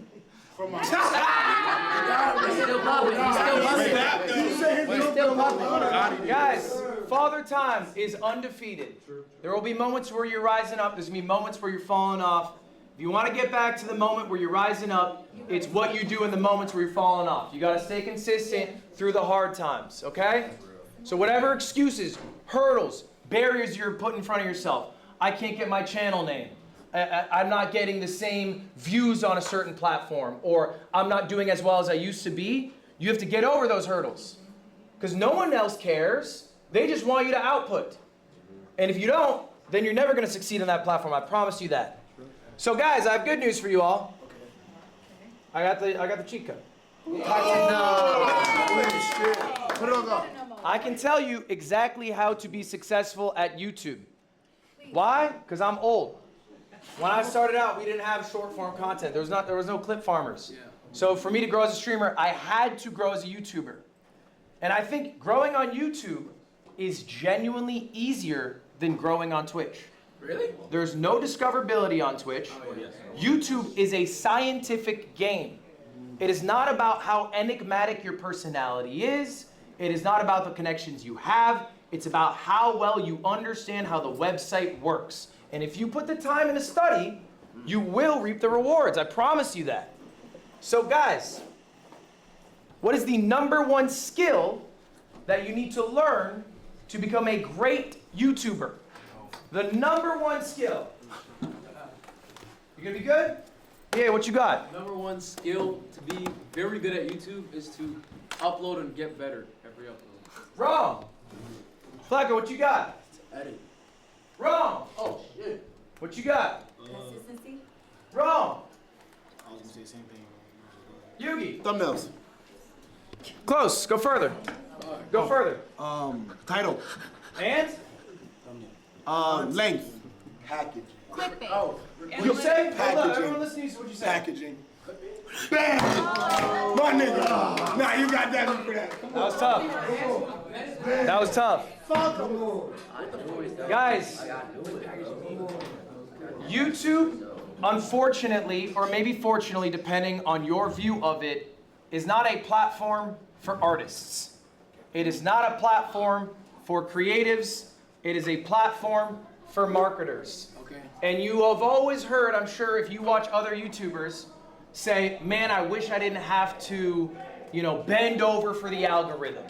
I wish I didn't have to package my videos for the algorithm. But they do. All of them do. Okay? It is necessary to succeed on the website. So let's start about the first thing that people see when they go on YouTube. Let's talk about thumbnails. This is a pretty simple question. Which thumbnail is better? If you think the one on the right is better, raise your hand. Left. Wait, my bad. The one on the left, yellow jackets. If you think yellow's better, raise your hand. Who thinks yellow's better? Who thinks yellow's better? We got 3. Jason, Suki, Pudgy, is that it? Okay. Who thinks right is better? Okay, interesting. That is very interesting. Why? Just the facial expression and it's like action going on in the thumbnail. Okay, and that's why you think the right one's better? Yeah. Pudgy, why? Why the left? I feel like there's more advertising. You got the cards, you got 2 people in the crowd. You will pay attention to everything on the screen other than his face. I think his face is a distraction in the right side. Okay. Wait, can I get one? No, you good. Congratulations to you all. And by you all, I mean you 3. Fuck. This is an objective measurement about what is better. This is not a subjective question. This is an A/B thumbnail test that I did. YouTube has this feature. You can upload multiple thumbnails. They'll give them out to viewers. All right, this is built in. You should have it on your YouTube page as well. And they'll show you which one people are more likely to click. And you can see the one on the left, all right, is overwhelmingly more successful at converting clicks than the one on the right. This is objective. It's not a subjective measurement. Now, how can you know which one's better? You got a question? What's up? How is that better? How is that better? It's objectively better because it convert. What is the goal of a thumbnail? It is not an art piece. It is to get people to click. And this is a test. I'm just showing you these are the results. This is just factual that I had this test run and more people clicked on the left than the right. More like a movie ad rather than like a YouTube video. Do you guys know who Michael Reeves is? Yeah. Michael Reeves is one of the best YouTubers, I think. He's a robotics YouTuber. He has a little test. I'm going to teach you guys a secret. It's Michael Reeves' secret. You're the only people who know about this outside of myself and Michael Reeves. Congratulations. You get to find out. The Michael Reeves method. Oh. What Michael Reeves does is when he's debating what thumbnail to go with, he blurs his eyes like this and looks at it. Oh, shit. Why? Because when you're looking at a thumbnail on your phone, you're scrolling by really quickly. They're really small.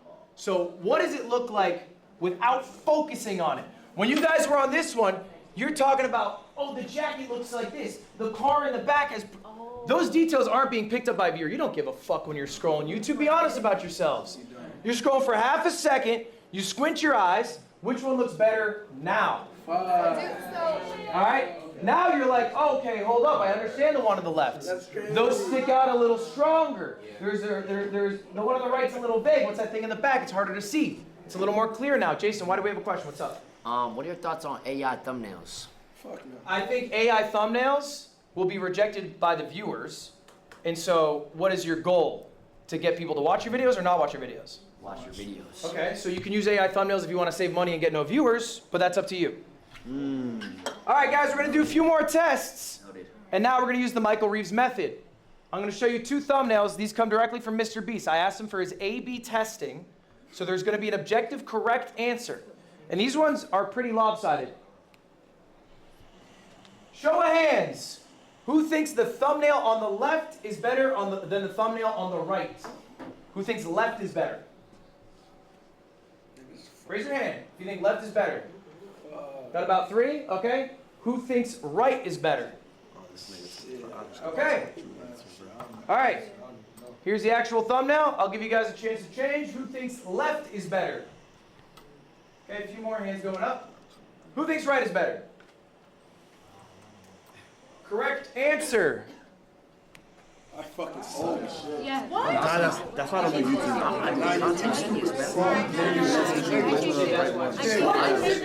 If you are getting these wrong, all right? It means that you don't know what you're talking about. And that's all right. It's okay that you do not know what you are talking about. You are new to this. You have not uploaded a lot. This is why we are going through the exercise. But this is something you can be actively doing and actively thinking about. We're going to do one more test here. Which one's better? Left. Raise your hand if it's left. Bro, fuck. All right. Oh my fucking. Okay, raise your hand if it is right. Raise your hand if it is right. It's the left one. It's the left one. I'm seeing less people with their hands. We're getting a little nervous. Don't be scared to answer, guys. It's all right. Raise your hand if you think it's the one on the right. It's left. All right. Here's what they look like. It's left by far. You guys think left 100%? And congrats, we're improving. Congrats, we are improving. Guys, This is what I suck at. I think, and we'll talk about this a bit later, you should know how to be making thumbnails. I think it's very easy to want to offload this process, but if you actually make thumbnails for 6 months or a year and you understand how it works, you now know what to look for. I made my own thumbnails for 5 years. Still do? I don't anymore. I have a thumbnail person that I work with. I work with them directly. I can tell them a vision I have. Yeah. And I also have a style that they can emulate because I had a 5-year backlog. Okay. But I did it with 4 million subscribers. All right? Michael Reeves still makes his own thumbnails. Okay? You are not too big, you are not too busy to put in the time to learn. You are not, you can rip a copy of Photoshop. Takes like 20 minutes. Pirate it. I don't give a shit. But actually get in there and try making a thumbnail. It will help you so much at communicating further down the road to somebody else what you want. Next part of packaging, y'all. How do you make a good title? Do we have any guesses here? Pudgy, stick with me. How do you make a title, bro? I think about what I did in the video. Okay. And I'll try to relate to everything that somebody will pop out to. Do you give me an example of a title you've made? Do you know? So my title will be going around pranking people, right? Like in Walmart or anything. But then I have me in Walmart and their reaction and me laughing. And so it's like pranking people at Walmart. And how do those videos do? They do good. Okay. They're doing well, but you said earlier they weren't doing well. They don't do good as I want them to, but they do okay. They do okay, but not as well as you want. Okay, what you got? I feel like you should come up with a title before you do the video, like a specific title, so that as you're doing the video, within it, you can either change the title slightly because of maybe something crazier happened in the video, but you should make an official title before you make the YouTube video. I think this is good. This has been said by other YouTubers as well. If you think of the title before, it helps every single part of the process. What do you have? I think about the most exciting part of the video, the highlight of it. Yeah. And like put the title around that, but also make sure that clip is like in the beginning of the video when it first starts, even if like it's just a clip and then you go back to the beginning of the video. Guys, we're working too hard. Okay. Aren't we busy? Yeah. Don't we have too much going on? Too much. This sounds like a fuck ton of work. Yeah. All right, how do we guarantee that we have a successful title? How do we help ourselves get a successful YouTube video? Y'all, steal that shit. Steal that shit straight up. I promise you, I have stolen more YouTube titles than I can think of. I promise you, more people have stolen YouTube titles from me than I can count. Look, I'm gonna show you guys a video. I remember watching this video damn near 10 years ago, all right? It's called How I Accidentally Wrote the Office Theme Song. Okay? It's a good video. It's got 22 million views. A lot of people saw it. I saw this and I thought, that's fun. How I accidentally. I made a video called How I Accidentally Won a Chess Tournament. That got 5 million views. I thought, that's a lot of views. Let me try that again. Oh, shit. Oh, wow. And again. Oh, shit. And I think you get the point. If you have something that works, you can keep doing it. All right? I've accidentally done probably too many things at this point. I have to slow it down. How-to videos are good, right? Like how-to or Yeah, it's how? like educational stuff. I think what I do, what I genuinely do, all right, is I will think of what I want the title to be. I will look up to see if other people have used a similar title. Yeah. All right, so for example, I opened up $10,000 worth of Pokemon cards. I sent them to grading card companies. Then I got them regraded from different companies to see which would do better. Are they consistent? All right. The word regraded is a weird word. Yeah. So I looked at the word regraded. Is that something anyone has used in a video? Is there any success with that word being used? Nah. Turns out no, that word fucking sucks. So I had to pick a new one. And then I looked up Pokemon graded. What are the other people calling their videos? Okay? How can I sort of fit in there? Like, I think ultimately there is a playbook that you can be inspired by, you can follow. It can't be one-on-one. Don't be Bert Rivera, right? Don't steal thumbnail and title bar for bar. But I think YouTube is a game where people take from people. That's how it works. It's part of the game itself. Do not feel shy about looking stuff up to get inspiration. Now, I want to talk a bit about what you upload. Yesterday's class, I talked about the content funnel. All right? If you missed that lecture, it's available online. Ultimately, though, the discussion was about when you stream, you should stream to create clips, like you guys do, but also get a YouTube video out of it. Okay? The thing I want to talk today is about taking risks and using the tried and trues. Before I showed you all these examples of me doing this. Why did I do this 500 times? Why did I make so many videos called How Accidentally? Because it worked. Because it worked. And what do you do when something works? You do it again. Okay? You do it again. But you can't always do it.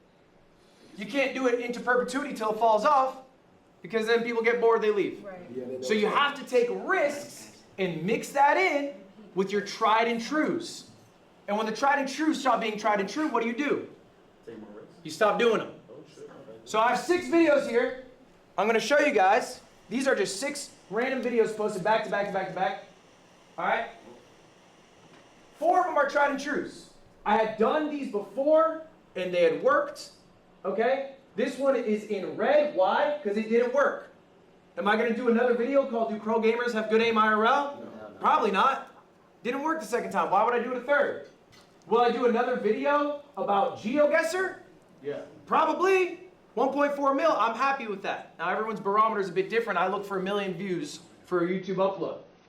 I also took 2 risks. Okay? I uploaded a monkey ball video, game I haven't played in like 6 years, where it's just long form playing an arcade game from 2001. How'd it do? Not so good. 670,000 views. Am I going to take that risk again? Maybe not. Maybe if I really enjoy it, I can, but it's information that I can take in. On the other hand, I did a video called Crossing Los Angeles with No Car.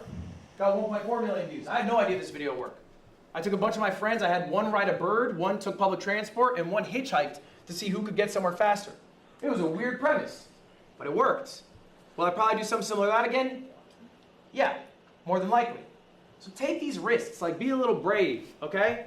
And basically you're just throwing shit at the wall, and when something sticks, throw that same shit at the wall, and then be a little brave. Mix that bravery in. All right.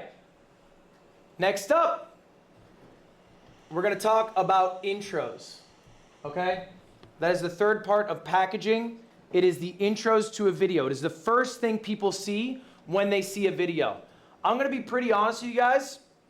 The idea of clickbait, it's kind of dead. Yep. All right? In the traditional sense, if somebody clicks your video and they don't get what they expected to get when they clicked in, they're clicking off. And when they're clicking off, where's that video going to go? Into the shitters. All right? That video is not going to succeed. I promise you that. So the thing you need to do is really focus on that first minute of a video. That matters so much more than any other minute of a video. All right, I'm going to show you 2 intros that I made. I want you guys to tell me which one's better. They're going to be 50 seconds. It's going to be a bit long. Bear with me. Try to be quiet because I don't have too loud of a speaker. All right. First video. If it loads, we'll see. God willing. I might be cooked. It might be cooked. 10 million. That's how many people have bought Magic Chameleon. For reference, that is more than Mario Kart World did in the first few months it came out. Magic Chameleon only came out a few weeks ago. In fact, it's more than Street Fighter 6 has done in 3 years, and it's more people than subscribers I have, and that's a free button to press that I want you to press now. But it got me thinking. You haven't seen Tinder, so that was a call to action. It's a lot of fun to play with your friends and pick a cringe spot if you want to win, or maybe just do a funny spot that if you want to win, or maybe just do a funny spot that usually doesn't end up working out. But what if you had actual professionals, aka artists? How would they do? To find out, I employed the help of my good friend Squeaks to be static hunters, and we would chase down professional artists to see just how good they were at hiding. I made the hide time super long so they'd have all the time in the world, and lucky for us, at the time we did this recording, they dropped a new map which was in art gallery, which made things a nightmare. All right, I'm gonna skip the shit one because I think our data's too ass, but I do wanna ask you guys, what was good about it? Okay, we're gonna self-glaze here. What were the 4 things I hit? I'm looking for 4 things specifically that I hit that I think you need to hit in every intro. Go ahead. I don't know the 4 things, but can I say like what I learned? Give me one. Okay, one is that you're pulling out stats of something makes me more curious. Like, what the fuck are you talking about? It's this. I'm familiar like Mario Kart, Street Fighter. Now your stuff's like, oh, this is interesting. What the fuck is he talking about? Does that make sense? I hear you. You called them to like do something without doing it in like a way where you're just like subscribe. Call to action, bro. Okay. It's called a call to action. My bad, bro. Big nose fuck. Just Shut that simply shit like up, the nigga. tone in your voice, like being animated, is like how it's drawn in, and also you use something that was trending. I would say ignore the tone of voice. I don't think that's something that you need to do. I think your voice should always be authentic to you. I think it's like maybe even a fault on me that there's a recognizable YouTuber voice. I think people don't like that. I think they prefer you to be you. So I don't think it's necessary to adopt like some Mr. Beast, I trapped 100 people in a dumpster. Like that's not necessary. You should be you in the intro. Guys, I'm looking for the 4 Ps, okay? I'm looking for the 4 Ps here, all right? What are the 4 Ps? Let's go through them. We got premise. What is this video about? You can also think of this as the hook, okay? That is the premise of the video. That needs to be instantly explained. The context of what they are about to see needs to be explained. If you do a live stream and you want to turn that into a video, you probably didn't do a good job contextualizing. You can record an intro separately that you tack onto the beginning, and then instantly you've elevated that video because now someone who's clicked in who has no fucking clue what Streamer U is, or they didn't watch, and maybe you want to show off that you had a fight at 1 a.m. when you should have been in bed getting ready for class in the morning. You can contextualize, I got into a fight at Streamer U, some hook. I accidentally got into a fight at Streamer University. That could work. Second P, the problem, okay? You have a premise in a video, all right? In most media, there's a problem and you need to solve it. What is the problem, okay? In the context of the fight, okay? I got into beef with someone. I have to resolve this with these hands, okay? All right? In the Mecha Chameleon, the problem is that I have a bunch of artists and me and my dumb friend Squeaks have to find them. How are we gonna find them? There's a problem. There's stakes to it. That's why it matters to watch. This one's optional, but I think it's valuable. It's the plug. Okay, I had a subscriber plug in that one. That one got me 16,000 subscribers. That one video, I got 16,000 subscribers. What do you mean by plug? Plugging something. So you can either plug yourself. It is a call to action if you want to think of it that way. But you're plugging. You're plugging to people to subscribe. At this point, you also could plug merch, whatever you want. Can you, I'm sorry, can you just explain it, like, how to do that in the intro? I think in the intro, you have to bake it in a way that it doesn't detract too much from the video, but ultimately it is your most valuable moment if you wanted to direct people to do something. You don't need to plug for subscribers at the intro of every video. It's not necessary, but you can if you are looking to get more subscribers. Perhaps you are succeeding at YouTube and you want people to watch your Twitch stream. So you can plug, hey, all this is happening live on my Twitch right now, come tune in. This is something Pay Money Wubby did. He would upload a video, because he's a bigger YouTuber than streamer. He'd say, hey, I'm live right now. He'd upload a video. He'd be live for the next 8 hours, whatever. Then they'd go over, okay? That's something you can do. Or maybe you just want to make money, and you got merch. That's your moment to plug, so you can plug. It's optional. You don't need to plug every video, but you can. That's what I was about to ask. No, it's by no means necessary. It's just one of the 4 P's you can do. Final one, payoff, okay? In a video, if you set up a premise, you set up a problem, there has to be a payoff. Jason says he's gonna get into a fight. What's the payoff? Gotta see the fucking fight happen. All right? And in that intro, what I do is I say, stick around to the end, because we're going to go to an art gallery. You're going to get a little crazy. So the payoff comes at the end. I'm teasing it. Stick through the rest. You'll get to it. It helps increase your watch retention. This is an example of 2 separate videos. You're going to get a little crazy. So the payoff comes at the end. I'm teasing it. Stick through the rest. You'll get to it. It helps increase your watch retention. This is an example of 2 separate videos that I've done. One where I recorded the intro beforehand. The other one where the intro is just from the stream. Look at the difference, bro. 70% of people were watching at the 1 minute, 12 second mark when I recorded the intro. That was the Magic Chameleon one you just saw. The other intro, 41%. More than half the people left a minute in. By the way, that's a 2-hour video. And half the people are gone in a minute. Okay? And that's because the intro is dog shit. And I can admit it was an absolute dog shit intro. But these are charts that you should be looking at, very familiar with, all right? And working on. All right, next up. You guys might have some questions for me. How do I get an editor? Do it yourself. All right. I can't afford a clipper. I'm broke. Can my editors do the thumbnails? When do I scale my team? How much do I pay my editor? Okay? Guys, just ask. Okay? If you need anything, you can just ask. And I'm not saying just ask me. I'm saying you can ask people to help you. What I did for basically all my first hires is I did one of 2 things. One, I poached people who I thought were amazing. This is a godlike business strategy. They do this in every level of business, in every vertical of business. Okay? Maybe you see a channel that has really great editing and you love their style.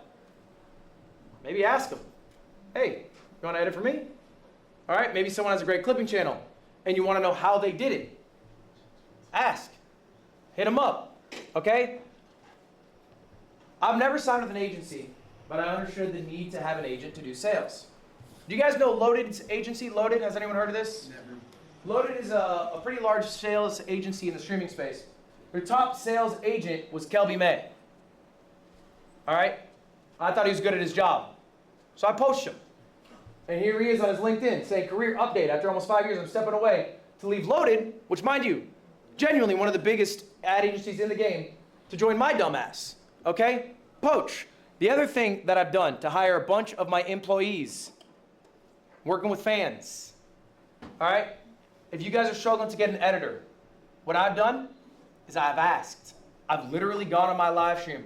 I've gone, yo, guys, I really want to get like more clips. I see all these clippers, but I don't know how to get a clipper. If anyone clips, hit me up. These are emails or messages that I received. And this is literally the exact message. I went back. I'm still working with these people. This is from October 2020 from my shorts editor, Radstats. I asked him yesterday. I still work with him 6 years later. I said, do you have the message, the first email you sent? This is it. I asked on stream. He sent me the email. I looked at my email. I replied. I hired him. All right? The one in the middle, Shake Drizzle. This is my longest employee. I've been working with this guy for 8 years. Okay? I said, I need an editor. He said, oh, I saw you need one. Send me the message. I hired him. I still work with him today. Last one is another editor I have, Polite. I said, because Shake Drizzle's kind of a lazy fuck, I said, I want to edit my Pokemon videos. Shake Drizzle at the time refused to edit Pokemon. I don't know why. So I said, I need someone who will do Pokemon. This guy, Polite, comes up and he goes, I'll edit Pokemon. Send me a message. I hired him. All right? Make your concerns known. Put your asks out. You'd be surprised who reaches out to you. Now, here's the reality of it, though. What if they suck? What if you hire someone to edit? Or maybe do thumbnails with you? Or maybe do sales with you? I don't know, and they suck, right? It's a fan, whatever. I got good news for you. You suck too. Why would someone who's godlike at it join you? All right? You're not going to have a Mr. Beast editor leave his team to join you. Of course not.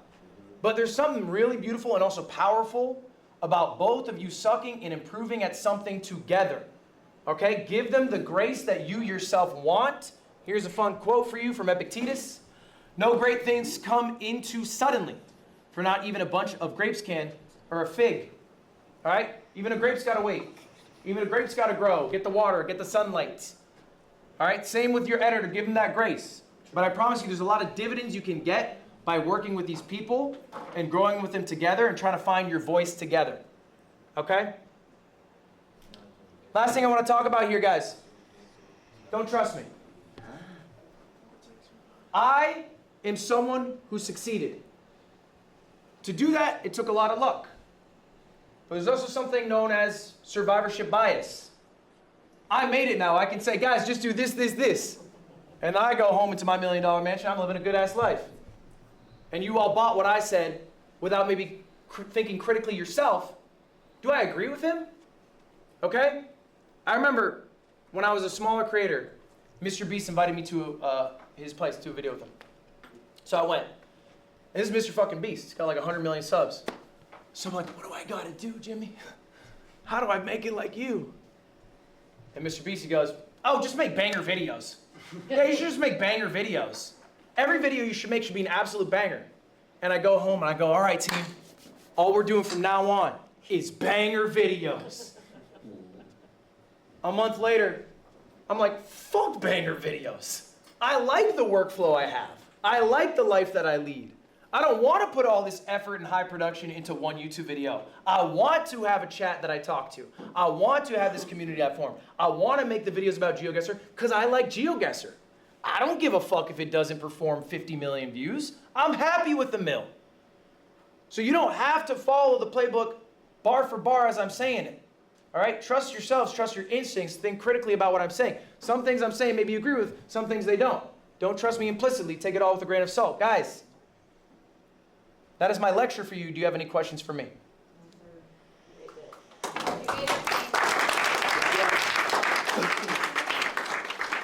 They can be about anything. Also, guys, just so you know, I'll be doing office hours directly after this class, 1 to 2 p.m. If you want to stay, we can have longer chats. It's up to you. It can be about anything. If you have any questions right now, you have a couple of minutes before your time is up. So does anyone have questions right now? Yeah, what's up? You want to go Hoko? What is your Guys, real quick, if you want to leave, you can leave. We'll take it outside for the questions. what is your advice for like I like to do gaming, I like to do vlogging, I like to do even with gaming. Sometimes it's like different types of gaming. Is it recommended to do it all on one channel or have separate channels for separate things? I think a lot of you deal with this. Jason the Ween, you can probably speak about this. You got 6 damn channels yourself, huh? I have a VOD channel, I have a live channel, I have a main channel, and I got an IRL channel. I think this is a trap that a lot of people fall into. They make different channels for different things, and then what happens? One of the channel falls off because you can't upload consistently on it. I think it is ambitious to be making all these channels and expecting to be consistent on all of them, okay? You can be very successful uploading every possible thing you could think of on one channel. Moist Critical does it all the time. You never know what the fuck you're gonna get with that guy, but it's all on one channel. I think it's fine to do one channel. I would not do 2 unless there is a reason for it. I will give you an example. I have 3 channels that I upload consistently on. One is a VOD channel. Why do I have a separate channel? Because it is just the VODs uploaded. They're unedited products, okay? That is my reasoning for it. All right? Second channel I have is my main channel. It's my cut downs, my edits, these things that I put my intros into. Maybe I do some VO for. Third channel, the second channel I have called Ludwig. I don't do anything for this. This is basically like, I'm realizing I'm streaming 6 hours, and maybe I think this is the segment that I plan that's good, but some other shit happened that was kind of interesting, but I don't want my editors to work on it. I don't want to do intros for it. So I basically just have a couple of people, clippers if you want to call them, who just pull from that and upload it there. So what I do to separate my channels is the context in which the videos are made, not the content of what the videos are. Does that make sense? So I would think of it that way. If you're gonna make multiple channels, you need to be consistent on all of them, so it's a bigger ask. Okay, one final question. You guys can all go after this one. What's up? Okay, so my YouTube channel, I started off as just a YouTuber. I have like 5 million plus on that channel that I don't use, 5 million subscribers. You got 5 million subscribers on a channel you don't use. Yes, I'll tell you why. So That's a flex. Oh, okay. I still have those people on there. But then once I got signed, after I started YouTube, you know, they started adding my music videos on there too. Right. With my like vlog stuff, and like I felt like it was just all mixed up and not done. And now that I'm doing Twitch and I want to take it more seriously and clip on there, should I, do you genuinely think I should make a second channel Yes. for that? Okay. 1000%. Yeah, because otherwise, how long ago was this too that you stopped uploading? Man, I ain't really uploaded in like a couple years. Yeah, I think it'd be too tough. I think partially because you're needing to convert an audience whose expectations have been all muddled in terms of like, you know, if Justin Bieber Vivo starts posting like vlog footage, everyone's like, what's going on, Justin Bieber? Like it's a little bit different than the expectation of the viewer. And also, when you post, you're just gonna start losing hundreds, maybe thousands of subscribers. And I think that's gonna feel really demoralizing. It doesn't really matter, but I think you should feel excited about this channel. And it probably would feel the opposite if you start posting on this 5 million subscriber channel. So I would personally start a new one. All right, y'all. Class dismissed. Thank you guys for being here. I appreciate it. You home, bro. If you want to stay for office hours, feel free. Could you review my channels? You want me to review your channels? Yes. Yeah, I can do that. That's all. Okay. Let's do it. We're going to review Jason the Ween's YouTube channels. You have too many channels, but you have 3, right? Yeah, but I divide my channels by process. I don't know if you do the same with your channels. Let's take a look. So I got my main channel. I started a war with Kyson at. So Jason the Ween, this is your main channel, you say? It's my main channel for streams. So, should I add accidentally in that title?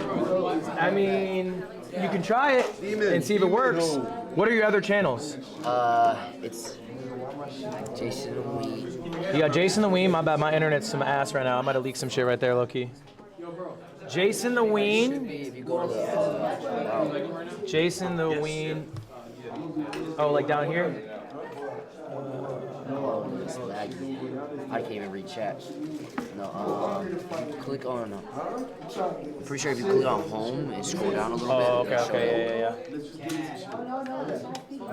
Jason, oh, look at this. There you go. I got 4 channels. We got Jason the Ween IRL, Jason the Ween Live, Jason the Ween VODs. Yes. What's the difference between Jason the Ween and Jason the Ween Live? Jason the Ween Live is more like the things that won't perform as well as the main channel. I'm pretty sure you have a channel like that. Jinxie has a channel like that. Joe Waterlozzi has a channel like that. You know, I'm taking inspiration from other streamers. Why wouldn't you just post Jason the Ween IRL content on Jason the Ween? That is a question I don't know. Because I thought I was gonna be really consistent with the vlogging. I was gonna make it my baby, right? That's my baby, like on some Duke Dennis shit. That was fucking brilliant. Thank you so much. Absolutely fantastic. I'll be here for your class tomorrow. I It was appreciate excellent. that. Thank you so much. Jason, I think personally, I think it's fine to have a channel on things that you are curating, all right, and actively. I forgot to talk about management. It's all right. I think. Do you meet with all your editors? I do. How often? Pretty John, often. does he? Does he meet with his editors? Yeah. All right. often. And so when you're meeting with these editors, you're saying, okay, this video deserves to be on Jason the Ween versus Jason the Ween Live? I've had conversations like that before, yes. What do you mean like that before? Why are you not having it weekly? You're streaming weekly. Should this not be a conversation every week? Every week, I have a meeting with all of my editors. All of them sit down, and I say, okay, guys, this is going to be in the main channel. Let me know the assets you need to finish this video. Do we need VO? Do we need an intro? All right, these segments, I don't think we're as strong. Let's put them on the second channel. Ludwig, Ah. we need a watch party, bro. Can you put it on the TV? Oh, I think my Wi-Fi's too ass here, bro. Yo, please help me real quick, bro. You need all types of help. Come on, bro. I would say- Stop being the center of attention, man. I'm trying to learn. I'm trying to learn. I would say it is important that you do a better job managing your team to direct, because you're saying this is your main channel, and I'm seeing some shit here. Like, this can't be all good. You've uploaded like 6 videos in 2 days. Okay. Like, these aren't all good videos. Okay, so what? Critique me. So I would say this is where all your good shit should go. And that includes your IRL shit. So I don't think you said- need this IRL channel. This is where good shit goes. Good shit goes here. Good shit goes. Good shit goes Yes. here. Jason the Ween, that is where good shit goes. That is where good shit goes. And when Yes. people tune into Jason the Ween, what do they get? Good shit. Good shit. Okay. Jason the Ween Live, what is that for? This basically the abolish. Basically like, oh, mukbang, cool, go on the live channel. This is people who really like you. Yes. They want a little extra Jason the Ween in them. Yes. Let's give it to him. Jason Leween Live. Jason Leween VODs is fine. It's VODs. Yeah. But I would say ditch the IRL, put it on Jason Leween, and be pickier about Jason Leween. Be more picky. You're a little loose. Right now, it's a little spammy because it's streamer you though. I get it, but it is picky though. Like the uploads aren't like crazy. I would say be picky. I would also say for the 7 Day Stranded, you probably should have made it one awesome video instead of 7 shit videos. That was a conversation I had with my editor, and I was like thinking about it, and we decided to do it one day or each day. You were wrong for that. Next time you'll do better. Now you know. Yeah, I think Maybach Monday is like a series on this. I think this channel makes a lot of sense. I think IRL should 1000% go there. Okay, that's so. You think my channels are good then? Just put the IRL in the main. I think if you put the IRL in the main, it gets a lot better. Be more selective. Be more selective. Also, be more willing to give your editors fuel to make better videos. Intros, VO, you don't do that. I don't do that. Why not? I'm a lazy fuck. Yes, you are. So what are we gonna be? We're gonna be more less lazy. Less lazy, yeah. All right, man. Appreciate you. Appreciate it, Lev. Thanks for coming to class. All right. Great class. Great class. What's that 8 out of 10 talked about the intro you're talking about, because we're talking about YouTube. I combine everything I'm into from streaming. I clip it into from the gaming and the streaming. And I clip it from my talent from filming and editing, and I combine it all. Can I show you a 30-second intro? You want me to watch your 30-second intro? Yes. I can do that. Is a channel just called Blasian? Yeah, I have a film channel, but it's like hard to like do. It's with an A. Blasian with Blasian at the end with an A. Yeah. So This one? That's top. That's a song. Yeah, this one. Why video games don't feel the same. Okay. Oh wait, you're taking right? Xbox 360, PlayStation, generic thing. They all have something in common. They unlock core memories you don't talk about. There was a time for Warzone, Fortnite, when Xbox Live Arcade was done for straight heat.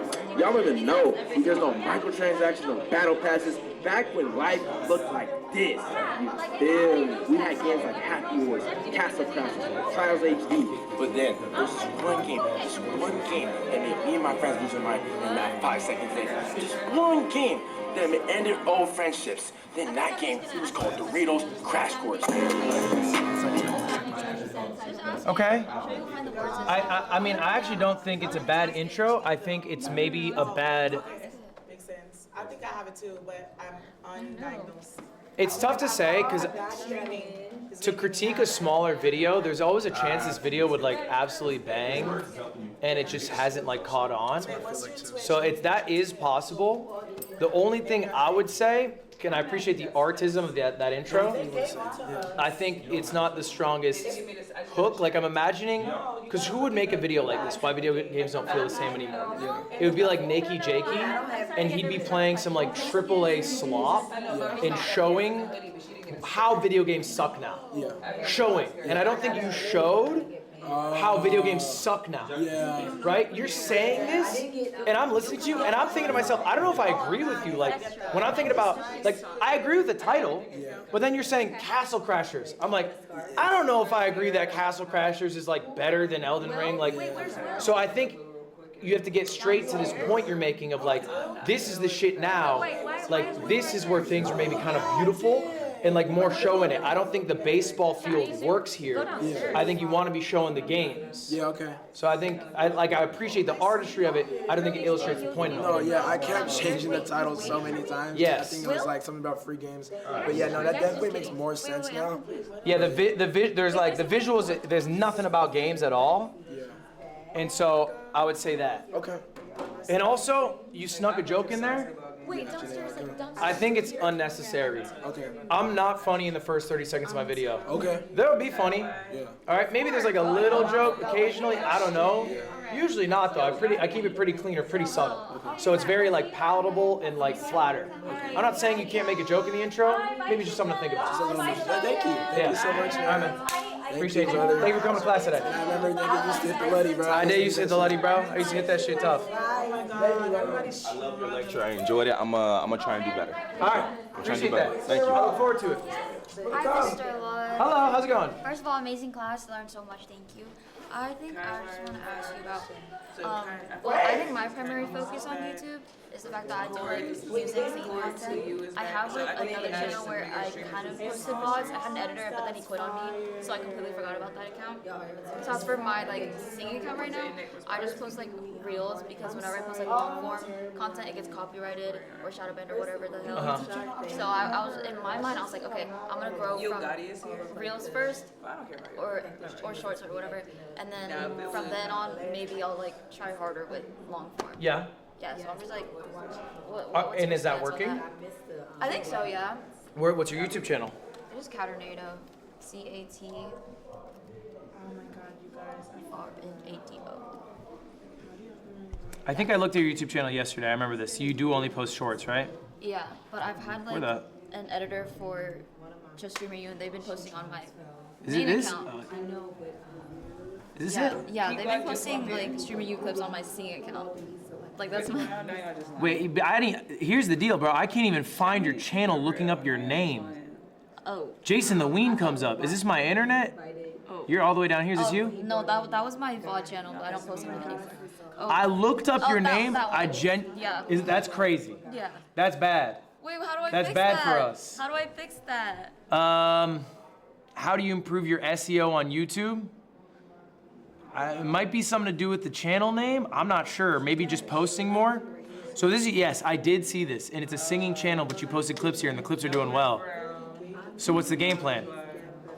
I don't know. I was thinking I could like make another YouTube just for. And I can tell you, by the way, why the SEO was so bad is because the last clip was this singing clip from however long ago, and when people are looking up your name, they're trying to find Streamer You, and that's not what your channel offers. So, I mean, it's up to you. Do you want to get that channel that you don't use anymore and post on I there? forgot the password, but I could find it. I mean, you can either find the password or you can just make this that channel. Do you But then want to what keep about this? I want to like pursue like singing and stuff on like YouTube. I mean, you can still do that. I think what the channel is doesn't matter, but the only value with this channel is it is deadass your username as the @ So it's more valuable if you're gonna make it like your public facing. Okay, so delete all the singing and just do like. I don't think you need to delete it. It doesn't matter. I mean, I have some dog shit for my old videos. You never need to delete videos to like. If you go to Mr. Beast's channel and you look at old videos, like they suck. You know what I mean? Like, and not to say your singing sucks, but they're irrelevant to what the modern content is. These are my old videos. I went to a Super Smash Brothers tournament and I recorded footage on my phone. I didn't delete those. I don't need to. So I don't think you need to delete anything, but you could co-opt it as this channel where you're posting more. And it doesn't mean you can't post music on there, but it means maybe you need to be a bit more selective about the music you post, like maybe something that you know is like maybe more important to you, like more meaningful to you, or something like that. Or make a second channel to do music on. It's up to you. These are doing well. I would continue it personally. Okay.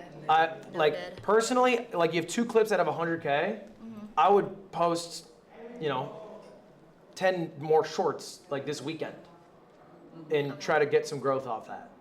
Okay. There's this guy I'm going to show you real quick. His name's Sam Bucha. Do you know who he is? He has 11 million subscribers. He did only shorts, I want to say for like 4 years. He did only shorts. He got to like 6 million subs, only shorts. Then he started doing long form videos, okay?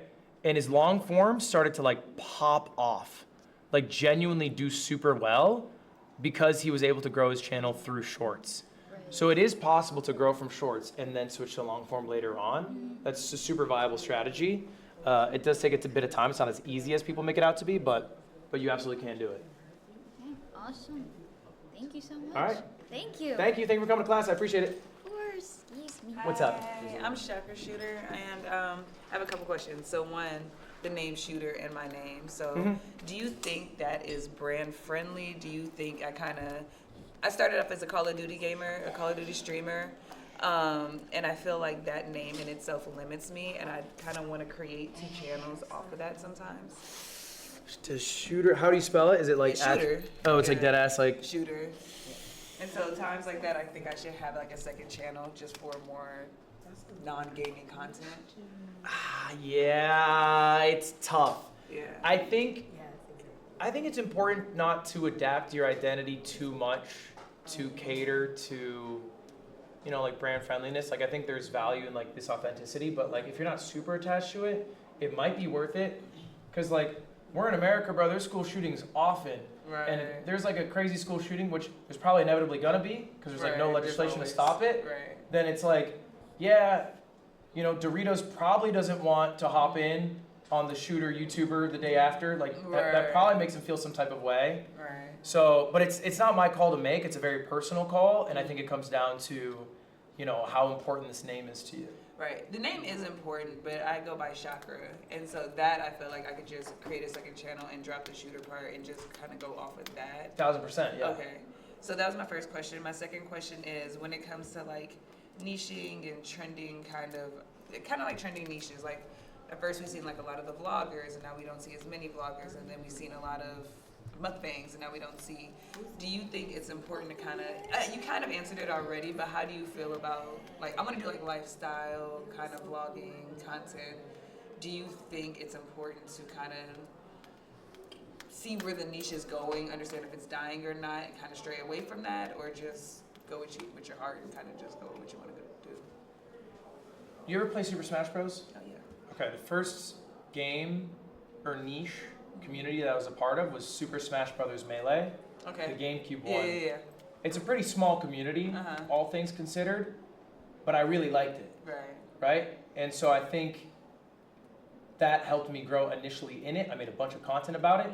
It's not as big as if I was doing, you know, like Fortnite at the time, obviously, but I liked it. So I think like being authentic to what your passions are matters a lot more, and you can branch out. Like you are not at the ceiling, and this is also a pretty big niche to be fair.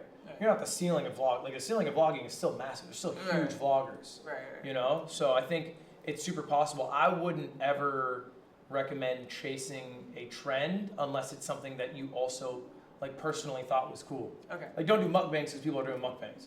Do mukbangs because you like eating a lot of food and you think it'd be fun to do, you know? Yeah, I would say it shouldn't matter at all. Awesome, thank you. You're an amazing professor. Thank you, I appreciate it. Yeah. Thank you for coming to class. Of course. Hi, how you doing? My name is Cute Guns. So my first question is, how often do you think is healthy to upload? Because I've been hearing that sometimes uploading too much can hurt you, and uploading too little can also hurt you. So I like struggle, like there are times where I'll upload, and then they're like, don't upload too much, and then I'll like slow down, and now it's like I'm not doing it often enough now. Are the videos better or worse when you upload more or less frequently? That's the thing, I don't know. Like I really struggle with my analytics because they've never been consistent. Consistent in what sense? Like the viewership? Like, yeah. What's your channel? Can I look it up? Yeah, Cute Guns. Jesus. Oh, with a Z, sorry. With a Z. Cute Guns. And so the question is, do you upload more or less frequently? Yeah. And you're mainly doing gameplay? Yeah, gaming. Sometimes I'll do like a little vlog or something, but I'm pretty sure I took it down because it didn't do well, so. I don't think you need to take things down that don't do well. I think that's fine. I don't think like ever being embarrassed about that. Like it's just more information to learn from, and it's totally fine. And I think we can also be quite harsh on ourselves because we compare ourselves to other people all the time. Like, you know, hundreds of views is not something that is like bad in any sense of the word, you know? Yeah. But I would say in general, across the channel, the two things that I want you to work on are titles and thumbnails, right? I think in general, these titles are like quite long. And I'd find YouTubers who are playing similar games. Are there YouTubers that like maybe you're inspired by growing up who are like similar to like kind of hitting the notes that you'd like to hit? Like who are they?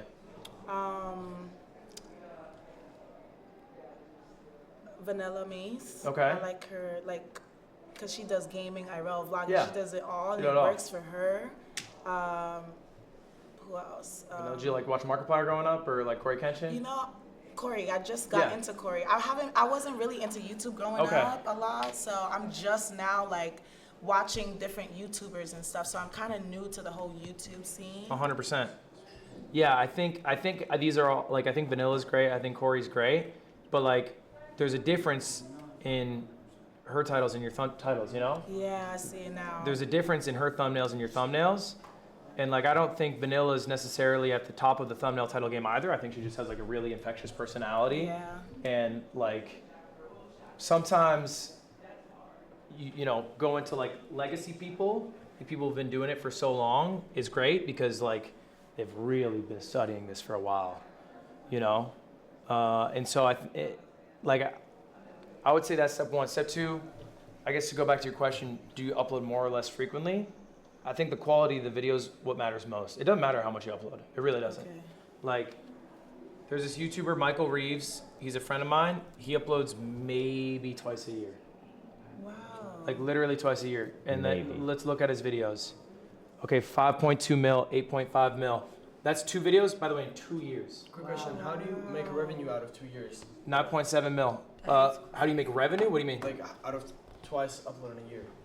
Michael's low-key broke, but Michael has his reasons for not uploading as frequently, but ultimately, like, he's still crushing every video that he uploads.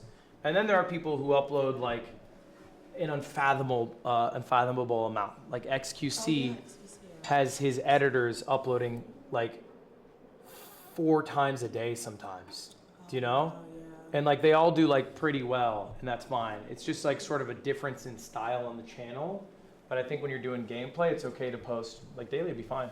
Okay. And then last question, is it not safe or healthy to live stream on YouTube if the live streams don't match the videos that you post? So what's an example of the live stream you would do? Like, for example, it's still gaming related, but like competitive gaming, like Marvel Rivals, I'll live stream that. But like my uploads are more like story games and vlogs and stuff like that. Do you stream Marvel Rivals on Twitch as well? Yeah. And so when you're playing the games, are they offline? Like the... No, I'll That's also on Twitch, yeah. But I only upload the story ones. Do you notice your viewership does better or worse when you're doing competitive games versus the playthrough games? I just started doing the live streaming on YouTube, so it's like really on hard Twitch. I mean, on Twitch? Yeah. Oh, it's better when I do the competitive game. It's better when you do Yeah. competitive gaming. And what do you like to do more? I like both. I'm such a gamer. Right. Like. Okay. Yeah. I don't think it would matter. No, I think like the Twitch viewership would probably like be an accurate portrayal. It also doesn't matter too much, candidly, like if it isn't doing better, you know, like ultimately it's a question of, there's kind of a balance that I try to take is, do I enjoy doing the thing and do people like watching me do the thing? And it needs both. Yeah. Like, you know, maybe I would love to just open up stream and play Counter-Strike 2 for 12 hours and get really pissed off doing it. But people wouldn't like that. Yeah. Because like, you know, how I am as an entertainer doing that. Okay, so it's like I have to do something they want to do. But like, there's also a balance. You know, like maybe they would love if I played like backyard baseball for another 12 hours. I don't want to do that. So I say no. So it's like you have to strike a balance. So I think you have to look like, okay, are people clicking out when I'm doing, you know, the story game or horror game or whatever it is? Okay, maybe we're doing less of that and doing more of the competitive. And it's like an ebb and flow. And it's like up to you ultimately. But you kind of make those decisions based off of like, do you want to be more successful and get more viewers, or do you want to do what you want to do? Yeah. Okay. Thank you so much. Yeah. I enjoyed it. Thanks for coming to class. Top class. Right I there. appreciate that. Yes, hello. Hello. Cool Butterfly with 4 Ys. Hello, Cool Butterfly My 4 voice Ys. is gone, obviously, streaming music. Long anyway. week. But yes, great class, amazing. Thank you. But my question first is, I'm a very small streamer, but I'm also trying to build a platform on other, platforms. Yes. So YouTube, yes, definitely. I don't have anything posted, but I do have an account. Okay. And so my question, while I'm here and I'm, building content or connecting with everyone, should I start clipping to post things onto YouTube now? Do I wait till I get home and try to go through the VODs and pull things from it? What would you suggest? I think you're already late. Okay. I think you should have come in with a game plan to do that initially. Okay. And I think the best time to start would be now. Right. So I would try to get something up. It doesn't mean it will guaranteed be successful, but yeah, people will care a lot less about Streamer U in a week than they do today. So if the goal is to capitalize off of your participation in Streamer U to get an initial boost, then you need to do it as soon as possible. But ultimately, like, what's good for you is it doesn't matter too much anyway. Like, it's a very short-lived growth.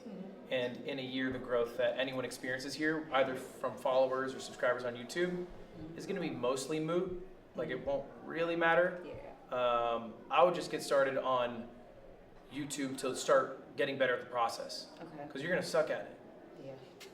And that's okay. I've tested some things out just on the behind the scenes, and I was like, okay, this is very different. Yeah. Okay. I sucked at it.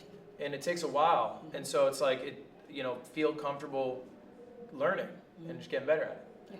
So start uploading as soon as possible. Okay, next thing. Yeah, go So ahead. while I'm here, I've been going around to the streamers to All right. get some inspirational quotes. Okay. Or like mental health wellness nuggets, I call them. Okay, I like that. So just to show the chat. Those are cute. So we have different ones from all streamers, big streamers and small. Kai did start us up there. We got some from all different types of streamers. Cute. So I just wanted to see if you could give me one, like, inspirational quote I got or you. message I already that I have can it. provide to others. I got want you. to compile them all once Streaming You is finished. But yeah, there's been some great things that we've provided. You've had a good time so far? I've had an amazing time. But I know that content creation, streaming, everything can be very demanding. Yes. It takes a lot of, effort to go into this, especially if you're streaming 24 hours. It's a lot on your mental and your, physical well-being. So I just thought it would be great to kind of spread positivity, to kind of like help encourage people to keep pushing forward. Like even today, my voice is barely here, but trying to still get out here and make content, connect, collaborate, network, kind of be a sponge, grab and get all the information possible. So I just think it'd be, really great to like pass some good, nuggets along to others. That's very sweet of you. Yes, definitely. Thank you. But no, I've been having an amazing time. All of the professors, every class, like it really feels like school. Genuinely, it feels like school, especially if you are new in content creation too. If you're already expert, clearly you're going to gain knowledge as well. But I've been taking notes, literally, because I feel like all of this stuff is going to genuinely help me, especially with YouTube, because that's where I really had no idea. We got to get started. Where to start from there. Well, let's get started. Yeah, I'm definitely going to. So I'm going to take a break after homecoming to try to do some stuff. Thank you again, Professor L. Thanks for coming to class. Appreciate it. Alright, so Alrighty. I had a question, first of all. Okay. Again, Andre, nice to meet you. I had a question about growth, as in I don't know how familiar you are with Instagram or it's more YouTube. Yeah. But basically on Instagram right now, because I gained a lot of platform in the last 2 years, it was a lot of growth.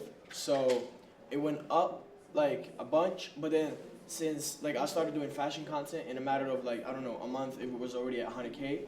And then after right now it's 600,000. So it's a lot of it's a big number. But the problem with that is I kind of drifted more into streaming too, more personality content, not only fashion.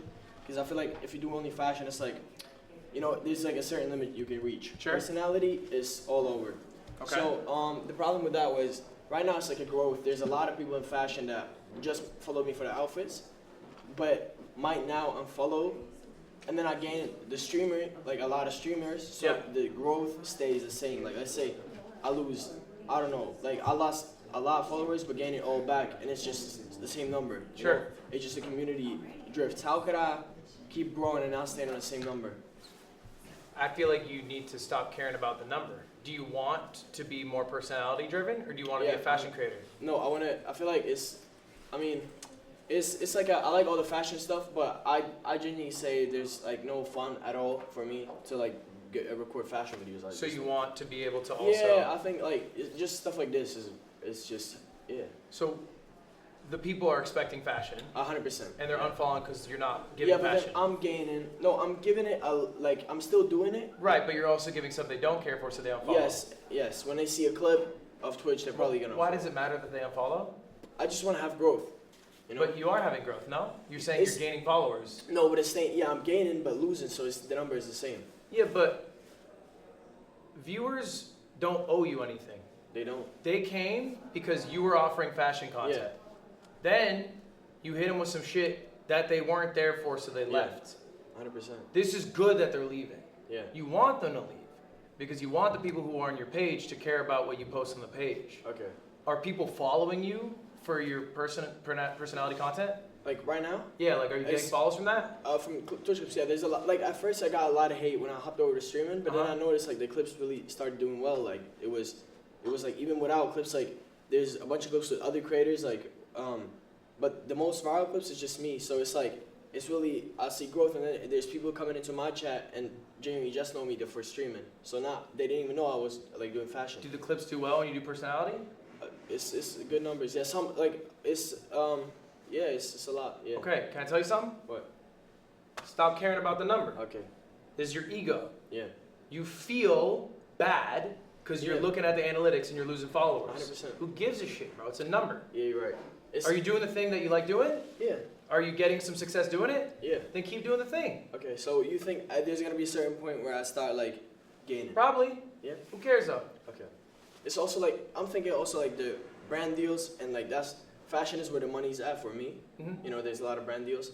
So if the numbers go down, the brand deals reduce. No. That's not how it works. Brand deals don't really look, at least good brands, at just followers. Like they're not looking at you. You care way more about this than anyone else on earth does. Yeah, 100%. It's my account. But I'm saying the brands don't care about this. They see a channel with a few 100,000 followers that does fashion, that's successful. That's it. Okay. They're not looking like, wow, well he lost 1,000 followers but gained 900 today. Yeah. They don't care. Okay. They don't see that. Yeah. So I think this is ego. So you think it's only like me that like my community probably doesn't even know. There are some people who have unfollowed you because they didn't like 100%. But like the ones that still follow me, they don't see a number. Yeah, you care more about this than anyone else for sure. Okay. And I think this is hard to be honest. Like I'm saying it like it's easy, okay? But this literally all comes from ego and a preservation of success because you are scared that you are losing that success. Yeah. But you are doing what you like doing, right? Yeah. Would you still be doing it if you had 250,000 followers? 100%. You know about the hedonic treadmill? No. Okay, I'm gonna teach you. Okay. Humans, we're very elastic. Yeah. We can change to the environment we're in. If you lost everything today, you'd adapt pretty quickly to that. Yeah. All right? It would be tough, but you would adapt to it. Yes. Okay? Here's the thing people don't think about. If you become very successful, if you got 1 million followers, that'd feel pretty awesome. You get used to it pretty quick though. Yeah, 100%. And then you'd want 2 million. Yeah. And then what happens when you hit 2 mil? Then you want 3. There's never a number you're gonna hit. There's never enough, no. Where you're satisfied. Yes, you're right. So you need to be satisfied in the process. You need to be happy with what you're producing. Yeah. That's all that matters, bro. Like, yes, I'm happy. Also, what I will say, it is what you say, like, you adapt pretty quickly. Like, I thought, okay, coming in here, like, meeting Kai is the biggest dream, yes. But it feels pretty normal, like, you know? It doesn't change anything. Like, it's No. It's the sun like, rises tomorrow and you wake up all the same. Exactly. Because that's really, like, one thing when I thought, oh, I'm coming here, be Kai, like, it's crazy. But it's really kind of not, you know? It's just the same. You adapt. First day, wow. But then second, third, fourth. And everyone here who's saying, you say, oh, wow, is going ungrateful prick. Because, you know, you had an opportunity that millions of people wanted and only you got it. Yeah. But you're already getting impacted by the hedonic treadmill. Because to you, it's baseline. Yes. This is normal now. I'm day 3 of this. I'm grateful for this. I'm not saying you're ungrateful. Yeah. I'm just saying this is normal. Yeah, 100%. And so what I would say is you got to maybe focus less on these analytics because I don't think they're helping you. Okay. Your follower count doesn't really matter. What matters is if the content you're producing is good and you enjoy doing it. Yeah. Is it good? Oh yeah. You enjoy doing it? Yes. Keep doing it. Okay, and also like building a community. That's one thing where it's like, I feel like, because of fashion, like it's two different worlds other than personality content. There's streamers with like 200,000 followers getting 100,000 on a post just because they got such a strong community. Right. So, but with fashion, the thing is you can't have 1 million followers and have 3,000 likes because there's no community. Right. And then there can be a post that gets like 100,000. So it's like really, Right. you know, there's a lot of up and down. variability. So I'm struggling with like building a genuine community. I feel like the Twitch community, yes, it gains, but like on Instagram, I want, you know, like why I want to also switch personality content because it's way stronger communities. Like even like the numbers, the 600,000, it's like, you know. Do you want it on Instagram specifically? Not specifically. My TikTok also like I like even I dropped like a lot. I had an account that I pushed that got like 100K in a month on TikTok. I got banned. So, but I didn't let it stop me. Like I started a new account and now it's back. But like I'd say I want to just like build my community around like just everything. So it's like more of a better community, you know. Just how do I build community? That's really my question. Ultimately, your question is how. I think you're doing it. You think so? I think things just take time. Okay. I feel like you are actively making that step by switching to personality content and live streaming.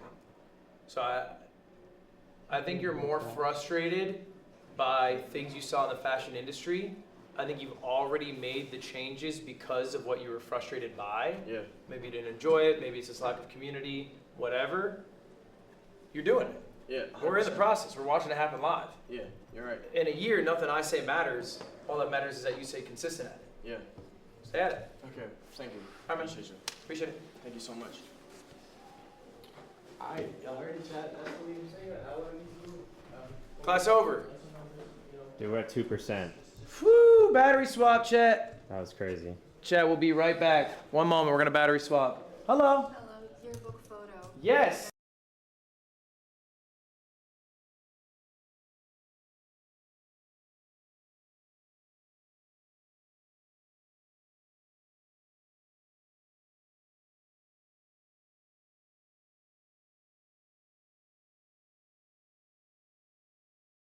Batteries and shit. Yeah.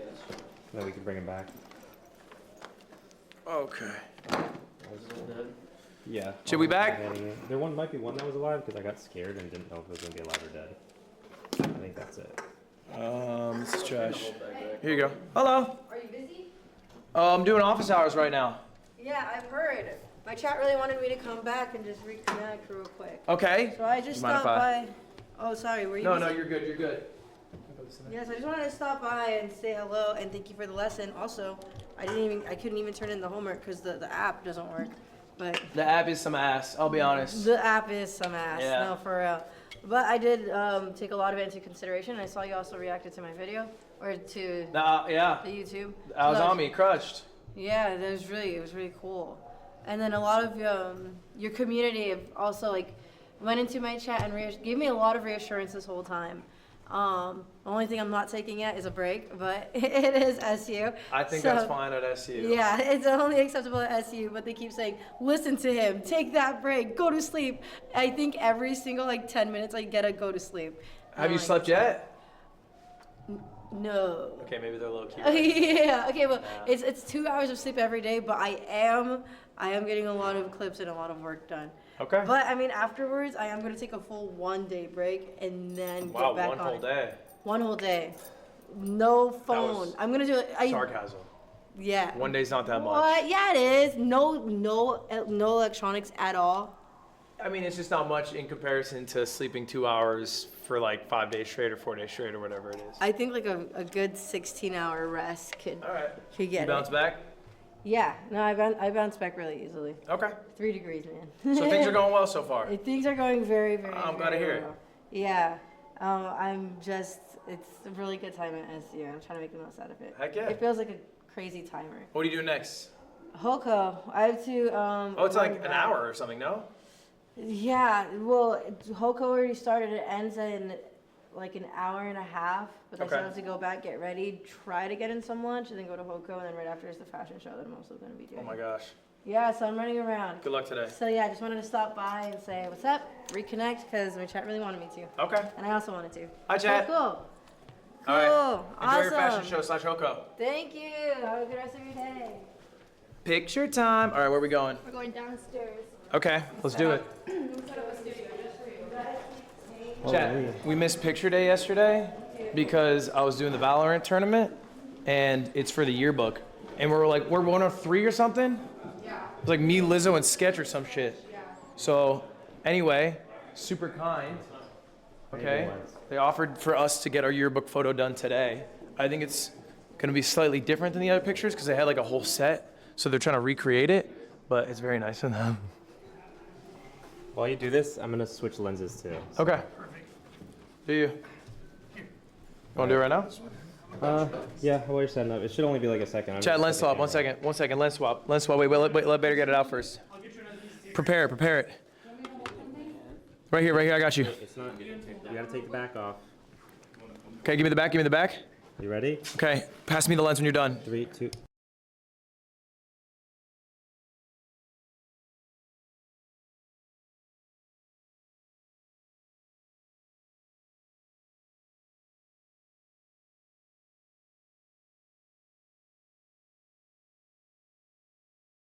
I don't blame you for learning, bro.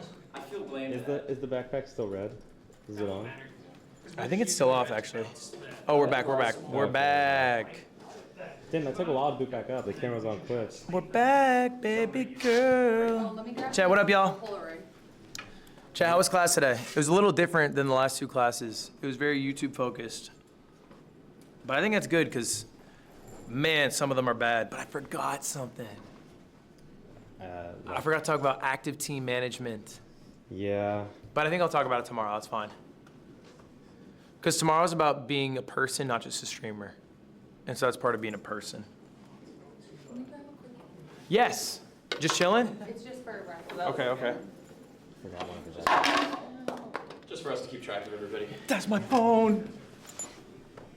I had to hold a pose. Did it crack? Oh no. Damn it. Did it really? Just a small one. That's not a crack, dude. That is a crack. That's a pressure tear. Dude. Yesterday, it's 1:30. We stayed up doing the presentation for today's class. I have a bag with all of my bathroom stuff in it. I throw it on the counter like this. I go. And I hear, and I forget I have Drake's cologne. I hear, ding. Drake's cologne shatters in my bag, spills on all of my shit. I'm mopping it up. I smell crazy. I have alcohol burning my fingers. Cam comes over. He goes, "You had a little spill? Did you have a little spill?" Goes to tell Christian. Christian comes over. It smells funny in here. They start jeering me because I had an oopsie doopsie. There's a moment for the boys. There's a moment of weakness for me. I said you smelled delicious, dude. The room smelled crazy. My fingers still smell crazy. You walked in genuinely. The whole night, all you smelled was cologne. I can still smell it on my fingers. I washed my hands like 4 times since. It is what it is. Chat, what's going on right now, Streamer U? What's up? What's going on right now, Streamer U, chat? Homecoming. What is homecoming? I don't see anybody. I think it's at a it. spirit thing, like school spirit is what I heard. Is it a dance? Well, it sounds like it's only 3 hours. People were asking people to it, but I don't know if it's. Yeah, it's funny people are asking people to homecoming, but it's like an hour and a half and it's daytime. I think Kai is doing alumni stuff right now. Will you go to the Oh, the alumni are coming, right. Today's gonna be hectic. The World Cup match starts in like 30 minutes, no? Those are 4. Oh, 4? Oh, don't start for a minute. Yeah. Holy shit, 15 gifted. Thank you, Kavo, the bloodless. The bloodless. Thank you, Kavo. Oh, basketball game today? Basketball game today. Oh, yeah, it's at 4:30. It's the same time as the World Cup. It's the 3rd place game. Yeah. Yeah, it is a 3rd place game. I just want to make sure Mbappe doesn't score, so Messi gets the golden boot. The only thing that matters. Can you get the golden? I guess you can get the golden It's boot. just whoever gets the most goals. Right? That's a. But 3rd place match, kind of stupid to get the golden boot. But what if he scores 12 goals? Then he gets the golden boot. There you go. He low-key deserves it then. If you got 12 goals, it's kind of awesome. I kind of like it. I was on your side, but I think I've swapped. Myers, Gigi. Thank you, the 5 gifted. All right, we're ready for it to go. Ready for me? Thank you guys again. I really appreciate it. Of course. Can't have the yearbook without Professor L. Do I want a jacket? Jacket? What do you guys think?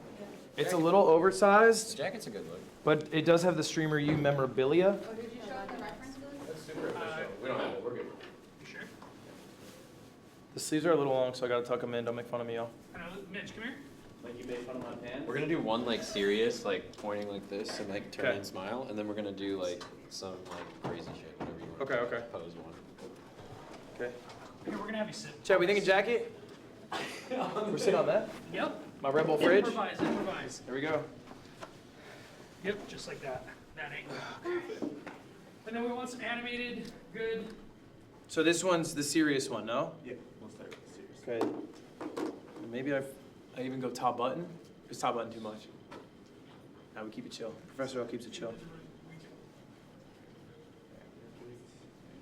we go. 3, 2, 1. Okay, 3, 2, 1.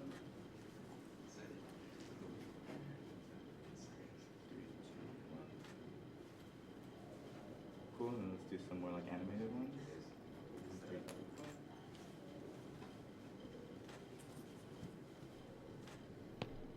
Fucking kill you. I'm the shooter. Not. Sorry. Sorry. I was getting into like a mode there. You just want like animated? Yeah, it's like big expressions. Yep. Perfect. I feel like I'm a professor. I'm like trying to fuck with my students when I do my face. Some people had like props. They did like nails. They did like faces. It's a little hard, but like you can maybe play with your tie. A prop? Yeah, I'll just run a tie change. I think Professor L keeps it professional here. Okay? No, we're good. 3, 2, 1.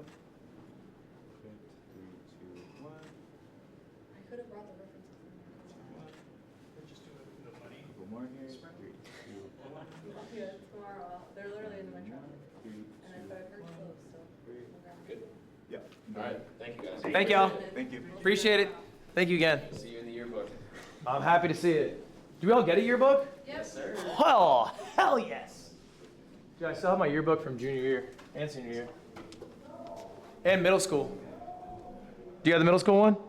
I don't know if I ever got the middle school one. Really? Yeah.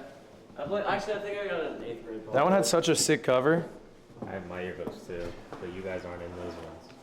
That's sweet. Extra Emily's at Streamer U? Really? Jacket. Huh? It's gonna be hot as hell. Oh, true. Good comms. You guys want to go lunch? Yeah. Let's get some real food. Thank you, bro. I mean, I'm not that hungry, but like I'm down to get food, you know. Bro, it's too late, man. You have Oh. a battery for lunch, or? Yeah, I still have like a bunch. I just think probably in like 2 hours we'll just need to go and like swap all the batteries out. Like if we charge the ones I gave you now. Hey, Ludwig. How's it going, Yusuf? I love your class, man. Where you off to? Guidance counselor. All right, have fun. I have too many dates for homecoming. I gotta pick one. Oh, what a life. Too many days for homecoming. Why are you looking at me? I got like Gotta go 8 this dates way. lined up.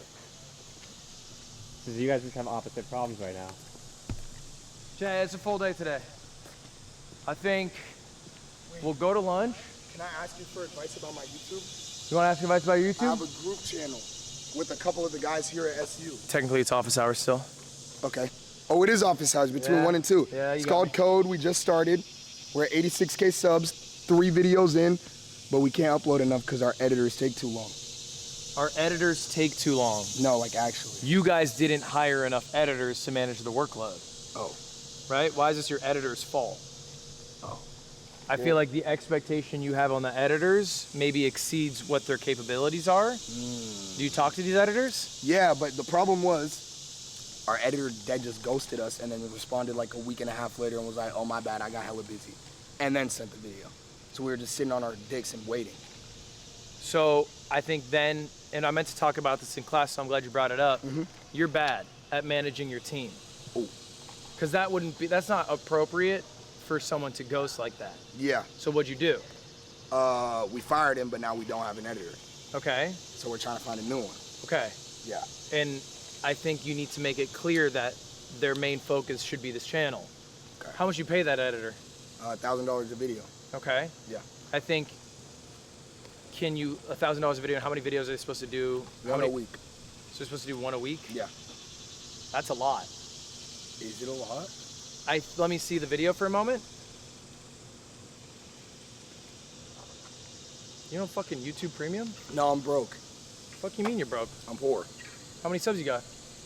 Like 2 point something K. 2 point something K? Yeah. So you're making at least 10, 15K a month? Yeah, okay. Nah, we'll just keep going. You just skip that. So, like, can you explain these shoots? Are these offline? Yeah, they're offline. And, like, all of you are recording? Yep. It's like Yeah, 2 camera bro, angles. This is a lot. Drone shots. Yeah, like, you want an editor to go through all this. An editor can turn around a video a week if the video is you at your fucking desktop playing a video game. This is a full shoot with how many hours was the recording? Probably like 6, 8. 6 to 8 hours. Yeah. And how many different cameras? 2 different cameras. What and do a you drone. you don't know anything? Do you edit? No, I actually edited this video, and that was even more POVs because it was 5 different instances. How long did it take you? 38 hours straight, no sleep. 38 hours. So is that what you're expecting from your employees? I'm just saying, bro, you're like, be reasonable. You're right, you're right. So realistically, they could maybe get 3 videos done. Maybe they could do every week. Yeah. But if you're doing a video every week, right, and you're having to churn out, like, I don't know, grinding sessions, sometimes maybe it's 38, sometimes maybe it's 58 hours in a week. Yeah. Right? And look, you know how much you're making? You're making 50K a year before taxes. That's what you paid the guy. You're saying devote to me your life full time, I'll pay you 50K a year. Yeah, that's kind of fucked up. Yeah, it is. So if you want someone, all right, who does it all, then you got to pay them. Okay. Or you get multiple people, and their workload is small enough that they can do other work. Because what do you think? What was that guy doing? He was working for someone else. Right. Yeah. Why was he doing that? Because he was getting paid and it was easier. Because he doesn't make enough from you. No, he was working for someone else before us.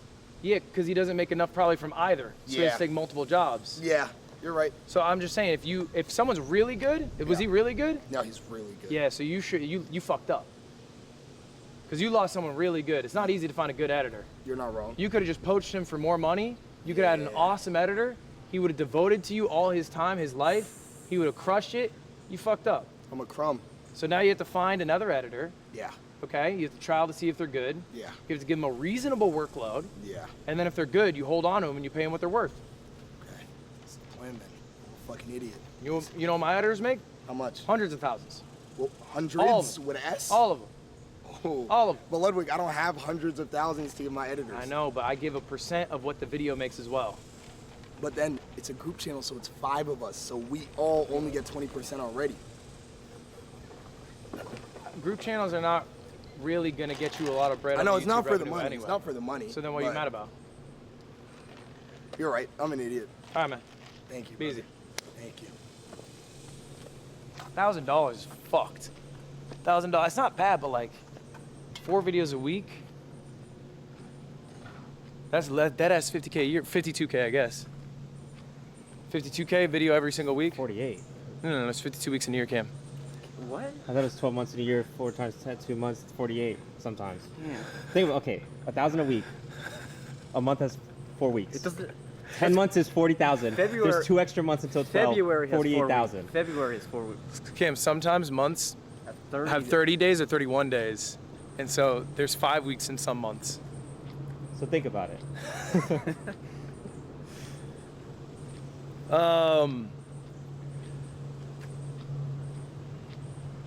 Yeah, he ain't. I don't think 1,000's bad, by the way. I think 1,000's actually fine. It's really just, good. it's just too much. Yeah. Like it's not enough to go full time though. So like he'd have to take other work, and those videos are pretty well edited. I think I looked back. I offered Shake Drizzle $100 an edit. That was my first offer. I mean, you start somewhere. But also, you know, it's not 8-hour shoots with multiple POVs. Like that's a fucking big shoot. Yeah, or like 10-hour shoots with like 7 cameras and stuff. Yeah. No, it genuinely isn't that bad. Okay, then let's find out. What'd you do for the homework? It's your goals, right? What are your goals? What are your goals? Yeah. What is my goal? Yeah. That's what I'm saying.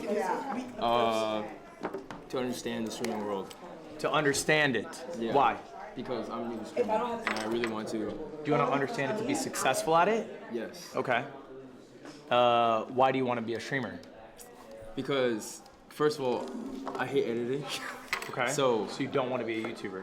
Yeah, so I used to make short form content, or I still do, and long form, but I don't got money like that to get an editor, so I do it all myself.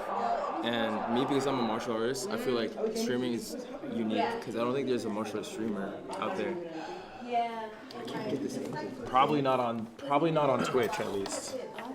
Yeah. Yeah. So I'm really trying to like understand how I can like, I guess like maximize that, like what I can do with martial arts and streaming. Yeah. Okay. That's it. All right, I like that. I also didn't submit my homework. You didn't? I didn't, but I did. I did it. But you did do it? Yeah. All right. What's your goal?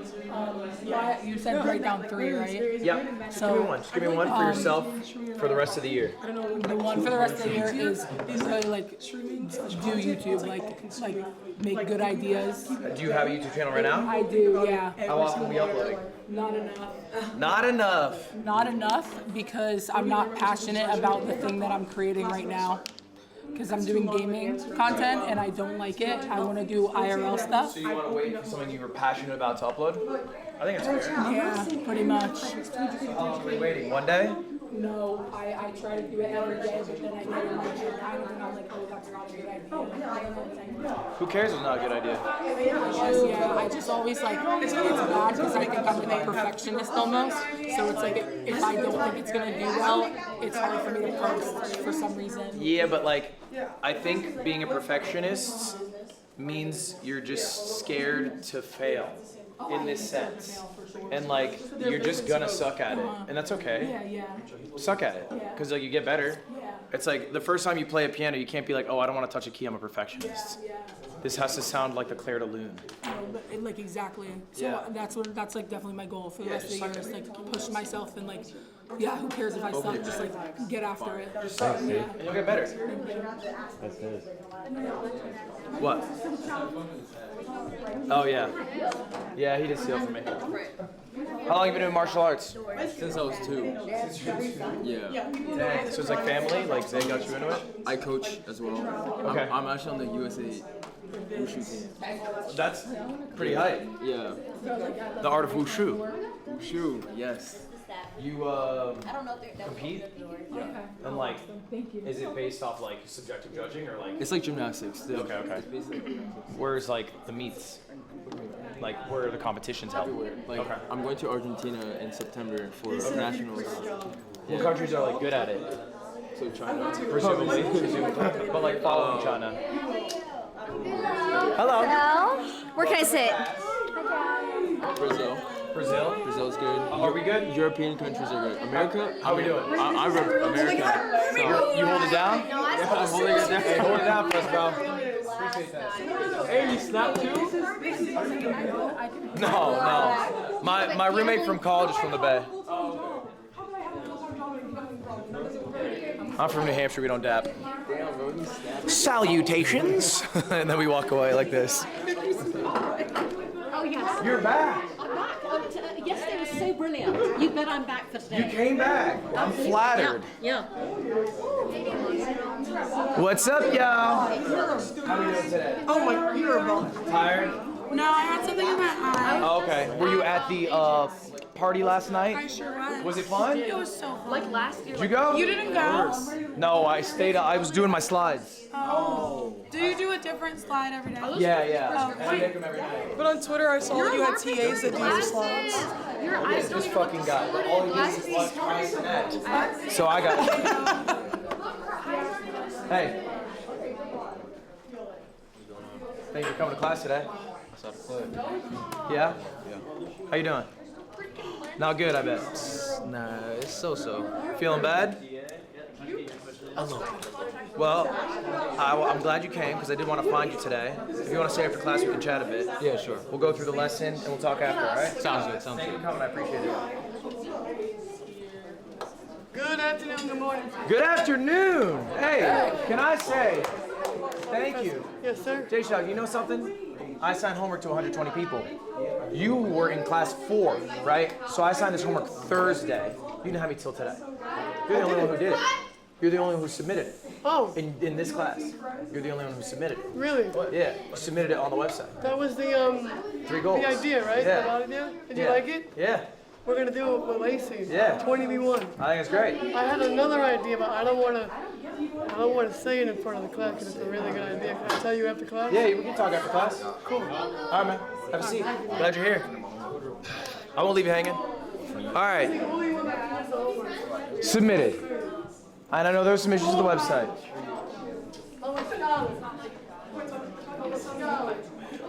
All right, last lecture chat. Last lecture. 12:02. Yeah, we do got a full ass class today. Vader, same deal. Yeah, I got you. All right. What's up, Ludwig? Jason Ween, you're back.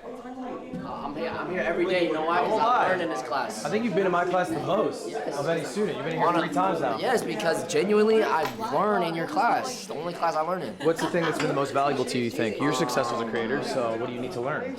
YouTube, more planning, less botlish. And yeah, that's basically the big 3. I was telling you in Pooty's class today. But yeah, Yusuf, I don't know if you saw, this is what happened to Yusuf. He got a front wedgie. It was crazy. I didn't get it on camera, but he was it was bad. This was in class? This is at the end of class. It was bad. That's the professor? I've never seen a front wedgie before. I don't know if you saw, like his balls almost came out, you know what I mean? Pooty's class isn't what I thought it was.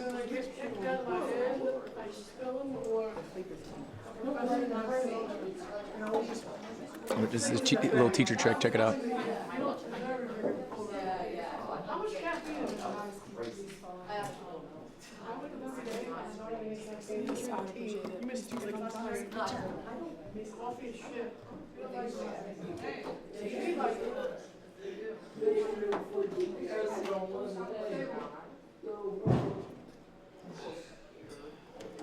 Guys,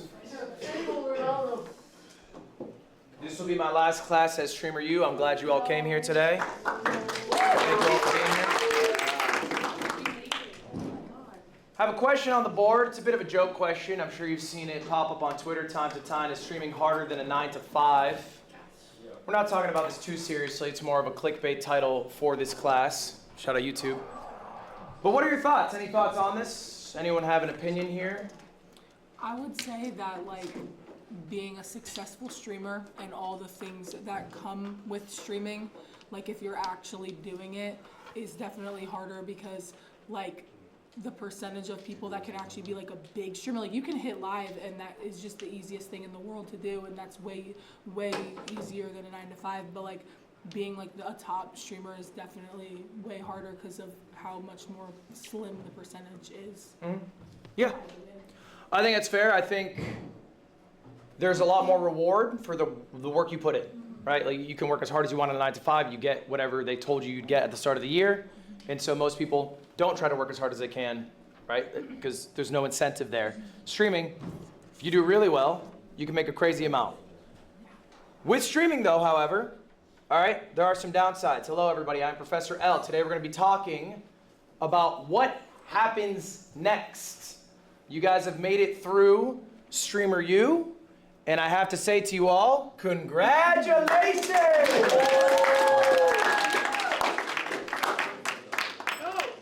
Serious congratulations, guys. You have made it through. Here are some fun stats for you all to relish in. 40 million total hours watched. That is across all streamers. 57% of the students here have hit their peak CCV this week. Raise your hand if that was you. Raise your hand if you hit your peak CCV. Congratulations, guys. That's very exciting. And 8 million total followers were gained. Did you all gain followers? Oh, yeah. Y'all went up? It feels pretty good, doesn't it? Going live, knowing you'll have a higher average, a higher peak, more people tuned in. All right, guys, that's the good news. This was the fun part. Now get ready for the fall off. No. Let me break down this chart for you all because it might be a little bit confusing, but this is last year's Streamer U, all right? This base number was their peak CCV at Streamer U. Every following moment here is another month that passed, okay? So basically what this means is most streamers hit their peak CCV here. Okay, this is you right now. You just crushed it. And as you can see, most lines are below 0%, AKA they never hit the peak that they hit at Streamer U again. There's some exceptions. You can see some crazy lines up here. Some people hit it again, some people far surpass it again. More simply put, you guys need to prepare yourselves for the fall off. It is inevitable, okay? It is not probable, it is inevitable. Do we all agree with this? Does this kind of make sense? Yeah. Yes, we were at Streamer U. Kai Cenat went live, he ended. 500,000 people had to scatter somewhere. They went to the category, you were in the category, okay? You were at the party, you were at the basketball game, whatever it is, okay? These are exactly how it's going to look. If you prepare yourself, it won't hurt as much. It won't feel as bad because you'll know what's coming. 40%. Okay, that is the median Streamer U student from 2025. How many viewers they lost? They lost 40% of their viewers the week after Streamer U. The week after, okay? 87% of the people from last year never hit their peak CCV that they hit at Streamer U again. They never hit it again. That's 87%, okay? And this is a stat that's probably the saddest to read out. 10% never went live again. Just straight up. And some of you in this room might not stream after this again. You stream for the first time. Have you thought about this? I'm streaming every day the rest of the year. I like that. I like that. Okay? So this is an inevitability. It is not a bad thing, however. Okay? We have some good news. We got some stuff that we can relish in. It's not all bad. Everyone falls off, okay? This is not a unique experience that we are going through because of StreamerU. Everybody experiences this. iShowSpeed is going to fall off. No, he's not. Kai Cenat is going to fall off. In a grand sense, Father Time is undefeated if what you are chasing is viewership, success, okay? Subscribers. All of that eventually goes. You're not probably going to be doing it in 50 years. You know, this is a short-lived thing. Don't attach so much of your self-worth into these numbers that you don't have complete control over. All right? And Jason, you said no. All right. Here's a little question for you then. Give me 3 actors from 100 years ago. Morgan Freeman. I said this yesterday. 100 years ago. I'll open up to the class. Who got me? Let's just go. We have the whole class. We got 30 plus people in this room. Harold Lloyd. Harold Lloyd. Okay, that's 1. That's a good poll. Who got me? Let's get 3. The most famous people alive from 100 years ago. Your solo carrying. Charlie Chaplin. Charlie Chaplin, 2. 1 more. Jackson Byers. Buster Keaton, 3. Bang. This is pretty hard to do. You see what I'm saying? In 100 years, okay, there will be some people who maybe last in the times, whatever, iShowSpeed, whoever, but everyone's eventually going to fall off. This is not a unique experience you guys are going through, okay?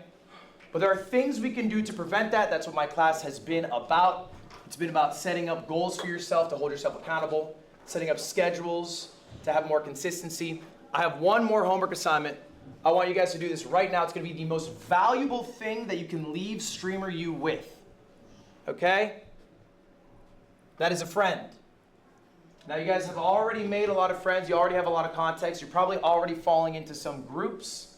Okay? Familiar faces.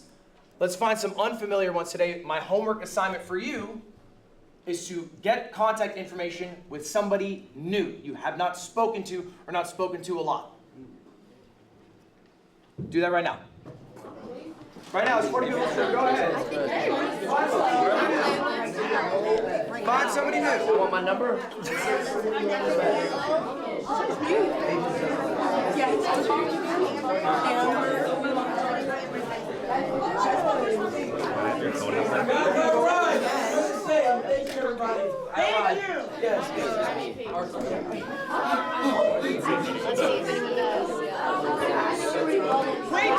This is good filler.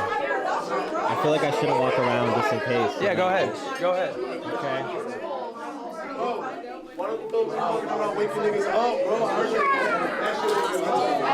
Okay, wait, everyone's just typing in phone numbers. I'm just gonna stay. No, I'm not. I'll just get some Zoom. I'll let them do their thing for a moment. Like, you don't even talk Yeah. That's not you. I had a fire in my stomach.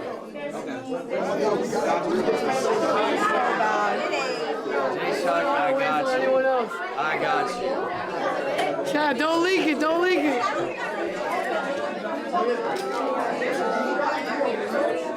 I spelled my name wrong, but Ludwig's in there. All right.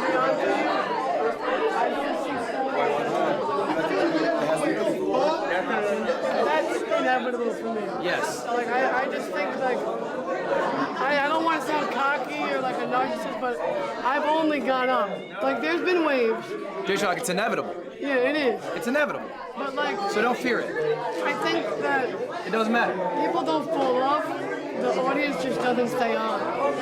Okay. I like that mentality. You know? So, yeah. If you hear my voice, clap once.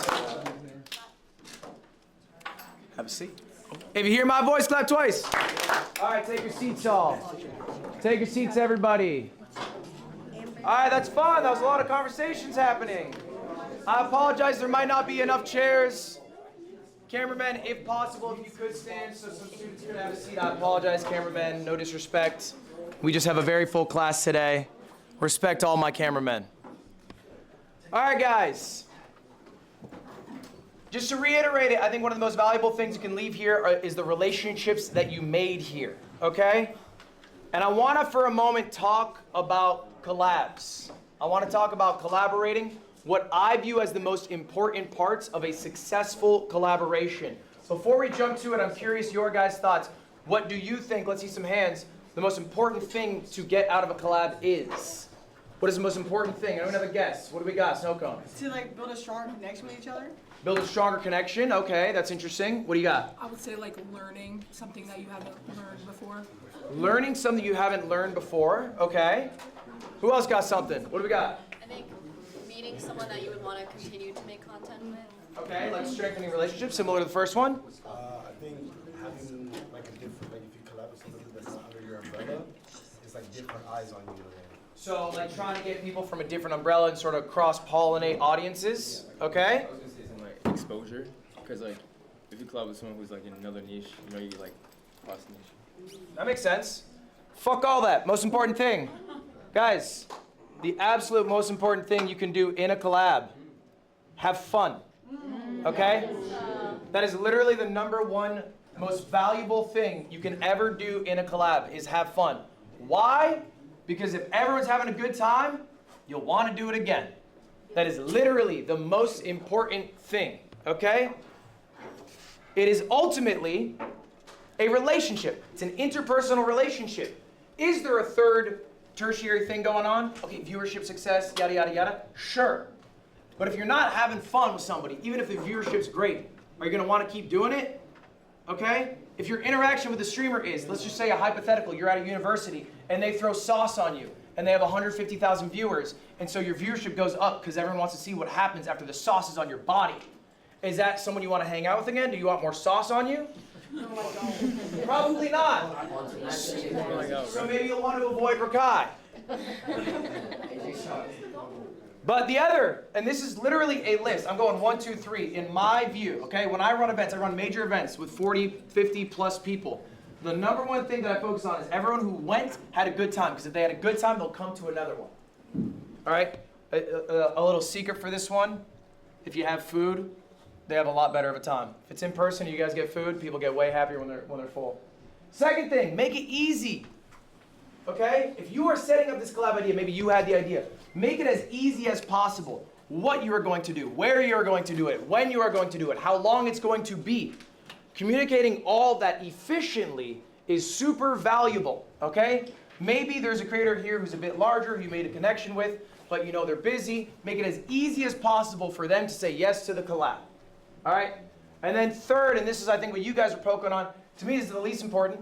Still valuable, sure, but it's the hype you get from it, all right? It's the success that comes from the collab. Cross-pollination, whatever, whatever. Right, that's great, cool. That is the least important part of a collab. Are you gonna stop hanging out with your friends because it doesn't get you views? Yes. Yeah, Wow. Interesting perspective. All right, here's a real message that I received from a viewer. His name's Rui. He's a smaller streamer. He said, hey, Ludwig, I was listening to The Yard, and I caught a conversation that I had with my friends about how long it would take for somebody to beat me in Super Smash Bros. Melee. If you don't know anything about me, I'm a professional Super Smash Bros. Melee player. So how does someone who starts from day 0 learn to beat me? All right, so he came up with a proposal. This is the proposal he sent me. He outlined exactly what he was going to do, how much work he was going to put in, and what his expectations were for me. Now this came all because we were talking about a hypothetical situation. How long would it take someone to learn? He wanted to make that reality. Do you know what I said to Rui? Snap yes. Why? He made it easy for me. Sounded fun to do. And I like the guy. I think he's putting in work. I collab with people all the time. I collab with big streamers. I collab with small streamers all the time. Constantly. And I will collab with literally anybody in this room if you come to me with a good proposal that makes it easy on me. Who here knows who Squeaks is? Squeaks hits me up. He's about a 100 viewer Super Mario 64 speedrunner. I like Super Mario 64. I watch his Squeak streams. I think he's funny. He hits me up, he says, let's do a race. Do this day, it'll take an hour total. That's it. I do it. It was an amazing time. What happened? Squeaks was funnier than me. Half my viewers left to go watch him. Now he's a wildly successful streamer. This could be you. Oh. One moment here. All right, guys. You have to leave my class, you're late. 11:15, doors locked. I'm Lily also. Okay. No, No, I'm it's sorry. good. No, you're good. You're good. No You're good. excuses. You gotta leave. All right. Cool.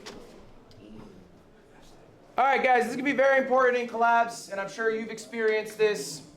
Be careful of what you become in pursuit of what you want. A lot of you guys are very successful streamers at getting clippable moments, posting them to Instagram, TikTok, wherever, those blow up. And you might notice that a lot of people here maybe go a step too far. They cross interpersonal relationship boundaries to get a clip that will be more successful because they're doing something out of pocket, something a little crazy, something a little wild. This is happening constantly, okay? I can tell you right now, the ROI on that doesn't make sense. Business-wise, it is a bad move, okay? You are making a fool of yourself to get more views, maybe a 2 million view clip, whatever, here, there, in burning bridges with people who otherwise might like to collab with you in the future. Okay? Does a nuisance streamer get views? Do they get some success? Sure. Do you want to be Jack Doherty? Okay? Fuck no. All right? And so I think this happens because the system sets it up that way. Because you're incentivized, I want to get more views, do this. You push yourself. Do not lose yourself in the pursuit of what you're trying to accomplish here. All right? This is a little fact that you guys are all going to have to deal with a lot earlier in your career, and it's going to be a bit of an awakening. Right now, more people know you than like you. In life, for the most part, more people like you than know you. All right? You meet people in your family, they like you. In school, you know, maybe they like you. Right now, an overwhelming amount of people know your faces and names, but don't like you because you've been on other people's streams or whatever. What's going to come from that is, and I'm sure some of you have experienced this, you might get hate farms. There might be clips in context, out of context, that blow up way larger than an audience you are familiar with. Okay? And if you guys know anything about the internet, they have zero grace for you. They're probably being pretty mean to some people in this room right now, and that doesn't feel very good. All right? Another note on that, your streamer friendships are constantly being tainted because there is a third party in that relationship, the viewer. There's probably a difference that you've experienced between friendships you've made with streamers on stream versus your friends who are totally off stream. Do you guys feel that? Okay? And then the final one, and you guys are going to all have to deal with this, is you cannot control your reputation. You literally cannot control it. It is out of your hands. It is an act of ego to try to control it, but ultimately the good thing is your reputation does not matter. The relationships with the real people in your life, okay, your tangible friends, the people you stream with, your friends, whoever, your family, that is what matters, okay? What they think of you, how you treat them is what matters, not what the people online think. It's a very easy thing to say. It's a very hard thing to do in practice. I'm just saying this as a reminder for you all. I genuinely believe this. I promise you, okay, no matter how loud you think the noise is at any moment, from hate, whatever, it does go away. The things that stay with you through those hard times are going to be your personal relationships, okay? Now let's talk about the tips and tricks to get big fast. Because I want all of you to succeed, and I see those numbers, 87% never hit the peak again. Let's do it. Let's go through these tips right now. Guys, this is an easy guide anyone can follow. The first one, now these are my homework assignments for you. That's how easy I made it. Raise your hand if you did my homework. Be honest. Who did my homework? I did one. You didn't do my homework? You didn't do my homework? I've been busy and I do apologize. Don't apologize to me. I don't mind. But you're missing the fast track to success if you don't do these tricks. Let's go through them. First one, writing down your goals. All right? Writing down your goals for yourself for the rest of the year. What's the value of writing down a goal? One, when you write it down, you materialize it. You actualize it. You put out into the universe that you want to achieve this thing. Is it corny? Yes. Does it work scientifically? Is it backed up? Also yes. There are studies that show that writing down your goals helps you achieve them. One more note on goals. I said the next 6 months. But there's a little fact. People overestimate what they can do in 1 year, underestimate what they can do in 5 years. Make yourself a 5-year goal too. You'll be surprised how much you can accomplish in that time. Second trick, make it a schedule. All right? Streaming has no schedule. Who's been streaming 24/7? Who's been streaming every single minute? That's probably exhausting. Y'all are tired. There is no reason you cannot stream another minute. And if you stream another minute, you'll make another $1. But when do you stop? Hold yourself accountable by making yourself a schedule. And in that schedule, leave some time for ideation on what you're going to do on stream. You should be ideating, you should be thinking about this every single day. What you do on stream, where you're maybe going to get some clips, what segment could be a YouTube video, what the viewers might enjoy, what you might enjoy. All that happens from the ideation process. Next up, content funnel. This goes in part with the ideation, but basically when you do a 4 to 6 hour stream, you can get a lot out of it. Multiple videos, multiple clips, long form VODs, whatever it is. Master YouTube by working on packaging. I had a whole class on this yesterday, but ultimately I've looked at all of your channels. You guys are mostly dog shit at YouTube, and it's because you haven't spent the effort to learn packaging. Packaging of a YouTube video is 60% of the success of your YouTube channel. Making an amazing video doesn't matter. If I uploaded the Odyssey before it ever came out on YouTube, and the thumbnail, and I keep ripping on him, is Jack Doherty, and the title is Hanging Out With My Buddies, it's not going to do nearly as well as if it were titled The Odyssey with Matt Damon. You get what I'm saying here? Finally, scale your team. You are limited in what you can do as an individual. If you scale, you can accomplish more. All right? If you have an editor, that frees up the time you have spent editing. Now, obviously, you have to scale to your own means. We're going to talk about scaling in a moment. But scaling allows you to accomplish more. Guys, these are my tips and tricks. And you know what? You probably have some questions for me. Maybe some more. Should I multi-stream? What's the best camera? What games do I stream? How many videos should I post today? How much do I pay my editors? Do I run ads on stream? What's the best way to game the system? I know you guys have a lot of questions because you come to me after class about them. And as far as all those questions, okay, my tips for it, it's all useless. I need you to ignore literally everything I'm saying today. I'm sitting here as a guy who succeeded. I have survivorship bias. I can tell you, do X, Y, Z, it'll work. Then I dust my hands off, I go home, I boot up stream, I make a few thousand. What? Who's to say I know what I'm talking about? I got lucky. Genuinely, every tip and trick is useless. Do you know what actually matters? Is creating something that people connect with. You can be dog shit at optimization, but if you create something that people connect with, people will watch it. If you do all the tips and tricks, does that guarantee you'll be successful? Absolutely the fuck not. And you guys know this to be true, okay? You are the sauce. You are what matters. You, your personality, your authenticity, the things you are passionate about, and being able to express that to other people. Ron? Sorry to be late. Yes, get out of class, Ron. Please, God. This is just evil. This is just fucking evil. I really need you guys to take this lesson home. This is something I cannot teach you. No one here can teach you. We sit here at Streamer U saying we know the answers. If you listen, you will learn. That is not true. Okay? What is actually true is that you have something special inside of you and you need to connect with people, okay, on a personal level, and that is the only way that you will get big. All right? That is really it. And I cannot give you that. Too late. Okay? Bonnie, I need you to get out.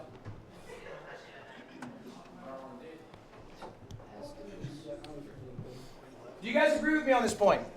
Yes. Do you understand what I'm saying here? Yes, 0 tips and tricks will help you. 0. You can optimize success, but success comes from you. And I cannot teach you how to be authentically you. I got some examples here. All right. These are people who I think are absolutely dog shit at what they do on a micro level. I think they are horrible at optimizing the game. I also think they are some of the greatest creators on earth. Vanilla Mace, has an infectious personality. She succeeds wildly everywhere. She also uploads like almost unedited, like hour-long vlogs, and people eat it up because they just want to see every minute of her. She's not content funneling her stream to maximize output. She's being Vanilla Mace, and people love that. Squeaks could not think of a guy who comes up with worse stream segments. He's playing every Metal Gear right now. It's like a 30-year-old game, bro. It is not what I would recommend if someone said, what games should I play? I wouldn't go Metal Gear Solid 2.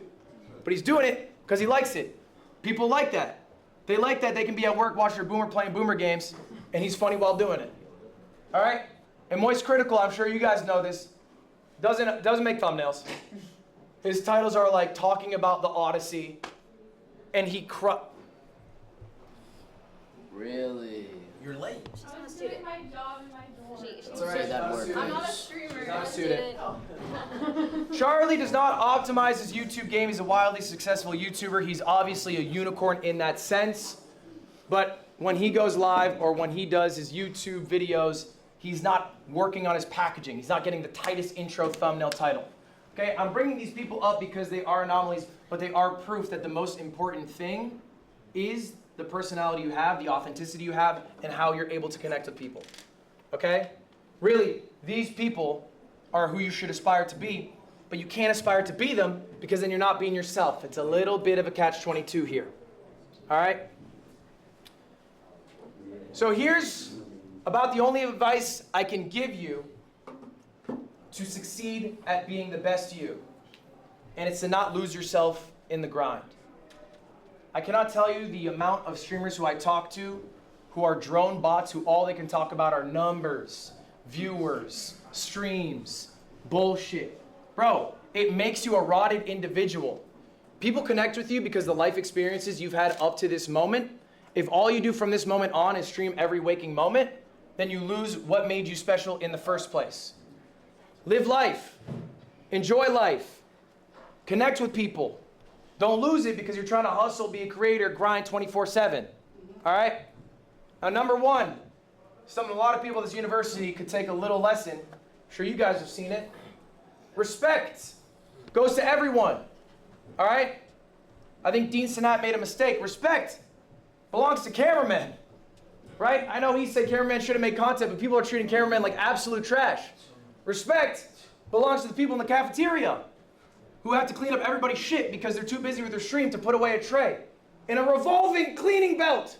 You just put it on, it's 5 seconds. Okay? Introduce yourself to everyone. I have a story, I'm not gonna out who this person is. We have a TVU backpack, it's a very expensive backpack. It's what big streamers have, because they have a lot of money. I was not with my friends Cam and Christian, they were together. Cam had the backpack, Christian was next to him. I'm outside, I'm separate. A streamer at this event walks up, sees the TVU, sparks up a conversation, they start chatting with Christian. Christian, after a while, gives him a heads up, hey, by the way, I'm not a streamer. Streamer walks away without saying another word. That happened here, that happened this weekend. That happened here, that happened this weekend. This was a streamer at this university, I will not out the streamer, this happened though. What I'm trying to say is people are not more valuable because they have a larger view count. People are valuable because they are people, because they are human, because we're all human. All right? Second point, talk about friends. Value of friends, they keep you grounded. All right? Don't drop your day ones. Let's go to Christian one more time. Christian, how long have I known you? 25 years?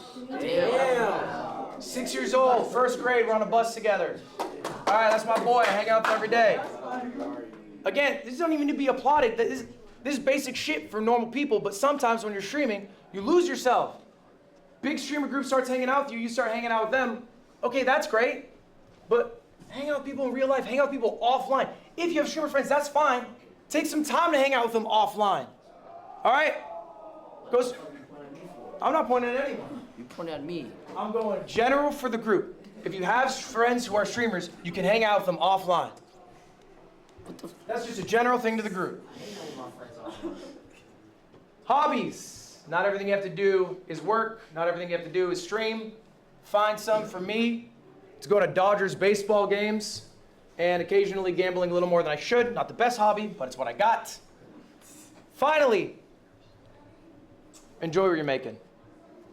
Like, I think that really is ultimately it. If you really enjoy what you're making, then you really don't give a fuck how well it's doing. Does it matter if you have 1,000 views versus 500 viewers if you're really just liking what you're doing? Not as much, not really. Can you afford your life? Sure, great, that's amazing. That's all you need. You're enjoying your day to day. I promise you it's a lot better than if you go to an office job. So try to find something you enjoy. It's a creative pursuit. Find something you enjoy making, enjoy creating. Pop quiz! All right, guys, pop quiz time. Show of hands here. Raise your hand if you want to answer this pop quiz question. I'm going to ask one of you. Okay.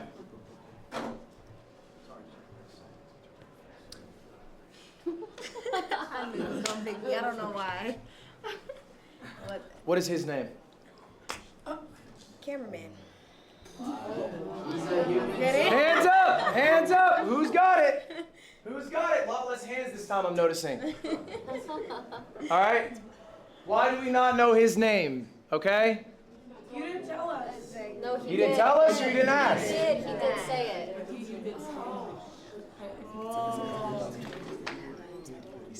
Yusuf. Cam.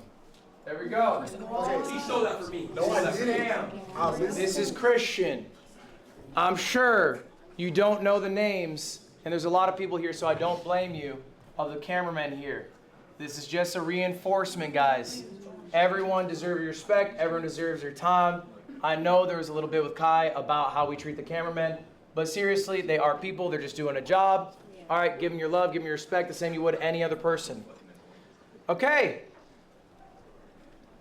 This is some shit that I think everyone could use here, no matter what size you are. If you are scaling up your team, if you have an editor, maybe you have a clipper, okay? I have a team of 15. You are responsible for everyone you hire. You are the boss. This is a professional relationship, okay? For me, when I hire someone full-time, what does that mean? It means they have left their job. They're putting their chips on me. They're betting that I'm going to take care of them. I'm responsible for them, okay? Why do I stream as much as I do? I like it. But it's because I have 15 people I am responsible for, and if I fuck off for a month, payroll might be a little rough that month, and that doesn't fly, okay? You got to treat your editors, clippers, cameramen, whoever, like employees. What do I mean by that? Meet with them weekly, all right? Set a schedule, communicate, give feedback. Don't just go to your editor, go edit this. Watch what you edited after. Watch what they edited after. Give them some feedback on it. It goes a long way, okay? Help them improve at their craft while you're improving at your craft. I've uploaded probably 2,000 YouTube videos. I watch every single one. I've watched I've watched every single one my editors have posted. I meet with my editors every single week. When do we meet, Cam? Wednesday. Wednesday, 12:15. I meet with my entire team every single week. We talk about what's going to happen that week, what I'm expecting to create, how I want their edits to go, which videos are going on which channel, all right? You are a boss. You have to be in charge of that stuff. Second point, if you eat, they eat. I don't expect you to be paying editors crazy amounts when you're a small creator. It's not feasible, okay? And new editors also don't expect to be making that much. My first editor, I paid $100 a video, all right? My first editor, still my editor today, he makes well over 6 figures now, okay? I'm eating, he's eating. It's how it goes. You can give a percentage, you can give a flat fee, whatever it is, a mixture of both. But if you are succeeding, they should also be succeeding. They're part of your success. Don't ignore them. You gotta be a leader in what you are hoping to accomplish, okay? These points are kind of mixed, both of them work. What I mean by that is, if you have a vision of what you want to execute it, you have to communicate it, okay? So if you want to do a 24-hour stream, that is your idea, okay? what you want to do in that stream. You have to communicate to your cameraman, to your editors, your clippers during it, your editors after it, okay? Really own the entire process of what you are going to do. Don't just spark stream and expect some shit to happen, okay? Own the vision, own the process. Final point, beware of scaling up too fast. I made this mistake. I started a company called Off-Brand Productions. The idea was I would make events for other streamers. It was an ambitious project. I hired a team of 30 people. After about 16 months, I lost $3 million. Shit. Oh my gosh. The person who I had run the company, okay, did not do a great job letting me know how much money we were losing. My bank account had $1,200 in it. This is true. This is 2 years ago. I was at risk of defaulting on 2 companies. I had to sit in a room in front of a group about this big and let them know 2 weeks before Christmas we were going to let them go. It was not a great experience. That was because I scaled up too fast. Okay? I was too ambitious. That was a fault of mine. Beware of scaling up too fast. Doesn't mean you can't hire someone here and there or whatever, or make hires eventually. You don't have to go getting, all right, now I need a clipper, an editor, a thumbnail guy, and then 2 weeks down the road you're like, actually, sorry guys, I lied. I looked at the numbers, this doesn't make any fucking sense for me. Okay? Yep. How many of each role should you have? How many of each role should you have in terms of positions? How many editors? Scaling is a very personal thing. It comes down to what you're creating. You make mukbang content in short form. What is stopping you from scaling and making more mukbang videos? Maybe it is editors? I'm not sure. You tell me, J-Shock, what do you need? Well, I have an editor for YouTube and Clippers that have been holding it down all week. Shout out to them. But I just want to build a confined team that I trust. And I feel like this week I've done that. And I've grown so much just from these 2 people that have helped me. Yep. I feel like keeping your team small and that you can trust is so important. 1,000%. And what I would say is talk to your team. So you're asking me who you should add. Why would I know? I'm not a part of your team. Why not ask your team? Hey, where do you guys feel like you need a little more help? I have a second channel. It's called Ludwig. We upload daily. I check in with those guys once a month. I go, are we good? How is our life balance? Are we able to keep this output up? Can we keep it up for 6 months, a year? How about 5 years? And they let me know, we're good right now. We like the amount we're making. We like the amount of work we are doing. We are good. If they come to me and they say, hey, we could use some help, guess where I'm scaling? I'm adding a 3rd editor there. Do you see what I'm saying? Yes, sir. So ask them, talk to them. Okay. Guys, I appreciate you all being here. We have one final slide to talk about. And this one really comes down to a personal question. What do you really want? Do you really want to be a streamer? Okay? And that doesn't mean that you need to, quit right away or start streaming 365 days. But really understand why you want to be a streamer. And it could be any number of reasons. I wrote down a few of the big ones. Maybe simply put, all you actually care about is getting rich. Okay? I'll tell you, streaming's not the most efficient way to do that. There's 6.25 million streamers. The 10,000th biggest streamer, 10,000th out of 6.25 million, makes about 50K a year. Okay? So unless you are in the top 500 out of, I'm going to say that number again, 6.25 million, you're not going to be rich. So it might not be the most efficient path. Maybe you want to be famous? Again, not the most efficient path, streaming. There's a few big streamers, all right? But if you go to an Uber driver and you talk about anyone outside of Kai Cenat and I Show Speed, they're not going to know who you're talking about. I know because I talk to them. And they say, what do you do? And I say, stream. And they go, what's your name? And I say, Ludwig. And they go, oh. And then the conversation ends. All right? It's not the quickest path to fame if that's what you want. Or maybe you just want to play games, in which case, that's chill. Then the success doesn't really matter, right? You can play games on stream, off stream, with a job, without a job. The success part doesn't really matter. But you have to understand very deeply what your motivations are, and I cannot tell you what they are. But maybe the answer is, I don't really care about the streaming part. I care about a creative outlet or I really enjoy the streaming part, but I don't like the game of it, and I just want to play some games with the small community that I have. I like that, okay? You don't have to shoot to be a top 100 streamer. You don't have to stream at all if you don't like. There's just something to keep in mind I want you guys to think about. The only thing I got for you guys, thanks for your time, y'all. Appreciate it.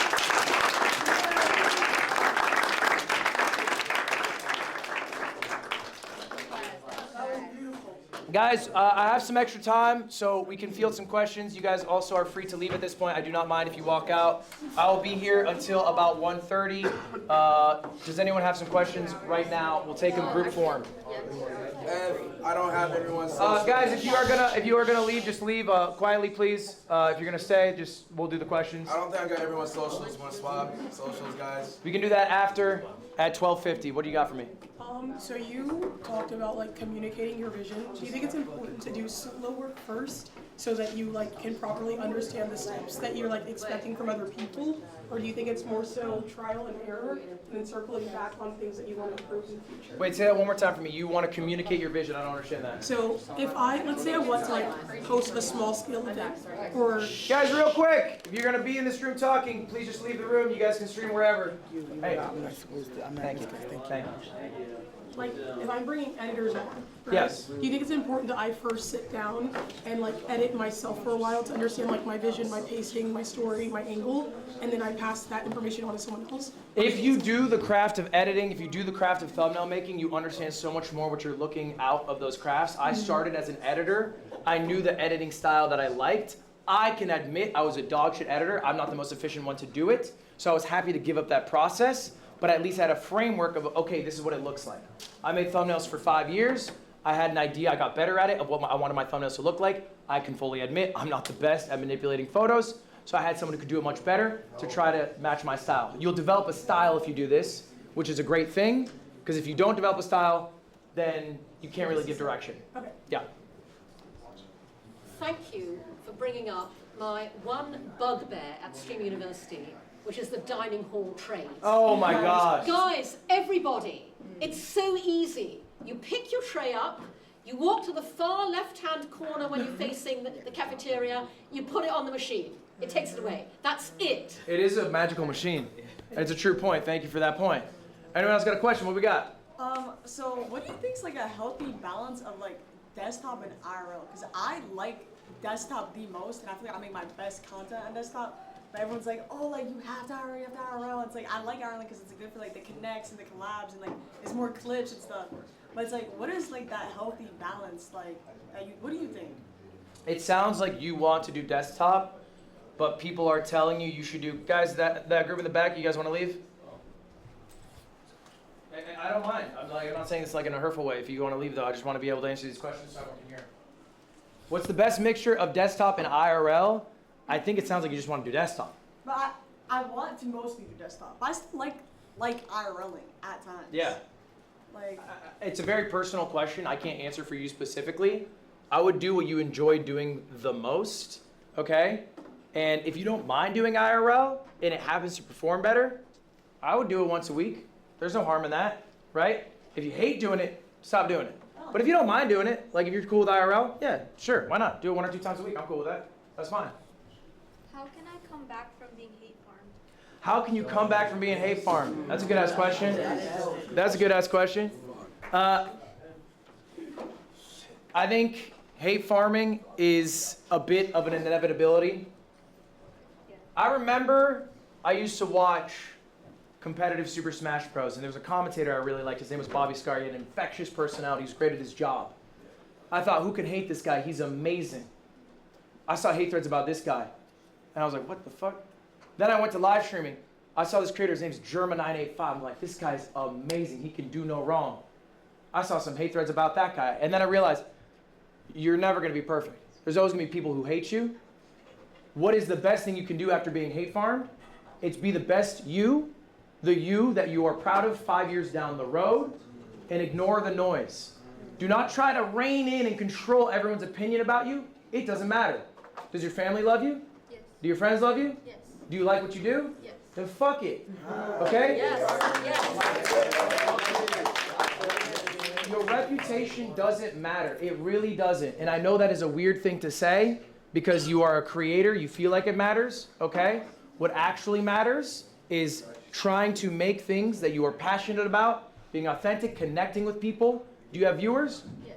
Do your viewers like you? I hope so. So you're not doing content for those people who hate you to like you. Yeah. You're doing content for those people who already like you to have a good time. So focus your energy on them. So just ignore it? Totally ignore it. I got hate farm this week, okay? I got a lot of love this week. Guess what I'm putting my energy into? The love. Put your energy into the love. And if you genuinely fucked up, sometimes we fuck up, we're fallible people. Maybe you deserve the hate farm. Maybe you had a fuck ton of clips that made you look bad. It happens. You know what you do? Be a better you. You live a long life. People give grace over time. Internet forgets about shit, okay? Just be the better you. So you don't recommend like addressing certain situations, or? If it is a situation in which you fucked up, I would address it and take accountability and then move on, absolutely. Right. For your audience's sake. Okay. You are not taking that accountability for the hate farmers, because there's no apology you can ever say that will be accepted. Every apology is a dog shit apology. Yeah. Okay? You guys know this. You've never seen an apology of someone who's fucked up and gone, oh, good job. We nailed that one. Okay?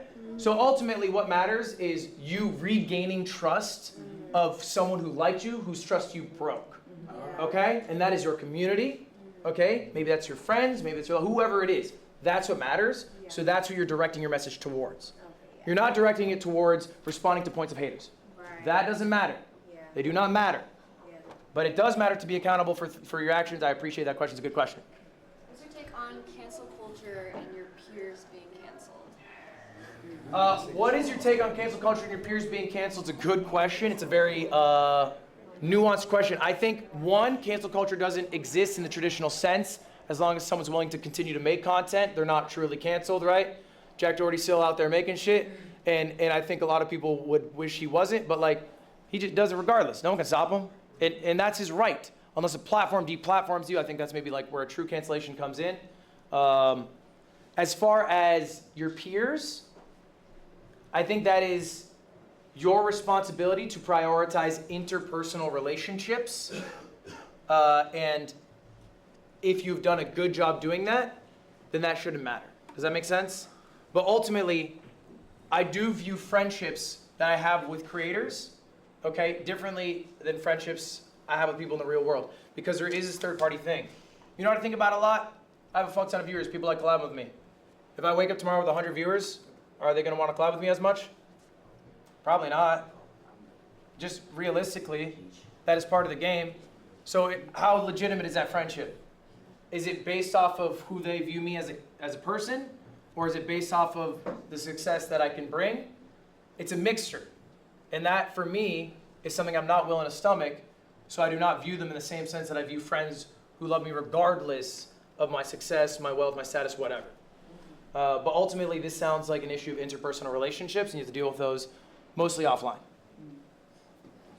Any other questions? Want to do a Maybach Monday? Make it easy for me. I will. I'll drive to you. Okay. When? The weekend that we get back. The weekend. So this coming weekend? Friday. And you'll come to me? I'll come to you. What time? PM? How long is it? Probably around like 2 hours, maybe an hour. All right. Morning, evening, what time? Probably like around 3 p.m. Yeah, I can do that. You just need to have it. But make it happen. Make it happen. Any other questions? How would you go about paying like a cameraman or clippers when you first get started? You're gonna be paying for someone who's worse at their job. Just full stop. Like, you're not gonna get iShowSpeed's cameraman because you don't got budget like that. So you're gonna have the funds to pay to someone who wants to get into it. What I did early on, okay, the first person I ever hired was my roommate. He came into my room in his underwear. He had a PowerPoint presentation. It said why you should hire me. Okay? It went over all the shit I wasn't doing, aka I wasn't paying my taxes at the time. I'd recommend paying your taxes. It's a different class. He said, I can do X, Y, Z for you. Will you hire me? I said, sure. Okay? And at the start, I'm not paying this guy probably what he deserves. I'm paying him what I can pay him. And I'm working with him because he's my friend. I would work with friends, okay? Or I would work with someone who's new, who wants to get into the industry, who you can pay as much as you can. The only thing is, and you should communicate this, if shit gets good for us, it gets good for us. You know what I'm saying? So maybe start with a percentage of revenue from, maybe it's the stream, maybe it's the videos, maybe it's sponsors, whatever it is. Like some percentage cut. So now he has a guarantee, or she has a guaranteed scalable way to increase that salary outside of, you know, hey, I'm gonna offer you $50 a stream, which that's maybe a little less appealing. Hey, man. All right, y'all, class dismissed. Guys, I have office hours if anyone wants to stay, feel free. I'll be here about 35 minutes. My stream is off like that. This is VIP hours.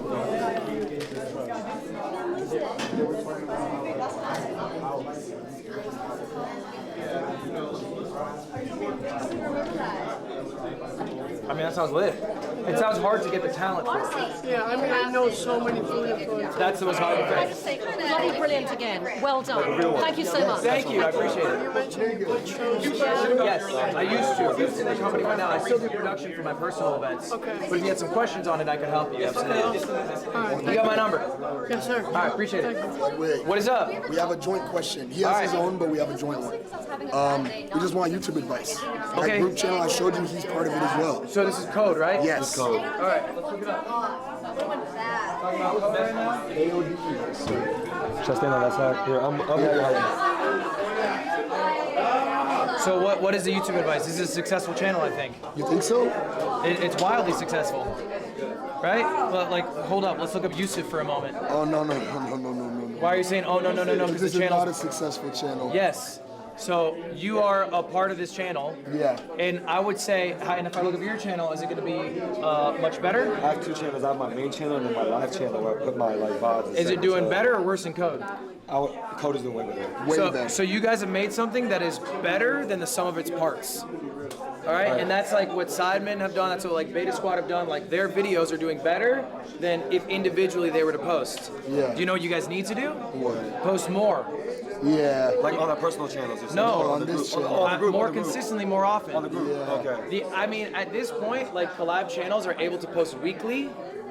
You guys should be trying to post weekly. Yeah. And I think you guys will, like, you need to all be bought in. Is everyone in the group bought in on this? What do you mean, like putting in money? No. Are they bought in with effort and energy? I'm gonna be real. It's Cut them. always. Cut them. Okay? Your group is a privilege to be in. If someone is not putting the energy into the group that the group deserves, then they do not deserve to be in the group. Do not be scared because of the interpersonal relationship you have to cut a worker who is not doing their fair share. Okay? If you want to do a group project every single week, try to get an A with a student who doesn't do shit. No, you go to teacher and say this student fucking sucks. If you do it every fucking week, maybe you do it one time with them, maybe 4 times, eventually they have to go. All right? And before they go, you have to communicate the group. Guys, this is my expectation. Everyone has to put in this amount of energy. If you're not down, that's okay. Yeah. But if you do not do it, it's not. It's like everyone does contribute, but everyone plays to their strengths. Not everyone knows YouTube. You know what I mean? there is no reason everyone cannot learn. All right? That skill is not a rare talent that you were born with.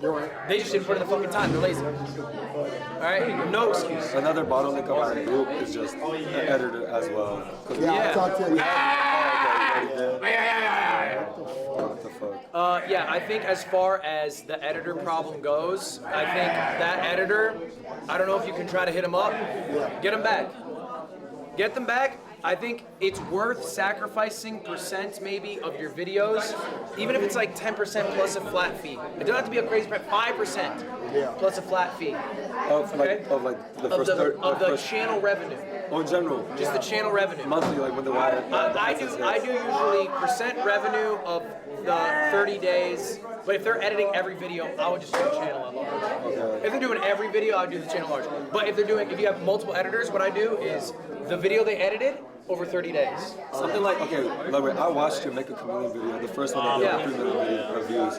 Like, since you recorded that video, like, how long did that take for you to record? 2 hours. And then condense that to 25 minutes. How long did it take for your editor to do the final draft? Why do you ask? Just like turnaround time. I just want to know, like, your expectations for turnaround time. Oh, I have my editors do 1 video a week right now. Okay, so you give them a week since the recording. Yes, but you have to understand, that's desktop, 1 camera angle. That one did have multiple POVs. Yeah. Okay, so that was a little more. That's what I'm asking. But ultimately, like, it depends on the size of your project. Okay? I think, do you guys edit? I know. Okay, so you know how much you have to kill yourself to get one of those videos out. Yes, all right. Okay, so it's like you have to make sure that the workload is something that they can do, because they could probably fucking kill themselves for you for a month. Yeah. They can't kill themselves for you for a year. They can't do it every week. Yeah. So it's like they're gonna burn out, and then what's gonna happen? All right, brother, do me a favor. All right, so ultimately, what I'm gonna have you guys focus on is trying to figure out how long it takes to make these videos by talking to your editors, having a conversation with them. They're not gonna lie to you, all right? They shouldn't at least. Or you can talk to multiple editors if you'd like. But you have big shoots, yo. These are big. These are like 2-week turnarounds in my mind. So Ludwig, you have one guy for your stuff right now. I have 2 for the main channel, 3 sometimes because he also does stuff. And then I have 2 for my side channel. All right. What I would do for you guys, it would make your lives a lot easier, I think, is you'd hire 2 separate editors, and then they alternate 2 weeks to turn around the project. It would leave a lot less room for error. But do you think with something like that, keeping the style the same between 2 editors, they can do that? Yes. Yeah. It might take some time. They might fuck it up at first, but they'll learn. Editors are good. You have to give direction. True. Eventually they'll get there. Cold Ones has done this. You know Cold Ones? So they basically use Prezzo. You know Prezzo? They use Prezzo's editing style, as a very famous editor, to capture a vibe that made the videos really successful. Is that a YouTuber? Prezzo is an editor. He's one of the best editors to do it. So anyway, he edits for me now, and he doesn't do anything else. I think he just does his own shit, and he occasionally edits for me. Streams, yeah, occasionally. He's a streamer himself now. But anyway, he edited for Cold Ones. He had an amazing style. They like that style. They hired 3 new editors. All right, they had them emulate his style. It took a bit. Now Prezzo's out. They've held the same style. Okay? So yeah, you can't have someone do that. Absolutely. Just gotta get direction. Thank you so much. All right, fellas. Appreciate it. I do have one question about my first name. All right, come here then. What's your question? So, I have a video that I'm working on right now that I have not uploaded yet. It's like, I took my friend Yusuf over there, and I took another friend of mine. You have no color balance. He said he's gonna do it once I upload the video. All right. But it's just like on my intro, like, cause I love your intro. Okay. So I just want to pick your brain at the intro.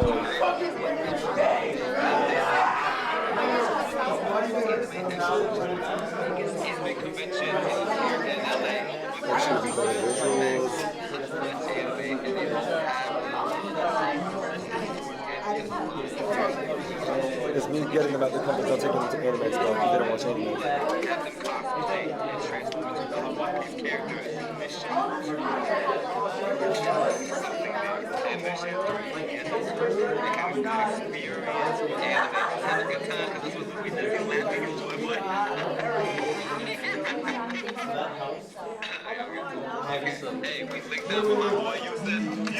I think the video premise is bad. I think it's not that interesting to get someone who doesn't like anime to go to Anime Expo. Because it's not like a huge challenge. So I don't think the intro is the larger problem. I think the intro is fine. It's the concept. I think the concept's kind of weak. What would have been a better concept? Anime Expo, maybe.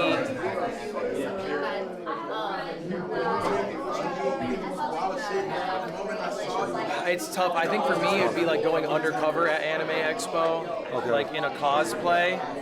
Anime Expo specifically. Yeah. I mean, are there a lot of people, and this is where I would start, who are making content around going to Anime Expo that is successful? No. So I don't think the ceiling is very high for this, regardless. So limiting ourselves to Anime Expo, this ideation is a bit tough. maybe like testing to see if everyone at Anime Expo's a real anime fan or a LARPer, like LARP detector, and then like asking anime trivia questions. So like then I did an anime trivia show at Anime Expo. That might be interesting, but I don't think like that in itself. Okay, because I was trying to think of like just getting people out of the comfort zone and capturing the reactions. And yes. Like, okay, I see your point. But it's not like that crazy. It's not crazy. It's like saying I'm taking a non-Disney fan to Disney. They'll probably just have like a decent time and they'll be like, yeah, it was alright. You know what I mean? It's not that crazy. Yeah. People do that all the time. Yeah. Okay. Thank you. I appreciate it. Hey, how you doing, bro? I'm not gonna lie, everything that you said, it really did resonate a lot, bro, and it means a lot because, especially the part that you said with like live your real life. Yeah. I feel like I'm like in that phase right now. Yeah. And like, I'd love to hear that. For me, bro, I started on TikTok. You started on TikTok? Yeah. And the thing is, like, I kind of made videos about like other people, specifically like. Okay. I don't know why this is not working. Like specifically like Kai and shit like that. Okay, you made videos about other people. Yeah, like you know what I mean. Oh, you were. Okay, I see what you're saying. Yeah, like an update channel or something. News almost. Exactly. And I'm kind of trying to like expand out of that. And yeah. So I want to hear what your advice is on that, because like I'm trying to get into YouTube, but I'm kind of sticking with what works. Right. You know what I mean? And I kind of want to just do more things. So would you, if you were like in my shoes, would you just outright stop, or like keep, because it's, you know? No, I would not outright stop because it's successful. And is the other thing you're doing successful right now? Well, I'm still trying to find what I want to do. I want to jump into like. Right. My problem is I want to do everything. You know. So like, I think it is still valuable to keep doing it if it's working, and start working on the other thing at the same time, but wait to get a bit of traction before stopping. You know what I mean? Because like, there's no reason to give up this big platform. Yeah, I'm gonna give you an example. You know Joe Bart? Yes. So Joe Bart has his main TikTok with the beanie where he yells and shit. Yeah. He got sick of doing that. Yeah. Okay? But he didn't stop the moment he got sick. Yeah. That channel has 25 million followers. I don't think he's posted on the channel in like fucking months. He barely posts on it anymore. Yeah. Posts like 1 or 2 times a year. Yeah. Because now he's doing the thing he likes. Yeah. But he didn't stop immediately. Okay, he did this 25 million TikTok channel where he has to be this character. Started working on, this is me, Joe Bart. Yeah. People are like, okay, I like you, Joe Bart. Gradually shifted. Now he only does this. This one's kind of gone. Yeah. Okay. So you kind of need to do this transition, and it's gonna be awkward. It's gonna be a bit weird. Yeah. But you don't have to like go cold turkey. Another good example. You know the guy on TikTok gets angry. Angry reaction. Yes. He wants to be just creative. He doesn't want to have to be the angry reaction guy. He's doing that transition actively. He is literally. You can go to his channel right now as an example of someone who is trying to do this transition, and it's clunky because it's gonna be smaller. It's going to be. And would you put that like just all on a separate page? Yes. Okay. I would. I would try to put it on a separate page and pull people over to it. Okay. So that way, this thing still thrives, and you can see very clearly the success of this one. Yeah. Because it's really hard because people are probably leaving because that's all they wanted. You know what I'm saying? Yeah, exactly. Exactly. All right, man. That makes sense, man. Love it. Thank you so much. Appreciate you. Yeah, because it's like, I felt like what you were saying, like you become so ingrained in the internet. Oh my God, yeah. You become a caption. Yes. And then it's like, I'm looking at you as like a clip. I'm not looking at you as the person that you are, even when you're off the thing. You know what I mean? And I don't really like that. So I'm trying to break out of, you know what I mean? Yeah. Like be a person. Yeah, be a person and spread more positivity and stuff. And you're a person first. Yeah. Sometimes I slip, but like I'm trying to pick myself up. That's right. You know? And that's fine. Like you're fallible, you'll slip. I'll slip again. It's like, but I think what I do is I have an idea of the person I would ideally be. Yeah. And I'm trying to be that person. Yeah. Okay. But I'm not that person, and I'll never be that person. Okay. I'm trying to be that person. Trying to. Yeah. Dude. One more. I got you. Thank you, man. All right, man. All right. Be good. I know you're busy, so thank you so much, man. Yeah, what's up? Okay, so I have a YouTube channel. Okay. I haven't posted in like 5 years. Wow. And it says 70,000 subscribers. Yes. But the reason I got that subscribers is because KSI shouted me out back in 2019. But if I wanted to come back to YouTube, would you recommend someone to restart fresh or try to revive that 70K channel? Are you making similar content? Yeah, I'll be like my own content. I think it's fine then. I don't think it. I would upload on the 70K. If it flopped, I would maybe just try uploading on a new channel. You can just try both. No harm. Like if you upload and it gets like fucking 150 viewers, and it's like, and everyone's like, oh, I forgot you were live. Maybe upload on a brand new one. Maybe it'll do better. You know what I'm saying? That's fine. You can try both. All right. Appreciate it. Yeah. I just want to say the video you made with the China one, I love that video. Tip to tip? Yes. Hell yeah. I love that video. Great. So you said I'm helping you frame. You said okay. I can change it. Okay. You said to get someone's contact. Is there anywhere I can get your contact? Yes. What do you want from me? You want my Instagram? Sure. Yes. Or you want my Discord? Discord's probably the best. Okay. Okay. Sure. You like me because you like me? After this, like me because maybe we can have like people wait outside because you can't wait. So it's too much. All right. I'll just go over there. I'll be honest. I don't know how to add friends on Discord. I'm so new to it. Do you have your username? Is it this? Yeah. I'm like, whoa, I gotta start from there. Yeah. You know what I mean? Make sure one editor, make sure you're fucking going up. Okay. Boom. Got you. How about my pitch? All right. Okay. So for me or like for us to do. All right. Yeah. Let's hear it. What's your pitch? Because I do martial arts, I would love to teach you martial arts. Okay. For a video, stream, or whatever. Okay. Send me the pitch. Okay. Send me the exact pitch. Okay. What will you do? When? Where? All that. Are you based in LA? Based in LA. Okay. Yes. Yeah, I'm based in SF, but I go to SF in LA a lot. Okay. Yeah. Send me the pitch, man. Thank you so much. I appreciate you. Yeah, I think we just left it, my bad. stand somewhere like just further away. Yeah. And then people can come up one at a time. I'm gonna go over here because it's loud. I would recommend. Yeah, I got you. I watched like slideshows. Yeah, no. So nice to meet you. All right, man. How you doing? Basically, all his classes. Thank you again.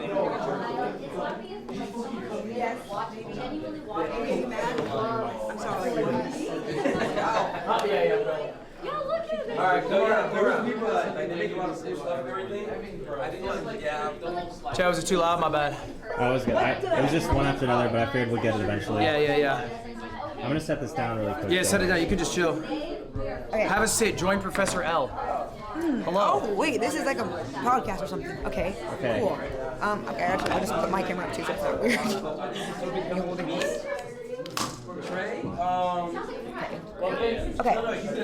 My question is, I have a couple questions, 2 questions. Okay. All right, 2 questions. Okay, so I am a desktop streamer. Okay. And so coming here was a bit overwhelming because I've never I never IRL'd before this, and there's obviously clip farming is a thing here, and I realized that. And I just had a lot of thoughts recently. I've been reflecting a lot with my chat, but do you think, one, is it necessary to be successful? Is clip farming necessary? Do you think to be successful at Shimmer University specifically? And if not, give me 1 moment. Oh. Can you hear better? Hey guys, if you guys want to talk to me after, if you want to do any office hours, could you guys just meet outside, maybe chat out there, just because it's a little hard to hear, and then I'll just come out and grab you guys one by one. Sorry about that. I apologize. It's just a bit loud in here.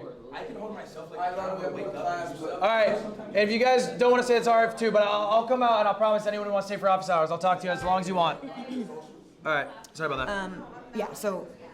You heard the first one. Yes. Okay, great. So is it necessary? Do you think clip farm? Is it necessary to clip farm? Absolutely not. not. Yes. Yes, I think not everyone has to be a clip farm streamer, but do you think here specifically it is necessary to be successful here? And if not, how would you approach this if you were? Because you also don't. I'm assuming you don't. Not assuming. I know you don't. You're not a clip farm streamer. How would you approach it if you don't think it's necessary to be successful here specifically? I think to be successful here, you have to be something. You have to offer something different. So what am I offering? Because I have been successful here, and it's because I'm a foil to what the expectations people have of Streamer U is. So I think people come to Streamer U, or they see it online, and they're like, that's just a bunch of annoying streamers who are all clip farming. And some people fuck with that, and that's great, and some people think it's annoying, but then they see what I'm doing, and they're like, oh my god, he's pretending he's an actual professor and trying hard, which is very different. Yeah. And there's Agent does this, but a lot of people don't do it maybe as seriously, or try as hard in that aspect. I stayed up till dead ass 2 a.m. every day here just doing slides with my boys, and that's a very different thing, and so I think that's what worked for me. I don't think you need to ever.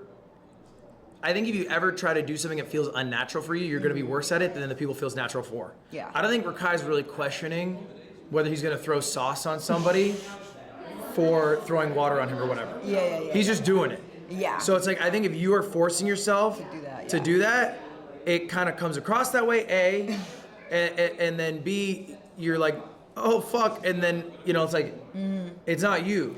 Yeah. Just be you. That's chill. Yeah. And I think here specifically, it is harder for a desktop streamer Yeah. to succeed.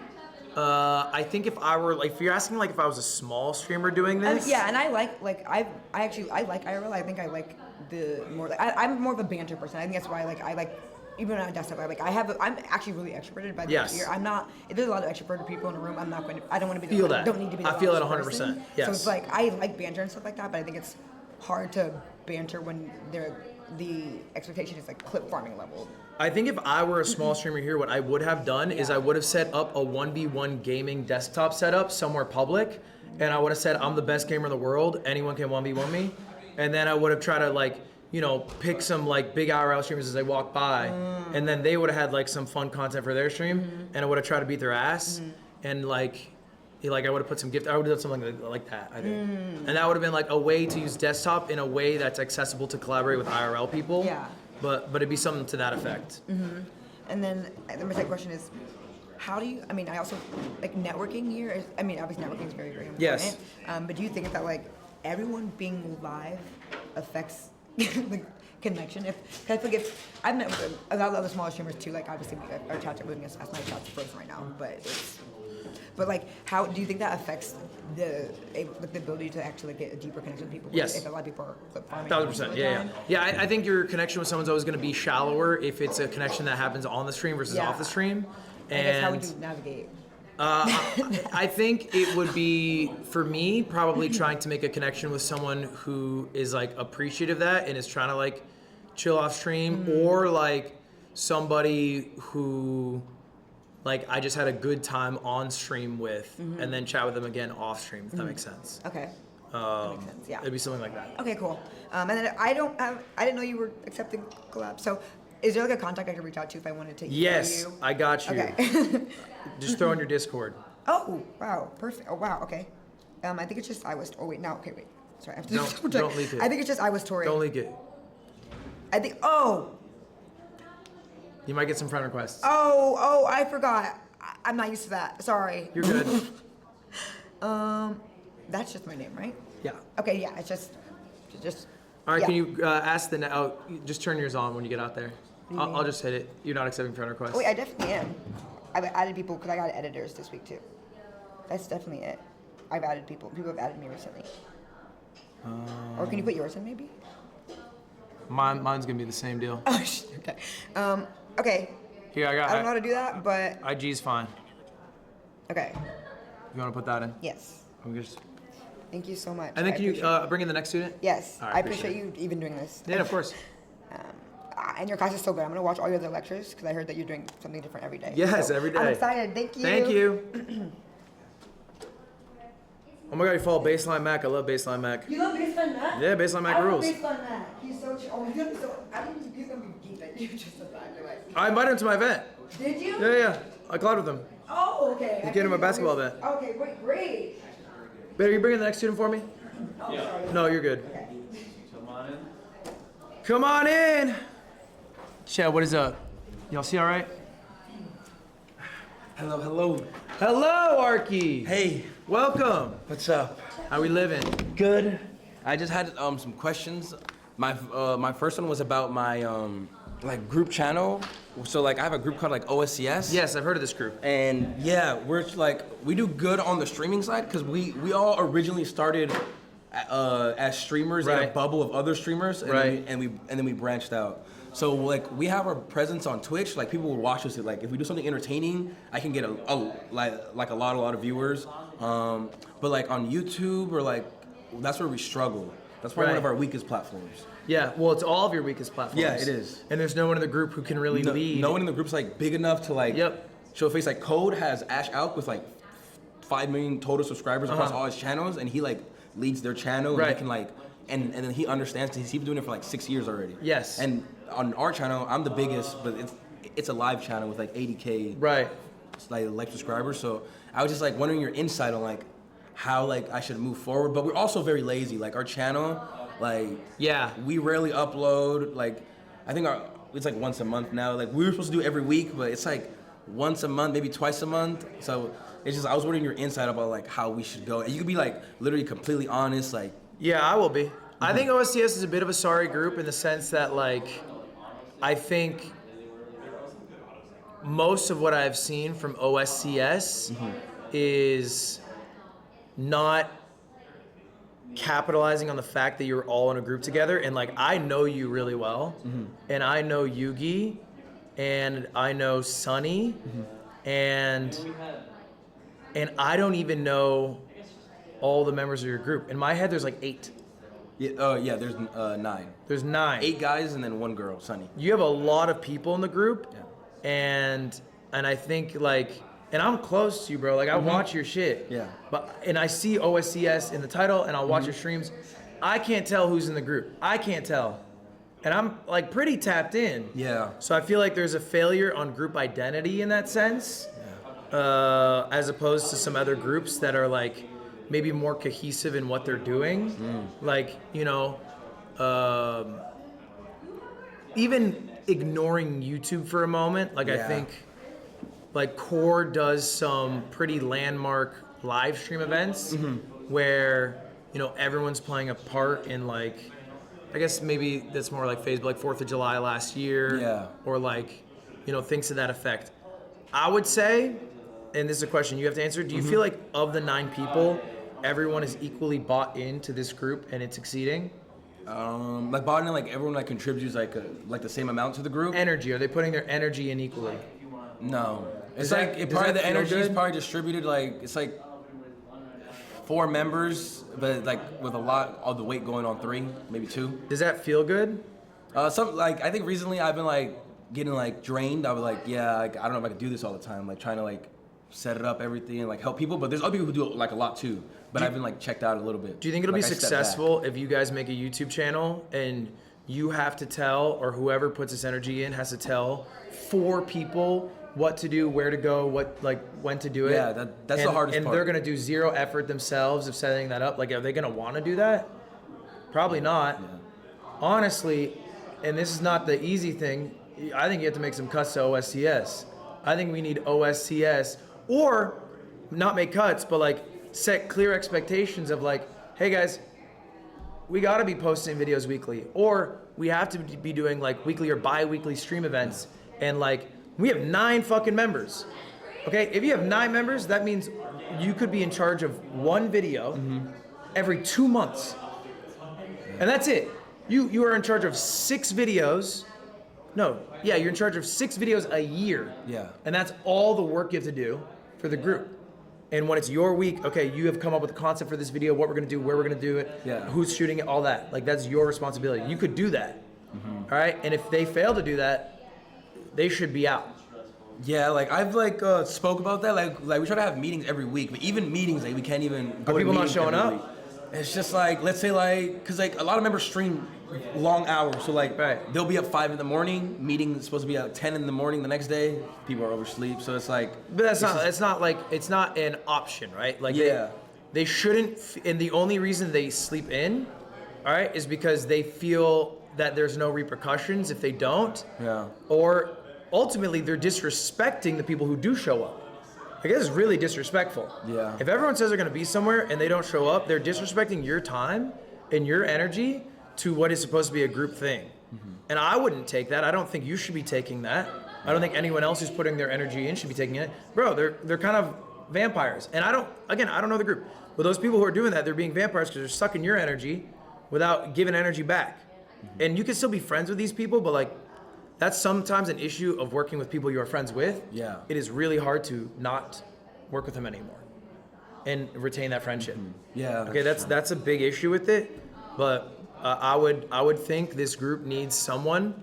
Maybe you can bring in a manager, or maybe you can bring in. Yeah, we don't have a manager. That's something like that we need. bring in someone who will, because I sense that it would be difficult for you to lay down the law. Yeah. In that sense, I feel like you would have a hard time being like, hey man, you didn't show up. Like, Yeah. that's warning 1, you're out. Like, I feel like you would struggle doing that. So maybe you brought in a manager, they could do that.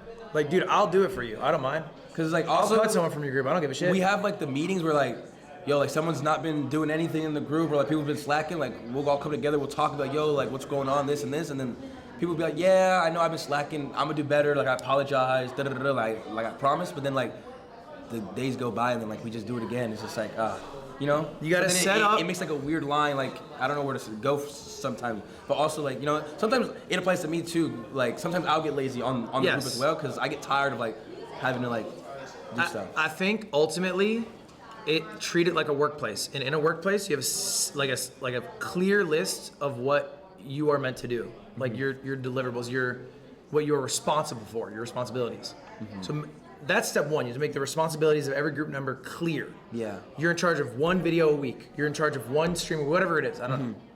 And then 2 is holding people accountable to those responsibilities. Yeah, that's something like I don't know how to we haven't thought of a way to like hold people accountable because like we'll just talk to them and then bye. And you know what happened when the first person gets kicked out? The other people will be like, oh shit. Okay. All right, this is real. You cannot be afraid to cut somebody because it is not you being mean, it is you respecting yourself. All right, they're disrespecting the group. All right, they're not putting the energy into the group. They shouldn't be in the group, bro. 9's already too big for a group anyway. Yeah, 9 is very big. All right, it's not the worst case in the world. So I honest to God, and I mean this with no disrespect to other people in the group. Right now, if this OSCS was 4 people, and I think we're all thinking of the same 4 people, maybe 5, it would be a better group. And that's fucked up, okay? That's fucked up that is true. Because it means the other 4 people are holding this group back because they're not putting the energy into the group that it deserves. Why? And so I think that's a really hard conversation, it's a really hard question, and this is something that's it's very tough because there's also interpersonal relationships involved. So that's why it can help to have like a manager come in or whatever, or a consultant. Dude, I deadass will do it. We can set up a weekly meeting. I will set up the expectations for the group. If people don't show up, I will cut them from the group. And I'm being deadass, they are cut from the group. Maybe they can earn their way back in, sure, but I will cut them. Hey, I think we would be down for that. Okay. And I feel like, because like people, like I think like I don't know, like they just want like someone to push them, like yo, like get up guys, but it's like we should all be able to do that, you know what I mean? I don't know, it's like Finny, because those are my best friends too. You have to do that yourself. Yeah. Like we have to do this ourselves as people. Someone wants someone to push them. Sure, we all do. Yeah. But we all have to fucking get up in the morning and the alarm rings and we're tired and we have to do the shit we don't want to do, okay? All right, I had to stay up till 2:30 last night. My alarm rang at 9 a.m. I didn't want to get up. But I had to finish my slides for the class that I had to do today. I had to hold myself accountable. I couldn't say, guys, can you come get me? Because I don't want to miss my class. No, you gotta be fucking an adult. These are adults, bro. I got you though, hit me up. I can do it. Okay. Deadass, I'm down. Okay. Thank you, Ludwig. Got you. And then Ludwig, also, can we run our stream? I'm down. Yeah? Come to me with the idea of what we're gonna do. Okay. When and where. Okay, right now? Make it easy on me. Right now? When you gotta come with the idea, now make it easy on me. Send me a message. Okay, I'll send you the message. All right, man. Okay. Appreciate you. Bader, you got me?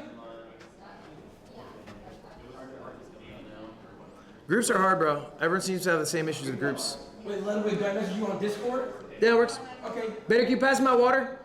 Yeah. You just chug it. I never miss.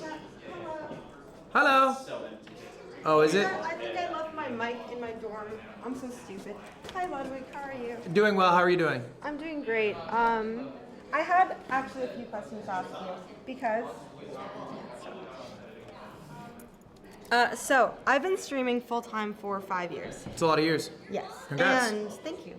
And I feel like my biggest struggle is I stream too long. How many hours do you stream? So lately I've been trying to cut it back, but there's times where I'll stream 12 hours. And then being at Streamer University, I'm streaming 24/7. Okay. And I do a lot of travel content, and my mentality is I'm traveling, I'm out of state, out of country, my viewers want to see everything.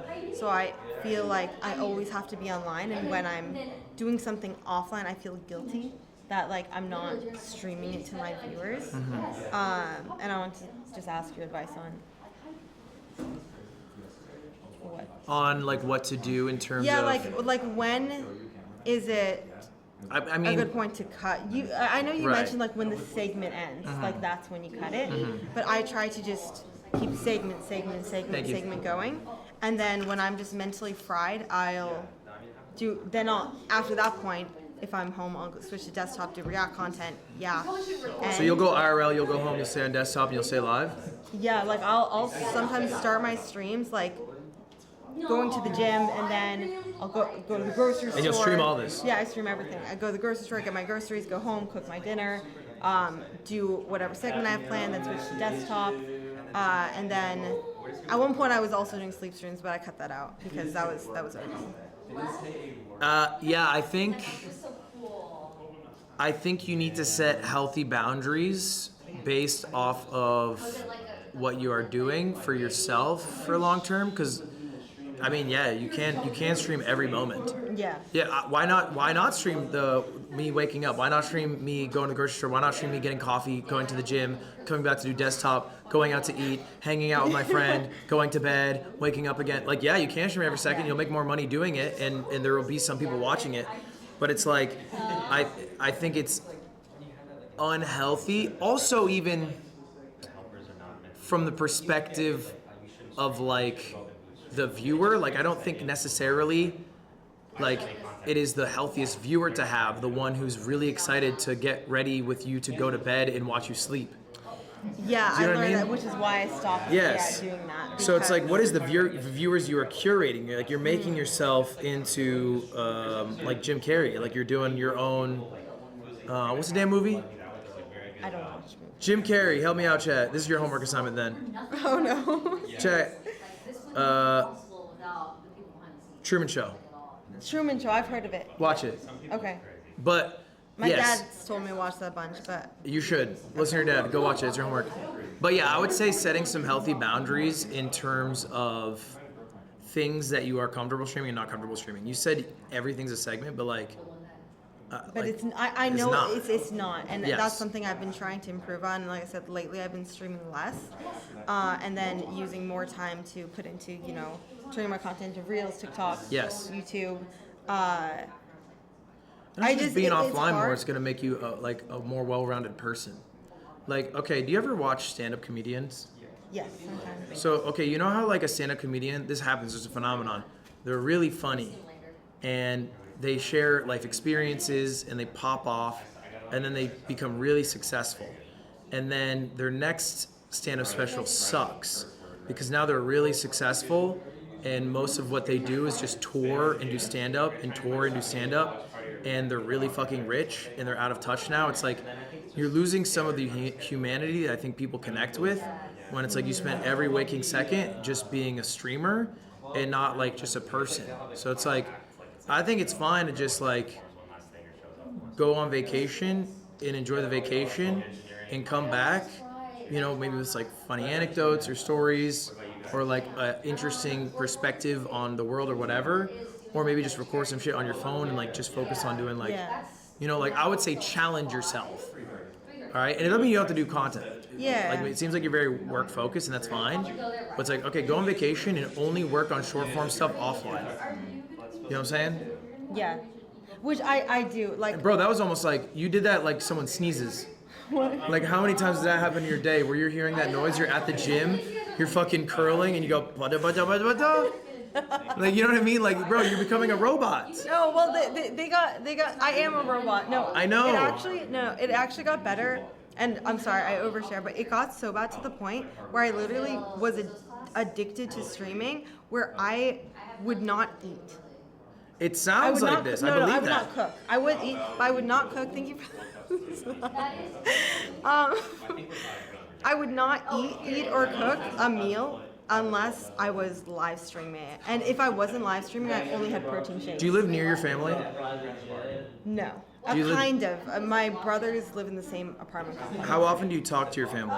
So every Sunday, I make it a point to go offline and spend time with family. The whole day offline? Yeah. So I try to. You don't stream at all? Sometimes at night, I spark up. So. We're gonna none at all on Sundays. Okay. That's just let's do two things, two homework assignments. None at all on Sundays, none at all. Okay. None and not a second. And if she goes live, you don't watch. I'm sorry. Okay? Chad. You're allowed to break it if there's like a Streamer U event, Yeah. whatever, sure. Okay. All right? Otherwise, none at all on Sundays, and go watch a Truman Show. Okay. We'll watch the Truman Show. That's it. It does sound like you're addicted, for sure. Yeah. And yeah, it's just finding a balance with Yeah, streaming too much versus not. Because also, like, and I know this is a bad mentality and I'm trying to break it. Whenever I'm not live, I know my viewers are watching someone else. And I know there has to be that time where they, miss me, so they'll want to watch the next stream. But especially like in taking days off, because last year, I went overseas for 2 weeks and I was like, I want to, take a sanctuary and be offline. And it was great, it was fun. But then when I came back, a lot of my regulars weren't there. Yeah. And even though I stayed active on other social media, it was like 10 days. 10 days is a time period for them to find other streamers, connect with other communities. Thank you for the gifted. And what happened now? Are they back? A lot of them aren't still, but I've found new viewers. Okay. Like, your viewers are going to leave. Whoever just gifted to start the hype train will stop watching you eventually. Yes. It's just gonna happen Better in their know life. it though. They will. Yeah. Everyone in this chat will stop watching you at some point. They will. Maybe a couple won't. Okay, maybe you have some diehards. But for the most part, everyone's gonna stop watching you. Every year, 50% of your viewers churn over. So if you have, 500 viewers this year, it's a different. next year it's a different 500. Okay? That's normal. That's fine. They should do that. Yeah. You cannot change viewer behavior by being live every second so they can't leave your grasp, right? If you have a ninth grader trying to graduate to 10th grade, you don't hold them back because you liked having them in your class. So let them go to 10th grade. Okay. Maybe they got some shit going on in their life. Maybe their tastes have changed. Maybe they like something else. That's okay. You'll get new people in. Focus on getting more new people in, okay? And that happens when you do other stuff on other socials, whatever. And you can still be live and consistent for these people and these viewers, but you don't have to be scared of losing them. You've already lost them. They're gonna leave you. They will. It's an inevitability. Mine will leave me too. It's inevitable, and it's a good thing. Okay, it means they're growing up. They have different tastes. Maybe they have no time for streams. They have a family. They have a new job. That's all good. We should want that for them. Yeah. I don't want them to be. you guys to. I don't want them to be a robot in a room to who are record. forced to watch me at gunpoint. Yeah. So consider them already gone. Okay. You're giving them the best show while they're here. Okay. Okay. But don't hold on to it. It's like holding on to sand. All right, it's gonna slip through the fingers. Okay. It's all right. It's okay. It's okay. The regulars are gone. We wish they have great lives. You see, I am going to use this. I remember years ago, made the video on parasocial. Yeah. And that video hit so hard. That you became parasocial? I got to a point where I developed a reverse parasocial with my viewers. Yes. And I think that happens as often. Yeah, I've broken it a lot, and it's something that I'm moving forward on, continuing breaking. But I just want your feedback on that, and I really appreciate that. And then the last question I have is, I've been posting my clips on TikTok, Instagram, YouTube. What do you think is the best funnel to Twitch? Should I be prioritizing YouTube, long form, shorts? I know all of them funnel back, but which do you think is the most effective? Are they clips from your stream? Okay, so I do clips from my stream, and then I record videos that didn't happen on stream, but look like they could have, and we'll have That's my a huge mistake, I think. Okay. Sometimes, not often, because someone told me that you could make a clip look like it was from a stream and just funnel audience. Yeah, it's a huge mistake because you are faking, and then the viewer has the expectation that it was real, and then when they come to actually watch your stream, it's not. No, it's not like this is a clip from stream. It's just a clip that happened and then my Twitch handle. Right, but it's a clip that didn't happen on stream. Yes. Is there a reason it didn't happen on stream? Could it happen on stream? Well, I was streaming. It's just so when I stream on my Android, and then I record stuff on my phone that's happening during the stream. It's just I don't take clips always, if that makes sense. Right. Okay. So I'll be streaming it, but record a separate video on my phone while the stream's happening. Like what? Like give me an example. I'm so confused trying to envision this. Let me open my YouTube channel. Wait, can I trade my blue one? So, for example, I went to round 1 in LA, right? Yeah. And while I was there, the punching machine, right? Okay. I'm streaming us at round 1, but the clip of me from there, this is recorded separately. But so a lot of my stuff is like this, where. Okay, but you stream this as well? Yeah, but I'm streaming. Yeah, that's fine. That's fine. Oh, okay. That's totally fine. Yeah, that's what I meant. Sorry, I thought you were like pretending to be live. No. Yeah, that's totally because fine. I'm live all the time. Yeah, that's just a second POV. Yeah, Okay, yeah, that's totally fine. Okay. Yeah, I would say like, Yeah, that was the worst. It came you want paying? if you just have, like it's less about the efficiency of converting someone from that clip over and more about getting a clip that's more engaging. Okay. So it's not like there's a trick you can put at the end of that that's going to get whoever watches it to come over. You just need to have a bigger net because the percentage of people who are willing to leave a website is very small, right? The conversion rate of getting someone to leave an Instagram or a TikTok for Twitch is very small. It's like less than a fraction of a percent. So you just need a really big net so more people come over, as opposed to trying to increase that fraction. Yeah, that makes more sense too. Fire, thank you. Appreciate you. Appreciate you too. I hope I word things well. I'm so sleep deprived. You're good. But- Watch the Truman Show. Yes, I'm going to. That's gonna be the first thing I do. I might watch it on the plane if I can. Should. Wait. Battery swap.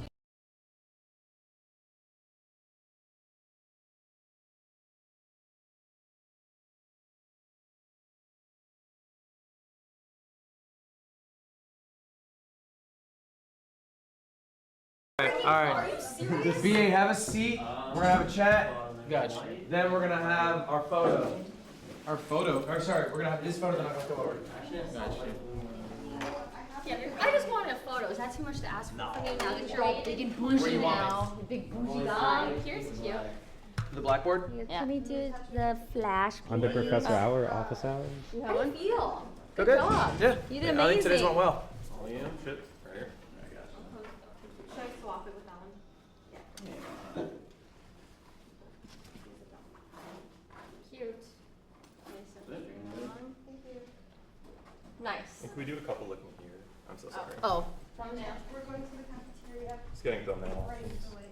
And then like a holy shit, something crazy just happened. Wait, I don't want him to thumb. Huh? Sorry. You said thumbnail? I was just honest. Oh. Just honest. We'll like deep fake Kai onto him. Yeah. Actually, no, that's probably not a good idea. All right, see you later. Thank you. Bye guys. Okay. See ya. Is this anyone's? This one? I feel like in high school right now when I got in trouble. Yeah. I had to sit down with the teacher. Okay. That's what I Well, feel like. you know, I'm old enough to be your actual teacher, so I think that's fair. Mighty BA. What's up? How's today been? Rough? The past 4 days have been kind of rough.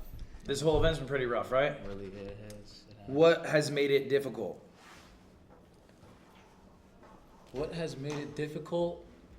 I'm sure your expectations actions. coming in were a lot different than what you actually experienced. What made it difficult was my actions, actually.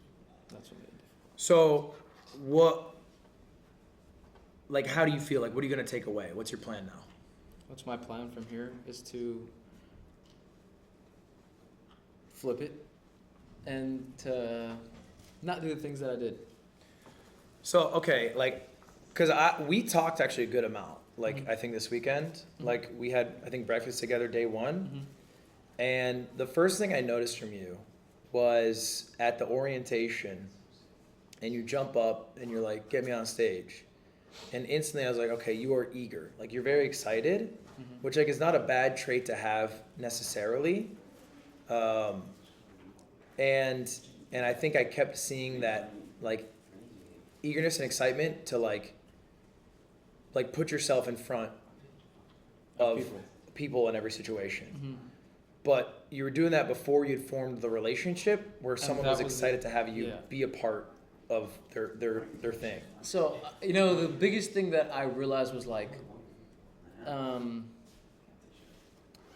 I didn't fully know these people to do the things that I did. That was the biggest problem. And but maybe it's hard. Do you watch a lot of streamers?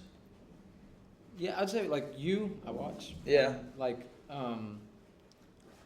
watch now and not as much anymore, but Sure. Before I used to. Yeah.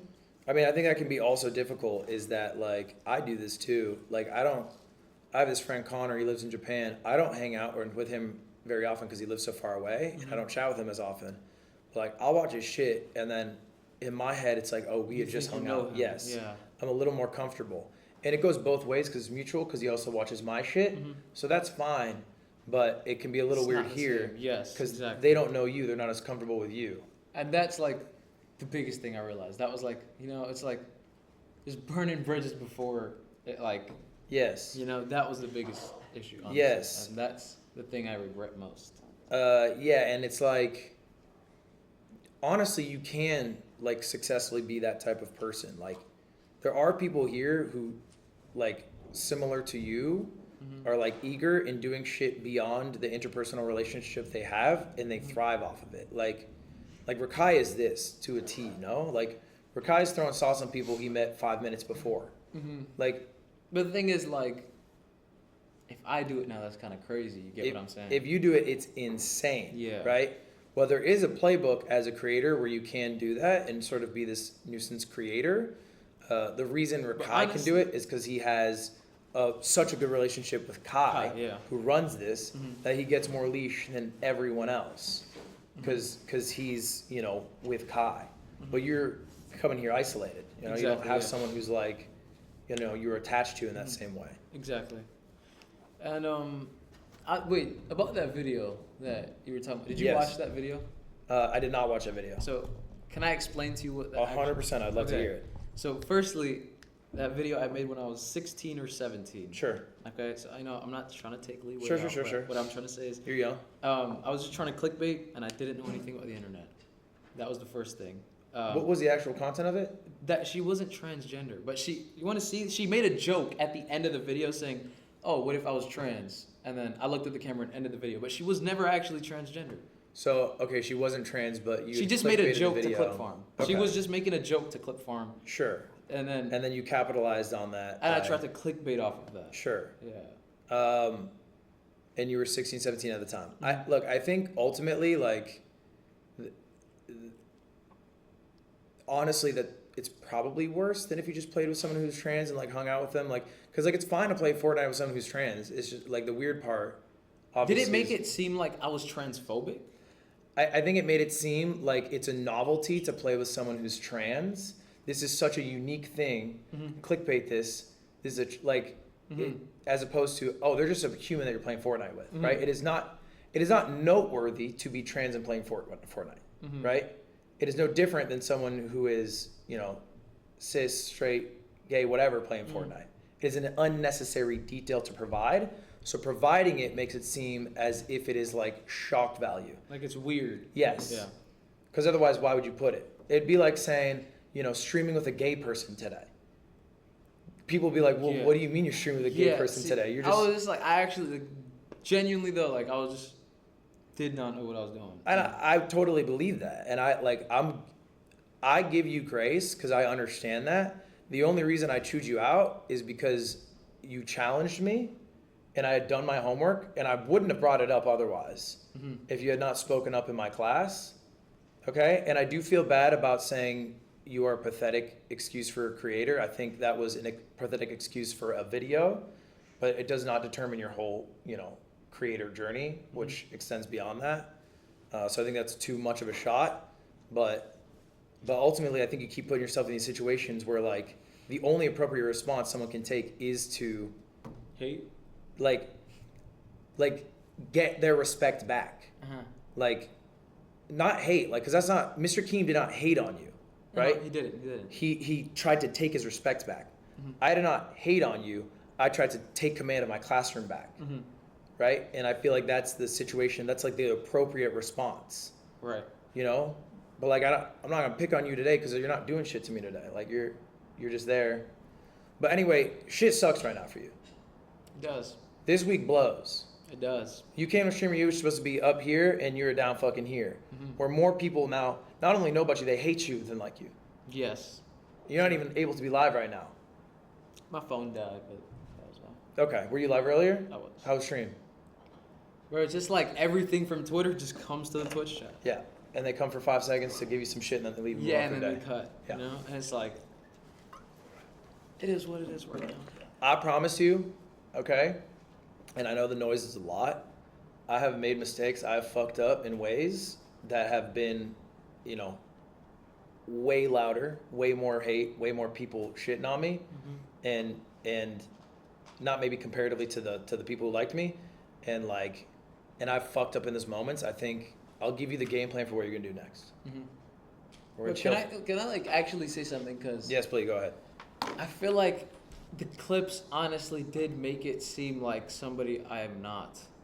And yes, absolutely. I do think that. But like, truly, you know, and I know, like, I don't know, I think you were there when I talked about, you know, I really don't give a shit about PR stuff. You know, I'll actually speak from my heart, and I'll say what I truly mean, you know? Like, my intention, genuinely from the bottom of my heart, was not to disrespect, harm, or hurt anybody. Like, that's not how my mom raised me. You get what I mean? Like, dude, that's not how I'm raised, that's not who I am. And like, it kind of made it seem like that way, which is my responsibility and for my actions and what I did, but that's not what I want to be known as. That's not who I am. That's not like the type of content or the things I want to do ever. Okay, none of these people who are watching now or have seen clips of you, or even I, know you. None of us know you. They just have impressions of you, and I literally talked to them earlier. I said they're not giving you enough grace. Because some people have taken these 6 clips and they've made a judgment of your character, ignoring any 19 years of context that they are devoid of. Because that's all they're presented with. And they're presented with it because obviously like shit, negativity, shit like that goes viral, right? Negativity like that goes viral. What probably hasn't gone viral is like, you know, if you put your trays away at lunch, or like you said hi to the cafeteria lady, or if you were like, you know, nice in the air, like that shit is not gonna go viral, okay? Because that's just being a person. So I absolutely 100% believe that. I think everyone should give people more grace in general, and that is not a reflection of your total character. Unfortunately, they don't. It is the perception you have given off. Yes. Now, I think there's something that you are gonna do, and I'm not gonna be able to shake you off of it, but I'm gonna tell you the truth anyway. You cannot control your reputation. Furthermore, your reputation doesn't matter. It's really hard to believe that when you're 19. It's really hard to believe that when you're 30, to be honest. But it really doesn't matter that these people hate you at all. It does not matter. Because it's not something you can control, and they are not in your life. All right? Okay, there's a book, it's called Meditations. It's by Marcus Aurelius. Do you know who that is? The philosopher, right? He's the philosopher. That was his part-time job. His full-time job was right? He was the emperor of Rome. Okay, the largest empire in the world. And he wrote his thoughts down. This was his shit. This is what he said. He said you cannot control your reputation. All you can control are your actions of being a good neighbor, a good local citizen, and good to those around you, and striving to be the best man you can be. Okay, this is all true. Okay, and the desire to control your reputation is like a point of ego. It's like something a politician does. It's something maybe an influencer does because, you know, they want to achieve certain things with their reputation. Right. But I promise you that shit does not matter. Okay, what matters is like you come in here to talk to me, and then like my respect for you, because we know each other personally, or your relationship with your family, because they'll be there for you over this next week where life's gonna be fucking hell. Or your community who watches you, who knows because they've watched your streams before that these clips do not represent you in totality. And I think that's where you should put your energy, rather than trying to get all these people who are hating on you and making a lot of noise and blowing up clips. Maybe rightfully so, because you were bad in those clips. Like, they don't deserve your energy though. And so like to put energy into being like, you guys, I'm actually not this piece of shit. Fuck them. There's a bunch of people who hate me right now on the internet. A bunch. And they'll hate me forever. Okay? They'll say I have a fence up my ass. They will say that I make too many money from sponsors and I'm a sellout. Or I've sold my friends and I've upped those numbers. Okay? That's fine. I do not care about that. I care about the actual interpersonal relationships that I have with the people that I might have affected positively or negatively, trying to be a better me and like, you know, make those relationships good. Gotcha. And not for show either. Like I don't I really do not care if people know or do not know the truth, as long as those people in my real life know the truth. So what's your game plan now? What you can do next? Because I don't think you're gonna stop streaming. Or are you thinking about it? Honestly, that was like a thought in my mind. I'm like, I'm fucked. You know? Yeah, right now you're fucked. I actually thought, I'm like, I'm fucked. But in a year, are you fucked? Huh? In a year, are you fucked? I don't know. You know what? Like, I was just kind of lost. Like last night, I was just like thinking, I'm like, what the actual fuck do I even do? Like, I don't feel like truly. I don't feel like they are the person that like I'm the person that they think I am. I truly don't believe that. Right. Yeah. And you're still sitting here obsessed with what they think about you. It's not exactly that. It's like that shit just kind of hurt. It kind of hurt. I'll be honest. It did kind of hurt. It hurts and it feels bad to be misunderstood. Yes, I feel very misunderstood. Absolutely. That is true. Okay, here's what I think you are good at. Okay? Because your application video is very good. I think you are good at presenting the things you are passionate about in a way that resonates. Okay? And I think you are good at having confidence in yourself. And I think here's what I would do if I was you, if you want to hear that. Yes, I do. I would chill for a while. It's not stream? I would just chill for a few days, at the very least. Okay? I wouldn't try to get like ahead of the noise, and the noise will die down. Like, streamers are idiots, bro. In 2 weeks, a streamer's gonna be looking at their phone while driving. A streamer's gonna be fucking disrespecting like a service worker at a fast food restaurant. A streamer's gonna be IRL using a slur. Like, there's gonna be other things that the internet will go mob and hate after. They'll mostly forget about the things that you have done. And then you can take some time to reflect, you know, reconnect, ground yourself, and then go back to your community and then be the best you for them. And like make shit that is exciting for them. Okay? And like really hone in on that. So would you say not stream for like 2 weeks? I don't think there's a specific amount of time. I would say like when you feel good. I wouldn't stream the day I get back, and then I would wake up every day and I would see how I feel. There's not a time limit I put. Wake up, how do I feel? And if the feeling is I want to change the minds of the people who don't like me, I think that's okay. I take another day. Okay. Because that I think is a fruitless pursuit that you will fail at, and your community is not going to enjoy it either. As opposed to they would just enjoy me being me. Let me see the Mighty BA how I liked watching the Mighty BA before. Got you. Okay, so that's like shit. And that's really hard to do, by the way. Like, no, but it's possible. It is possible. I fail this all the time, bro. Like, there's like, you know, controversy shit and like people bait you and into like slipping up and like, you know, talking about shit, trying to change minds, doing that all the time. Like that's gonna happen to you. Like you're gonna have someone in your chat, like, you know, say like, oh, isn't there a fucking Pokemon card you should go rip? And then like you're gonna want to fucking, but like, you know. That happened this morning, actually. You know that? Yeah. It happened. I was, you know, because like I just wanted to like talk to my chat, and be like, you know what? Let me just like talk about it, bro. Because like I kind of was like running away from it, because I wasn't even on social media while being here, so I didn't realize like how viral some of the clips went. Yeah. And then when I saw Twitter, and then I saw TikTok, I was like, oh shit. Yes. Oh shit. You've been going viral.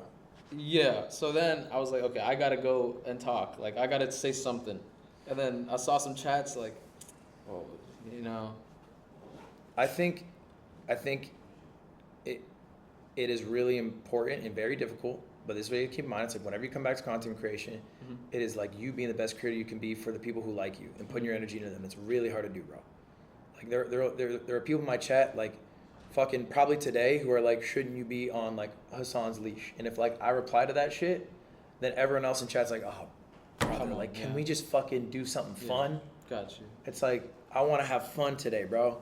And you end up being like, you know, like a stereotypical teacher. It's like in the middle of the divorce, and it's like, and it wears on them and it shows, and it's like, you know, they're coming here to escape an aspect of their life. Right. All right, to have some enjoyment, and if like, it is clear that you have, you know, mixed feelings, malice, whatever in your heart, like that'll come across. Mm-hmm. So it's like I would just take some time. I'd be offline. I would, for me, it'd probably be like 3, 4, maybe 5 days. Mm-hmm. It could be longer, could be shorter. It's up to you. And then come back and I'd do some cool shit Mm-hmm. that I like. Gotcha. You know, I get what you're saying when you say like don't care about your reputation. You know, like the shit that hurt most was like the only reason I actually even stream is because of people, and I like talking to people and talking to my chat or in real life. That is literally the only reason I stream. Mm-hmm. Like, you know. But that's not reputation, is it? I mean, it is, because it's like now I'm viewed in a way that's like, fuck this guy, you know? So, but that you're more concerned. So those are two different thoughts, right? If you care about people, Mm-hmm. then you care about the people you're interacting with, and that's an interpersonal relationship. Yeah, but you know what the thing is? If you care about the potential people, Mhm. then those are people don't even exist yet, Mhm. right? You're worried about people who could be a viewer, and that's your reputation, but Mhm. they're not a viewer. Mm-hmm. I get what you're saying, yeah. Read Meditations. Sure. It's boring. He wrote this as a private diary. He never published it. It's really dry. I read it when I was like, I read some of it when I was like 16. Read the whole thing. It's short. Yeah. Do an audiobook at the same time. Mm-hmm. Or just do an audiobook altogether. It doesn't matter. But I think like... I'll ask you a question for you. Okay, go ahead. From what you know about content, do you think I'm fucked? No. No. I don't think so at all. Got you. You think this shit's like it could go 180 degrees just the other way? I think like people love a redemption arc, and I think that time is a beautiful thing, and I think you are 19 years old. Mm-hmm. I am 31 years old. In 12 years, okay, is this all you will ever be known for? I would hope not. I would think not. Mm-hmm. Like, bro, I Show Speed has had one of the biggest 180s ever in reputation I've ever seen. Yeah. I Show Speed, I made a video about it because he used to get into Valorant lobbies with girls, and he would say, what would happen if we were the last 2 people on Earth? Would we procreate? And they would say no. And then he would say, what are you going to do to stop me? How did that even happen? Like, how do you even like turn from that? That's actually kind of crazy, no? Because he became somebody who is admirable. He became somebody who I think he wanted to be. He became somebody like who other people were inspired to be, and kept being that every day. And he grew up, and he became more mature. All right, and he connected with people in real life. He literally would meet people in real life, and like the speed that they met was like someone who left a great impression. All right, I get you. So he had a crazy 180. But if you ask me when those clips came out, is I Show Speed going to be the biggest streamer in the world? He just performed at the fucking World Cup. God no. You would have never thought that. No chance. No universe. Mm-hmm. So it is definitely, there's a possibility. I don't even think there's a possibility. There's a probability if you take the right steps from here on. Got you. I think it's totally possible. Mm-hmm. Like, even people who like I might like morally disagree with, who I think are like, you know, less savory characters, are able to capture and create interpersonal relationships, capture viewers' minds. Like Sneeko as an example. Like Sneeko has like a very successful audience of people, and Sneeko's done a lot of shit that pisses a lot of people off. Mm-hmm. You know, a lot of shit that is worse than anything you have done. Yes. In my eyes. He's still a successful creator. Mm-hmm. So, I don't think you're fucked. Mm-hmm. By no means are you fucked. Got you. I'm not saying become Sneeko, by the way. No. I mean, like, I actually did realize, like, you know, last night was when it, like, really hit me. Like, I was just sitting down and I was like, holy shit, what the fuck did I just do? Like, it, like, actually just clicked last night. Not even trolling. And that's like... I think you got one more day. Mm-hmm. I think what you do with me, I don't know if you're already done with Keem. I tried to talk to him, but I could tell he, like, when he was live, but, you know. Run it offline. Yeah. Offline means a lot more than online. Anyone else you feel like you had a bad connection with, talk to him. Okay? All right? And just really focus on like human connection. Mm-hmm. Got you. And then just enjoy the day as best you can. And brother, stay offline. Don't even go offline. Don't even go online. No reason. No reason. No reason to check Twitter. No reason. No, I wouldn't even go live. Yeah. It's not worth the viewers you would get. Like today? I wouldn't go live. God no. Seriously? No. Why would you? Okay. I mean, you could, but like the experience for your chat is gonna be shit. It is. The people who like you are not going to be enjoying their time because they're going to have to be fighting against a bunch of people who are shitting on you. They are. I mean, like every 3 seconds, there's a new chat. Yeah. Of some dude saying something that he saw from Twitter, and he pulls it up. And yeah, what experience is that if you are someone who likes the Mighty BA? That feels pretty bad. It does. Yeah.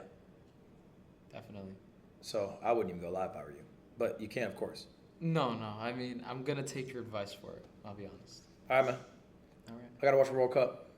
What time does that start? Right now. Right now? Okay. Well, I just did want to say one last thing. Yeah, go ahead. Maybe because even if to you or just like anyone in general, I really do want to say my true intentions, like from the bottom of my heart, were not to disrespect, harm, or hurt anybody, like in any means. Like truly. In my heart of hearts, believe everything you did was like in the pursuit of like content and success. Yes, it was. But it sounds like you got a bit lost too. I did. That's all right. Like I got lost in like chasing the clips. What's your name? My real name. Is your government public? No, it's not. Oh, then I don't need to hear it. Yeah. Tell me later. I got you. When we're hanging out one-on-one. Mm-hmm. All right, man. For sure. Be good. Huh? Be good. Yes. Ludwig, do you think I can get your contact? Just in case if I want to like message you.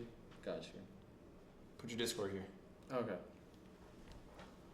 All you right. check Discord? Huh? You be checking Discord? That's the only one I check, to be Really? honest. Yeah, I don't do text. Got you. I'm 31.